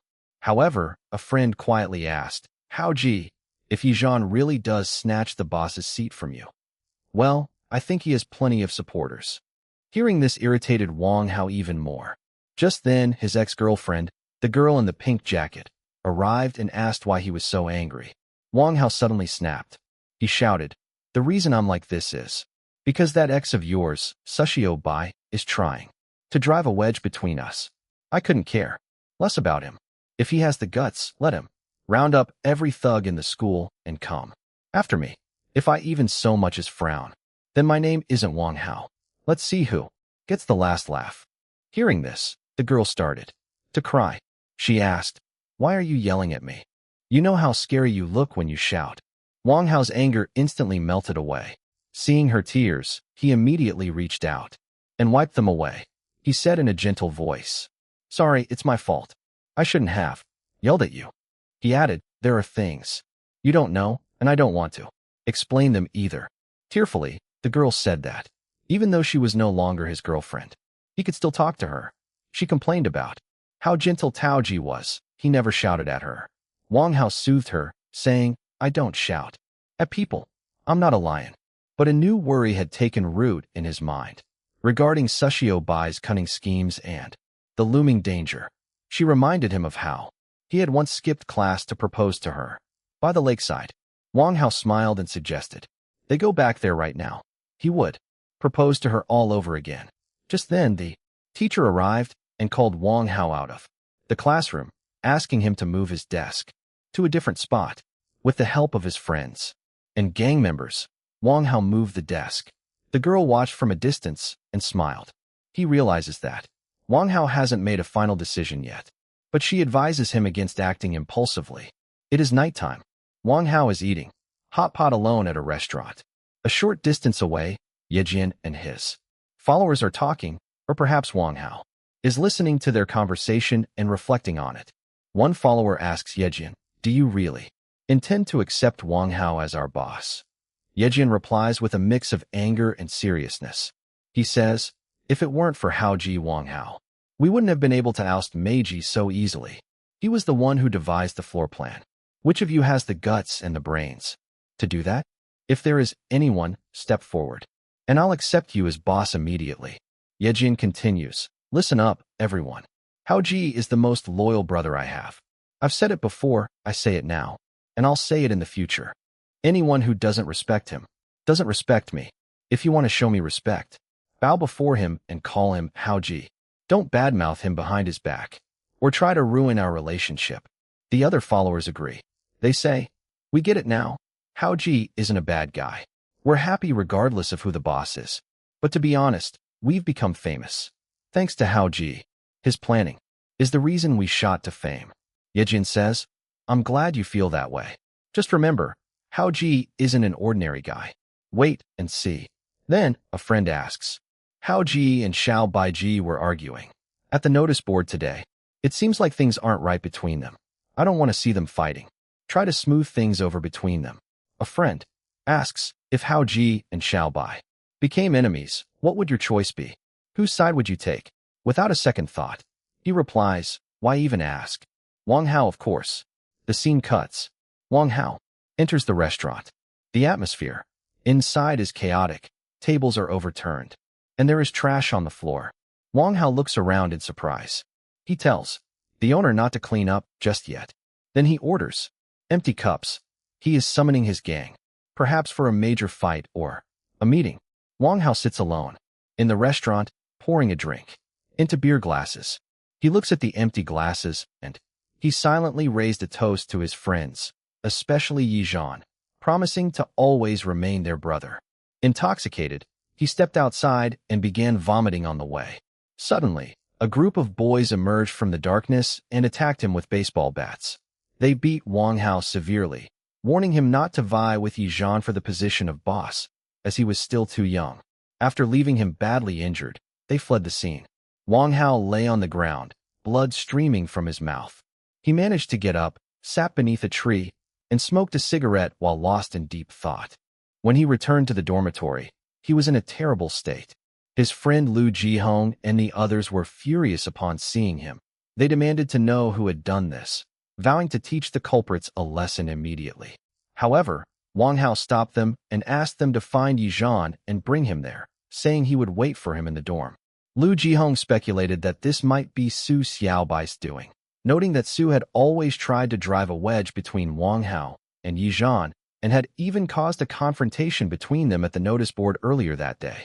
Wang Hao mentioned that he had a suspect in mind but wasn't certain yet, so he asked them to wait for Yi Zhan's arrival. A short while later, Yi Zhan arrived with his entire gang, looking visibly anxious. Wang Hao suddenly pointed at Yi Zhan and told him to close the door. Yi Zhan explained that he had rushed back immediately after hearing the news that Wang Hao had been beaten up. Wang Hao calmly replied, "Don't worry, there's no rush." Yi Zhan lit a cigarette and remarked that he would need to understand the situation gradually. It wasn't something that could be rushed. A strange silence and tension settled between them. The atmosphere in Wang Hao's dorm room was heavy. Wang Hao sat on his bed smoking. while Yizhan and the other friends stood around him, staring at him with concern. Yizhan looked so worried that Wang Hao jokingly remarked he looked like he was about to bang his head against the wall. Wang Hao calmly explained that 4 guys had attacked him at the school gate. He recounted that although one of them had a stick, he hadn't let them off easily. He had given one guy a black eye and vomited on another, having lost control after a kick to the stomach in the heat of the moment. Everyone was astonished to hear that Wang Hao had used vomit as a weapon. But then, Wang Hao revealed the most crucial detail. While the guys were beating him, they kept saying they were stopping him from fighting Yizhan for the position of boss. They had claimed Wang Hao wasn't in the same league as Yizhan. Upon hearing this, Yizhan immediately shouted that he hadn't instigated anything. The other friends also came to Yizhan's defense, noting that he had always acknowledged Wang Hao as the boss and wasn't the type of despicable person to do such a thing. Everyone suspected a third party was conspiring to sow discord between Wang Hao and Yizhan. Wang Hao smiled and said he knew Yizhan was incapable of such an act. He added that he already knew who the real culprit was. Taking a drag on his cigarette, he spoke. No one could quite believe it about Su Xiaobai. Defending Su Xiaobai, he suggested, there might be a misunderstanding with Wang Hao. He said that Su Xiaobai was a really good guy and had never sent anyone to beat someone up. But Wang Hao argued that Su Xiaobai seemed like a good guy only because his life had always been easy and no one had ever crossed him. Wang Hao then revealed the real reason behind the enmity between him and Su Xiaobai. He explained that the story began in their freshman year, when Su Xiaobai tried to woo his girlfriend, Taozi. Right in front of him, Taozi had turned him down. But Su Xiaobai's true colors had been exposed. Wang Hao said that Su Xiaobai had a habit of hitting on other people's girlfriends, and people were too afraid to speak up. Everyone was stunned to hear this, and began cursing Su Xiaobai. Wang Hao said that they had now become enemies, bent on killing each other. Taking another drag on his cigarette, Wang Hao told his friends how Su Xiaobai had hatched a deep conspiracy against him. He recounted going downstairs, where he met Qingqing, who was crying and cursing Su Xiaobai. Wang Hao suspected it was all a charade orchestrated by Su Xiaobai. When the two of them walked down a deserted path, Qing suddenly threw her arms around Wang Hao. Hearing this, all the boys in the room burst into laughter and started teasing Wang Hao, saying he had fallen for a honey trap. Smiling, Wang Hao clarified that he had immediately tried to push her away. The girl started to cry and, for just a moment, reached out for support. Wang Hao put his hands in his pockets to avoid any misunderstanding, given that the situation involving Taoji and Shiash was already quite complicated. But the real drama was just beginning. Wang Hao recounted that, at that very moment, Su Xiaobai arrived with Taoji. Su Xiaobai asked in a mischievous tone why Wang Hao was embracing another girl instead of his own girlfriend. Hearing this, Qing immediately pushed Wang Hao away and lied, claiming that Wang Hao had seduced her. Upon hearing this, Zhan and the other friends were absolutely furious. They couldn't believe Su Xiaobai could stoop so low. Wang Hao recounted that after Taoji left, Su Xiaobai arrogantly declared that he would bring Xiaosh back only if Wang Hao apologized to him. Hearing this, Wang Hao became so furious that, acting on impulse, he delivered a powerful kick to Su Xiaobai's face. Wang Hao explained that Su Xiaobai subsequently threatened to turn the school's entire gang of bullies against him and have him expelled. Wang Hao admitted that he wasn't afraid of the fight itself, but rather of losing his friends. His outburst at the notice board was a result of that very fear. However, his friends bolstered his spirits, asserting that their bond was too strong for any third party to tear apart. Jian confirmed that he had personally instructed everyone to accept Wang Hao as their leader. Now that the truth was out, they would unite to counter Su Xiaobai's scheme and teach him a lesson. The story moves forward as Wang Hao and his entire gang stride down the school dormitory corridor. Wang Hao knocks on a door and calls out, "I am Wang Hao from grade 10. Open the door." When there is no response from within, one of his friends kicks the door open. They enter the dark dormitory room. Sweeping his flashlight across the space, Wang Hao reassures the terrified students sitting there. "Don't worry," he says. "Meiji is finished. I won't bother you. Just stay out of my way." He pats a boy on the head and walks out. While standing in the corridor, a boy suddenly came running and reported that someone had lodged a complaint and the floor manager was on his way up. Wang Hao immediately handed a pack of cigarettes to his friend Yazhan and told him to handle the situation. Then, they entered the next room. A large, muscular guy, with Kwang written on his shirt, was sitting there. Mocking Wang Hao, someone said, "Has that grade 10 Wang Hao become famous? After beating up Meiji, he's now come to act tough in grade 11 too." Wang Hao didn't reply. Kwang stood up in anger and tried to attack Wang Hao, but Wang Hao instantly dodged and countered. Jian didn't miss the chance either and kicked Kwang. The others joined in and gave him a thrashing. After the beating, Wang Hao delivered the same threat we saw earlier. He told the battered Kwang that for the next 2 years, he would keep hearing his name and remember the time he survived with just one beating. As they left the room, Wang Hao remarked, "If you had just cooperated from the start, why go through all this trouble?" Standing in the corridor, a red-haired boy praised Wang Hao. He said, "Brother Hao, I never believed I could beat up seniors." Wang Hao smiled and said he didn't like fighting, but that boy had underestimated grade 10. Then, they went to the third room. The atmosphere here was completely different. A boy opened the door with a smile and offered a cigarette. "Brother Hao, come in. See if the person you're looking for is here." Wang Hao shone his flashlight around and saw 2 boys sleeping. He said very politely, "Go back to sleep. Sorry for the disturbance tonight. If you respect me, Wang Hao, come to me if you ever have any trouble. I'll help in every way I can." The boys there also happily invited Brother Hao to visit any time. Once outside, Jian praised Wang Hao. "You certainly know how to win hearts." Wang Hao asked if they had found the person yet.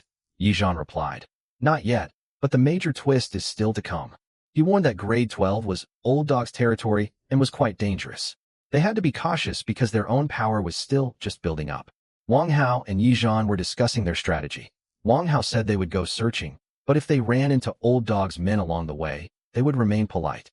He asked Yizhan if he could recognize old dog's men among the grade 12 thugs. Yizhan smiled and said he knew them well.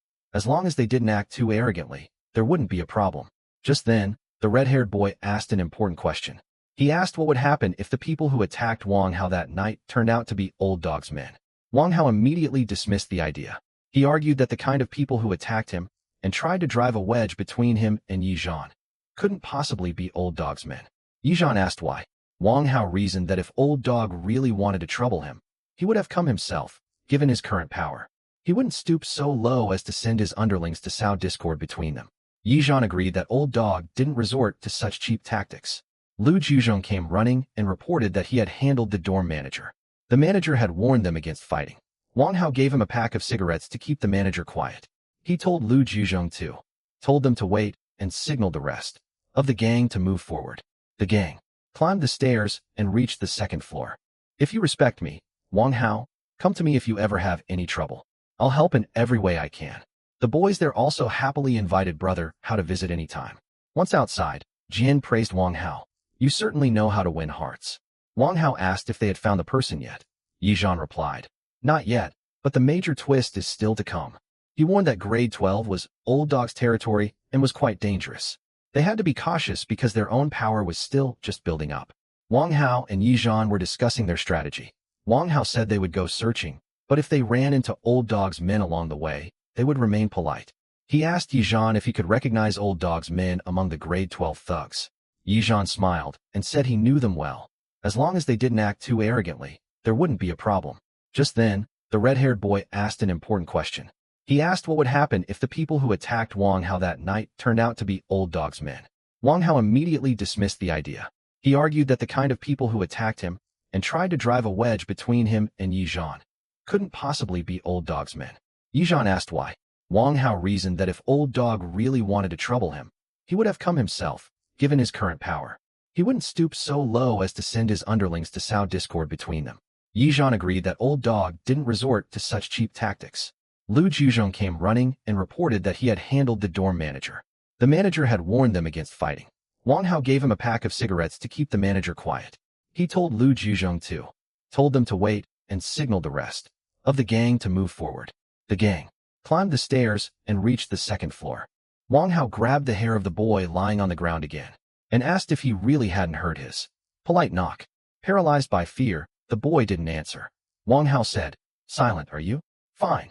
Finally, standing in the corridor, Wang Hao said, "Sorry, I didn't mean to cause trouble. Something happened tonight. I just needed to find a few people. I've scoured the entire grade 11 floor and even dealt with some arrogant thugs. I just don't get it. I'm only looking for a few specific people. So why do you guys keep getting in my way?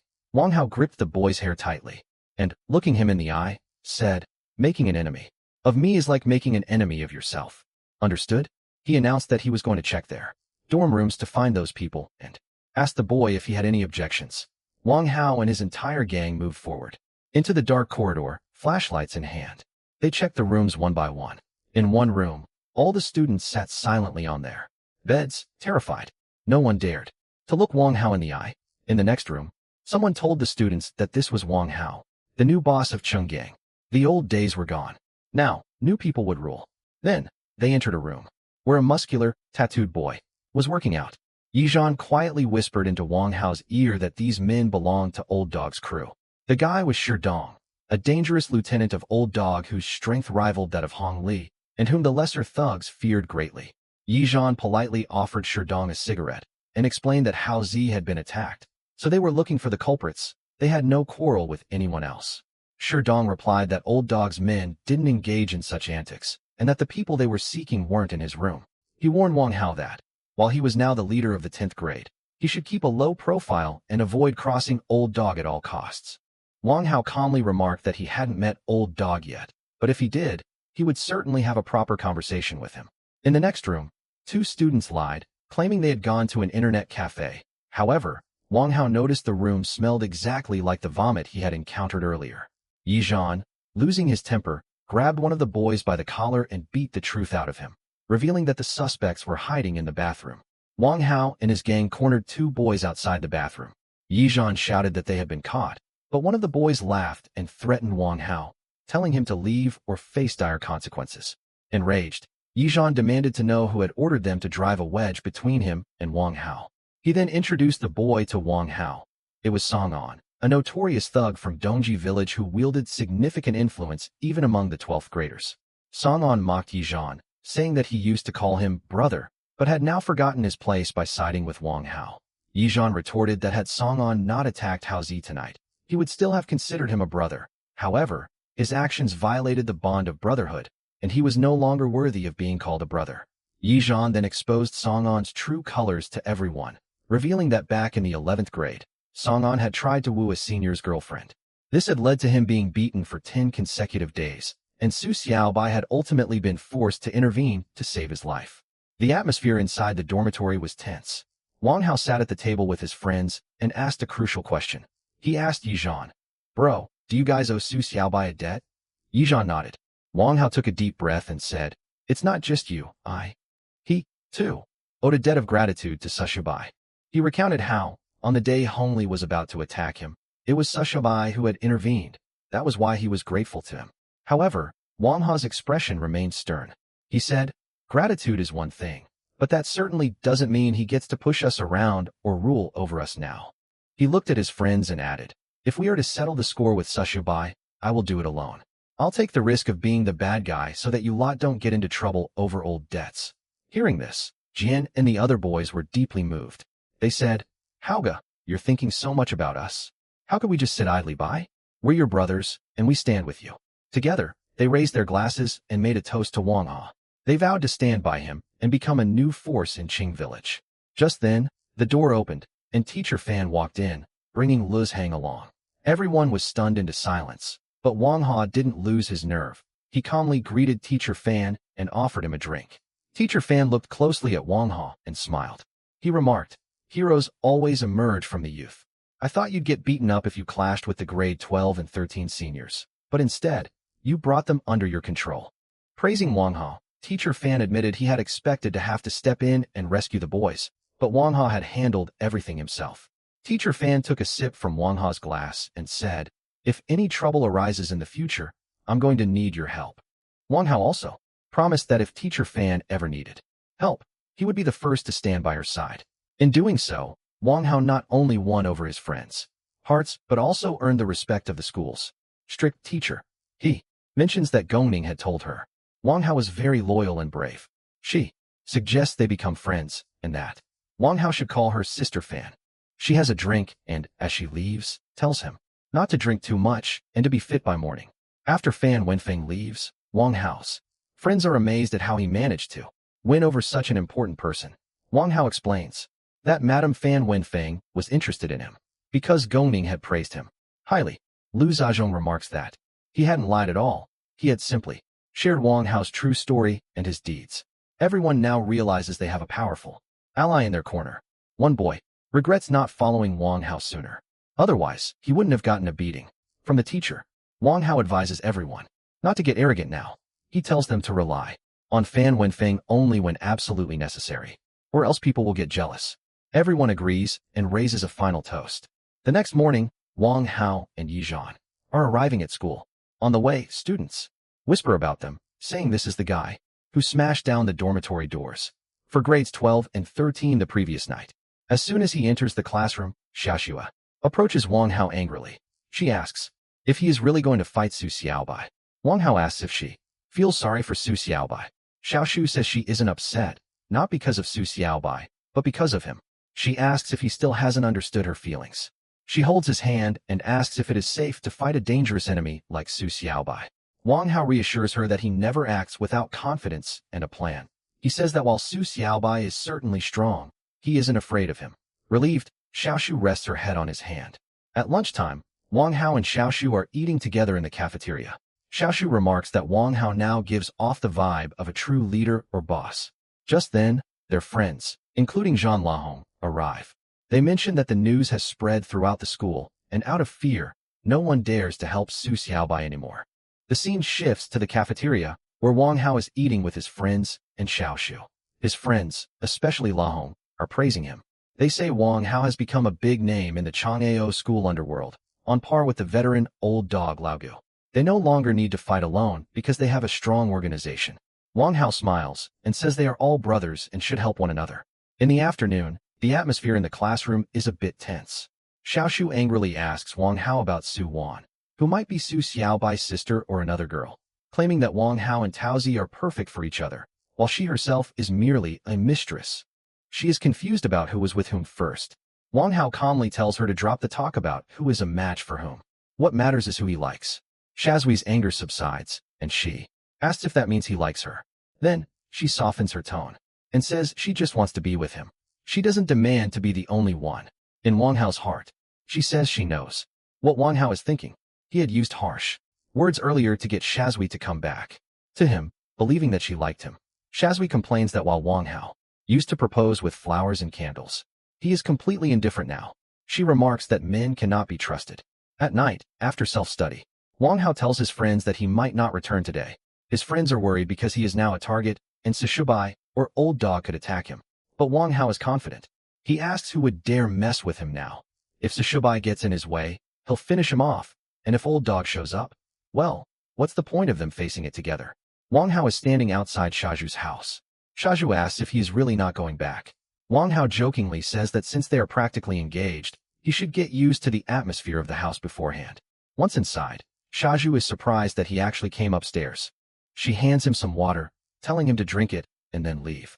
However, Wang Hao sits on the sofa, watches TV, and sips the water slowly. When Shaju goes to take a shower, Wang Hao lights a cigarette. When Shaju comes out wearing pink pajamas, she angrily tells him to put out the cigarette, fearing her parents might walk in. Wang Hao reminds her that her parents won't be back for another 2 weeks.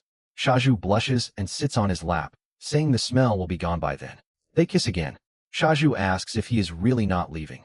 Wang Hao replies that, given the current situation, he can't go back. Finally, Shaju brings him a blanket. She tells him to take a shower first and watch TV if he can't sleep, noting that her family is allergic to the smell of smoke. He decides to stay the night. Shaju blushes and says they are still too young for that. But Wang Hao is making a racket. Eventually, Shaju gives him a blanket and leaves, while Wang Hao falls asleep on the sofa. The next morning, Wang Hao and Shaju are walking to school hand in hand.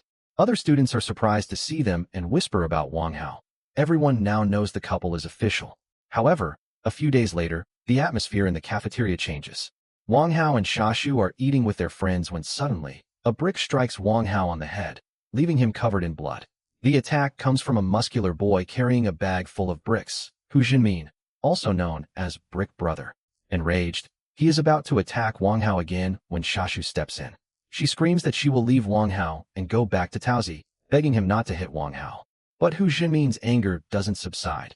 He grabs Wang Hao by the collar and lifts him up, shouting that Wang Hao has become a big boss who walks around with an entourage. He calls him a coward for hiding behind girls. Then, Hu Jinmin drops a bombshell. Taozi has gone missing. He reminds Wang Hao that he had married Taozi, but is now neglecting her to be with another girl. Wang Hao is shocked. He asks when Taozi disappeared, and Hu Jinmin reveals that she has been missing since morning and had been crying over Wang Hao every day. He says that Taozi never goes anywhere other than the school or the classroom. Therefore, she must be in trouble somewhere. Hu Jinmin threatens that if Wang Hao doesn't find Taozi, he will kill him at Chagao School. Wang Hao realizes the situation is serious. He tells his friends to take Shashu back. He is about to set out to find Taozi. Hu Jinmin warns him that Taozi usually stays at the school or the hostel, so he should look for her there. Wang Hao throws off his jacket and prepares to search for Taozi. Wang Hao's anger was now at its peak. Shouting at the boys standing in the cafe, he declared that if they loved death so much, he would finish them off right then and there. Everyone held their breath in fear. He immediately ordered his entire crew that afternoon classes were canceled.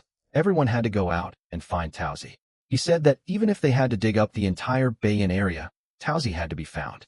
Upon hearing his orders, all his men rushed out. Wang Hao put on his jacket.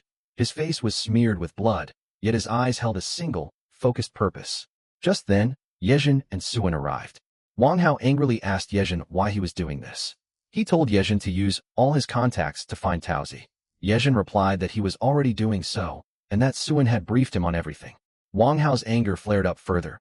He demanded to know why they hadn't told him sooner. Yezhan calmly explained that he had assumed Taozi had simply gone out for some fresh air because she was in a bad mood. He hadn't wanted to spark another argument between Wang Hao and Shashue over the matter. Wang Hao asked for details.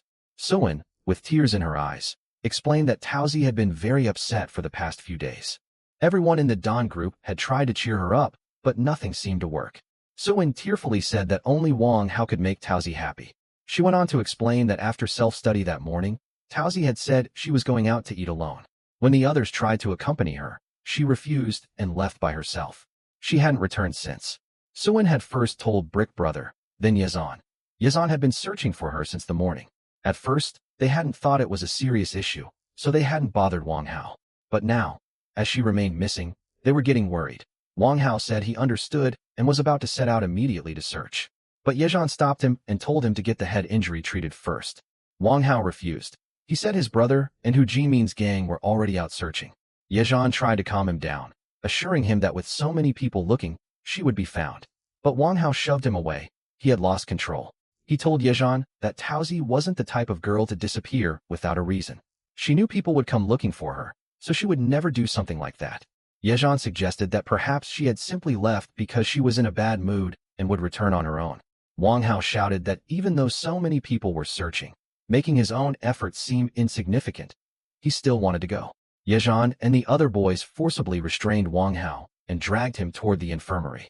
Wang Hao shouted and struggled against them, but they refused to let go. In the infirmary, the doctor examined the injury on Wang Hao's head. He remarked that it looked like a blow from a brick, and whoever had struck the blow had hit the exact right spot. There was heavy bleeding and the wound looked severe, but there was no serious internal injury. The doctor quickly bandaged his head. As soon as the bandage was applied, Wang Hao, Yezhan, and Suan rushed out of the school and began searching the streets for Taozi. They arrived at a Baozi shop and asked the owner if a beautiful girl in a school uniform, with shoulder-length hair, had visited around 7 a.m. Shop. The owner said he had been so busy since morning that he hadn't paid attention to anyone. They ran further ahead and reached another shop. The owner, they thought for a moment and mentioned that, yes, a girl had come by around 7 a.m., and she didn't look happy at all. Next, Wang Hao is seen talking on the phone. His face is even more bloodied than before. He reports that the people at the sauna and the club were beaten up, but they didn't see Taoji. This means Taoji isn't in the hands of bad people. Wang Hao is standing on a deserted road at sunset. That same intense determination still burns in his eyes. It was evening, and the sky was painted red. Wang Hao and Suan were walking along the road. Wang Hao spoke to Nan Nan on the phone. Nan Nan said his people had scoured the entire area. The bad news was that there was still no trace of Taoji, but the good news was that she wasn't at any KTV, sauna, or club. His men even had to get into fights while questioning people there. Yet no one had seen Taoji. Nan Nan reassured him that Taoji wasn't in the hands of bad people. Wang Hao stood right in the middle of the road. That same intense determination still burned in his eyes. The next morning, they arrived at a baozi shop. Wang Hao angrily asked the shop owner if he had seen Taoji talking to anyone, or where she went after eating. The owner said he had been very busy and didn't remember. He jokingly added that if he were a bit younger, he would have kept staring at that beautiful girl. Wang Hao's anger exploded. He slammed his hand on the counter and shouted, demanding to know where she had gone. The owner, frightened, said he didn't know, though he recalled seeing her head in that direction after paying. However, he hadn't paid much attention at the time. The three of them immediately rushed in that direction. Along the way, they asked several people, but everyone denied having seen such a girl. Wang Hao ran straight to the police station. He slammed his hand on the counter and reported that his classmate was missing. The officer calmly explained that they had to wait 48 hours before filing a missing person report. Wang Hao shouted that he couldn't wait 48 hours. He needed to search for her right away, then pulled him back and apologized to the officer, explaining that Wang Hao was just extremely distressed. Outside the station, tears welled up in Wang Hao's eyes. He realized just how important Taozi was to him. He thought that if he could find her, he would be willing to do anything, even endure being bullied by Zhu or Yang for another 3 years. He started running down the street again. They arrived at an internet cafe, where Wang Hao told Yuga that Taozi had been missing since morning.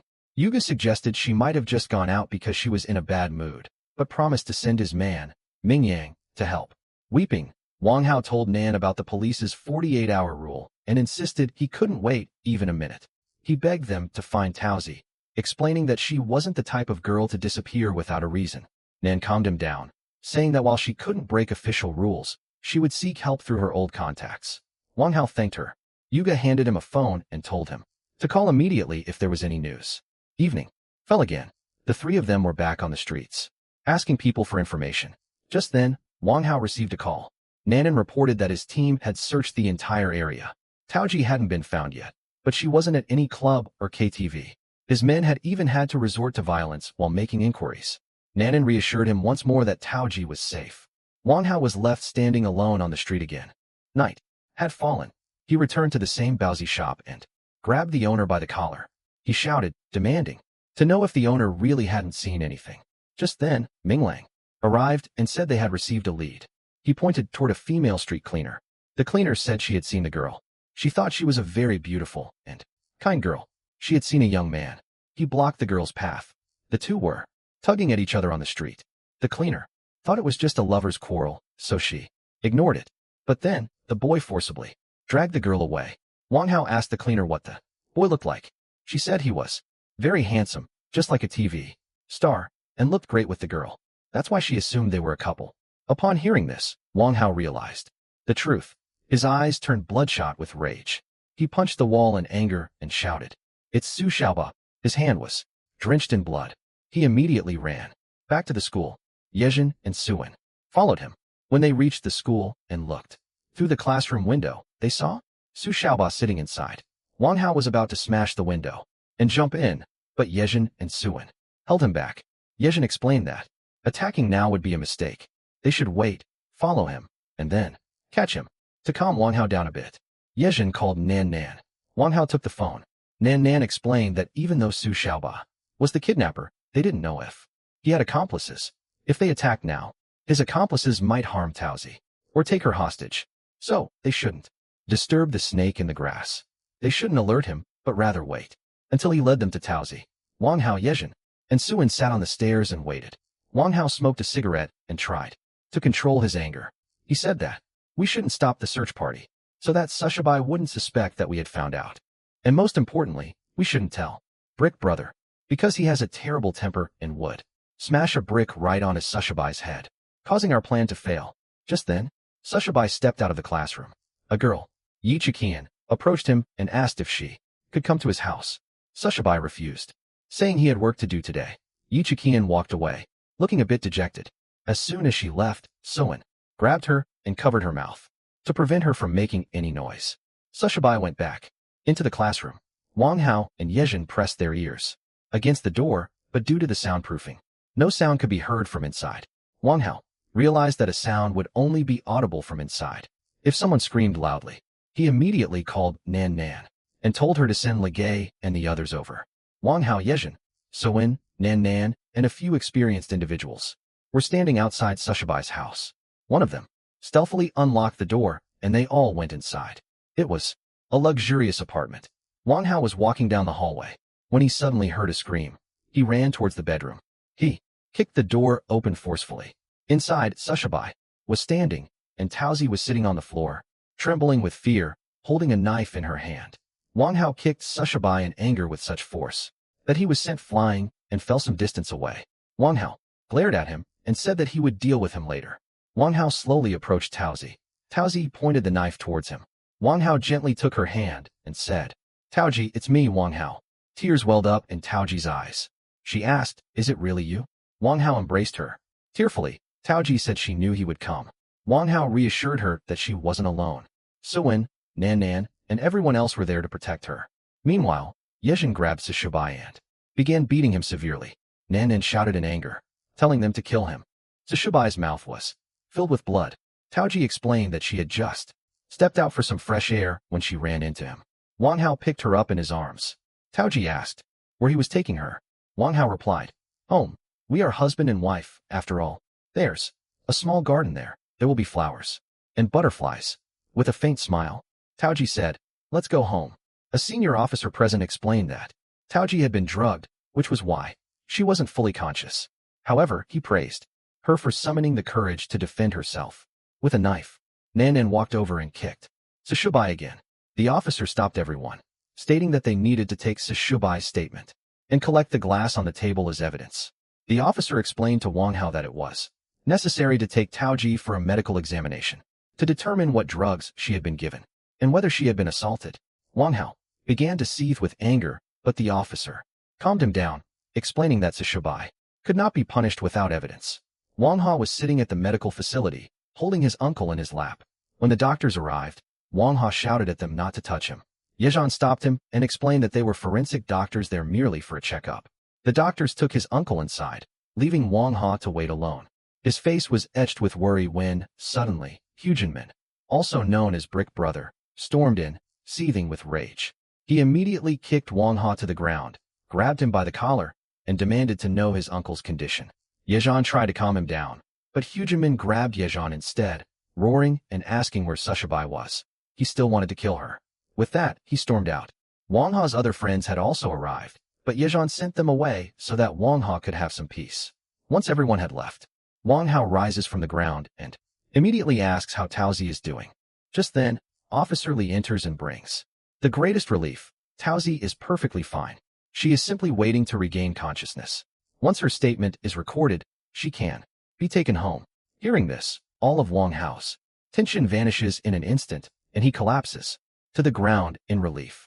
Yezhin and Suwen help him up. Wang Hao immediately asks, "What happened with Sushabai?" Officer Li explains that his statement has been recorded. Yezhin angrily reveals that Sushabai claimed he saw Taozi looking sad and wanted to take her to a movie. Wang Hao shouts that it is all a lie and demands to know why he took Taozi to his home in the first place. Officer Li calmly explains the situation, noting that based on his experience, Sushabai did not lie during the interrogation. He genuinely tried to take Taozi to a movie, but she wanted to go back to school. Since Taozi usually doesn't cause a scene on the street, Sushabai felt there was still hope. A street cleaning woman also witnessed the incident, thinking it was just a normal lover's quarrel. However, the story takes a dark turn.